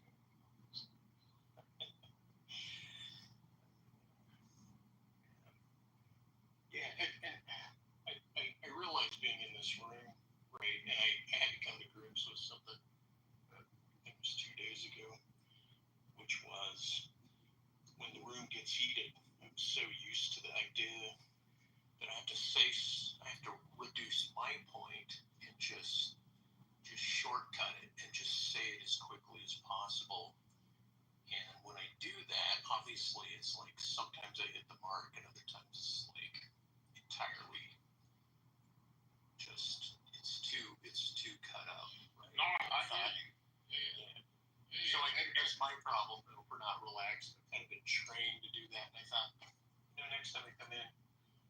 just breathe, just exhale, just take the time. Let's Just take sit it right easy. And look, it's like not everybody has the ability to always, in the perfect sense, because yeah, you're right, perfectly portray what's in their head in the least amount of words. That's a skill in and of itself. It's not easy to do, to try and convey what's in your head, especially when we have these big heady topics, to try and convey that in the least amount of words. It's not always easy. So, it's actually what I critique AWOC about. AWOC is brilliant, but he needs to understand you don't win when you can't convey your thoughts in words people understand. It doesn't give you, you don't win arguments using prestigious jargon. That's what they call it, prestigious jargon. Essentially words nobody understands. Say it again. Like Peters. Yes. So love AWOC to death, but and I'm sorry, I always get you two mixed up. I'm just saying that. Like, as much as you guys critique Game Walker, that you guys just aren't equipped to debate him. He is right, but a lot of that stuff goes over your head. That's not true. That's literally not true. No, that's literally true. No, it's I'm not even gonna. As a matter of fact, I never heard people say this. I mean, this was like always here. Game Walker, he always uses these big words, right? And he relies on big words in order to win. Oh, he's using the right word. And then you don't care what on the same level as this. Yeah, that's just not true. These philosophical topics. Yeah, that's just not true. Again, that's not true. So the good thing about me is that I do understand the words he uses, and that's why I know it's prestigious jargon. It's other people. But why? That's why he overcomplicated. I mean, critique because I understand. I got to see my too. I didn't say IO. I said I. Not IO. Oh, that's one. I do. Two. I get support for those too. No. So, okay, you are right in the sense that IO sometimes will use words also that a lot of people don't understand. But the difference is IO would at the very least make an effort. No, he wouldn't. Yes, he does. He literally says, I'm not your team. No, he says this. I'm not your team. No, he does not. He would literally say stuff like words that say, I'm not your team, bro. When he goes all science here, techie, he'll explain No, he does not. He'll explain the concept in text speak, and then he'll give the No, he link. doesn't. Correct. Yes, he does. I could give you countless examples.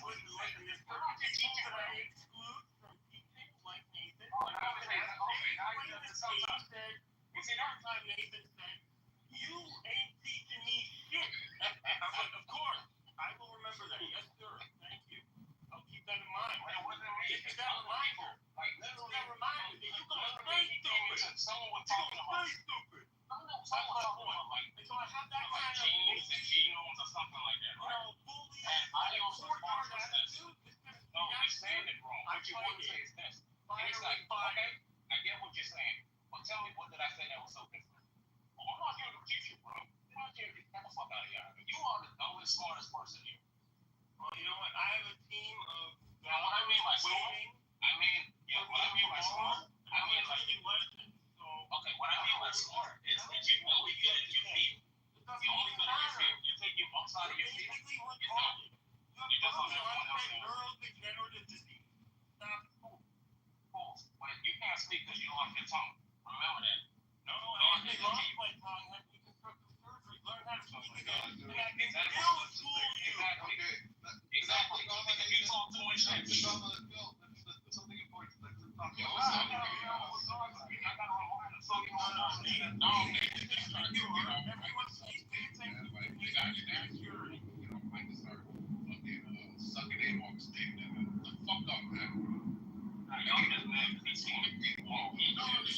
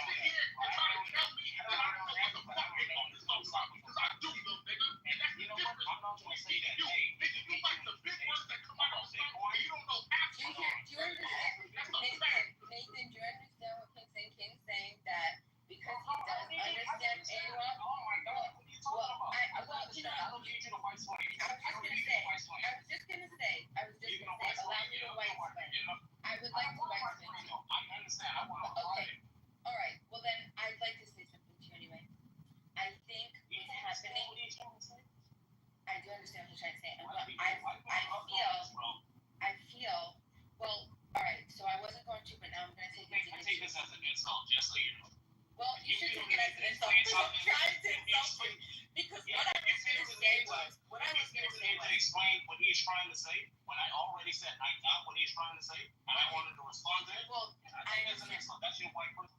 okay, but okay, well, you could, if you want to reduce it to race, whatever, that's No, fine. that's That's fine. That's Okay. who you are. Okay. No, All right.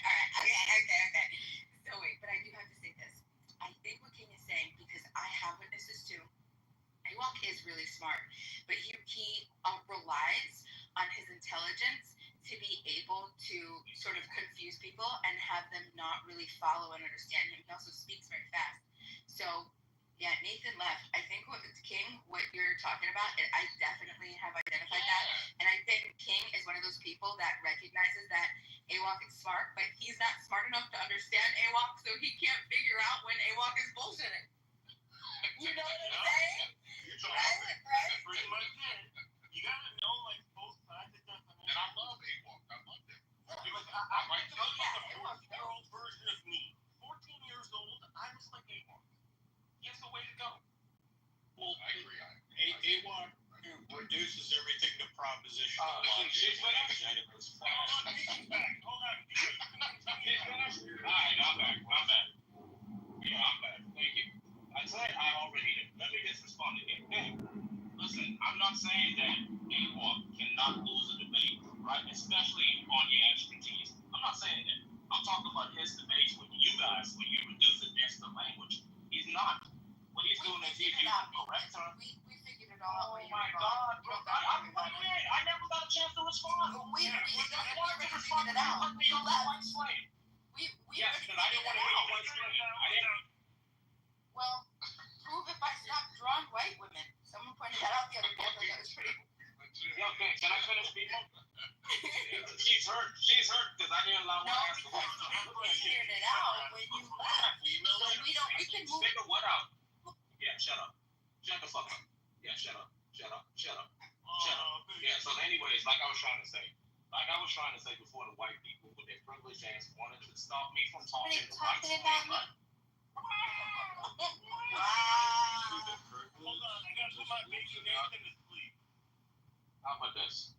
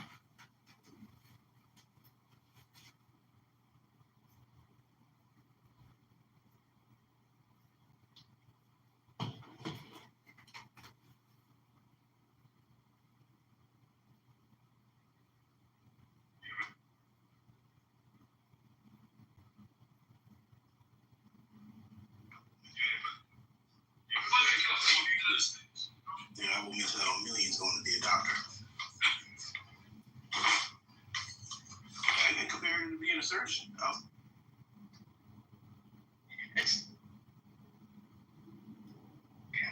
He said a lot of stuff in the very last 60 seconds. And again, some of the nieces and nephews may have thought that I was grilling him, which I was. And trust me, I don't grill everybody. In fact, I grill very few people on this show. But when I hear people having a certain take, I'm going to grill him. And he, quite frankly, no disrespect, he deserved to be grilled. Okay, with that, it's time for closing thoughts and burning desires.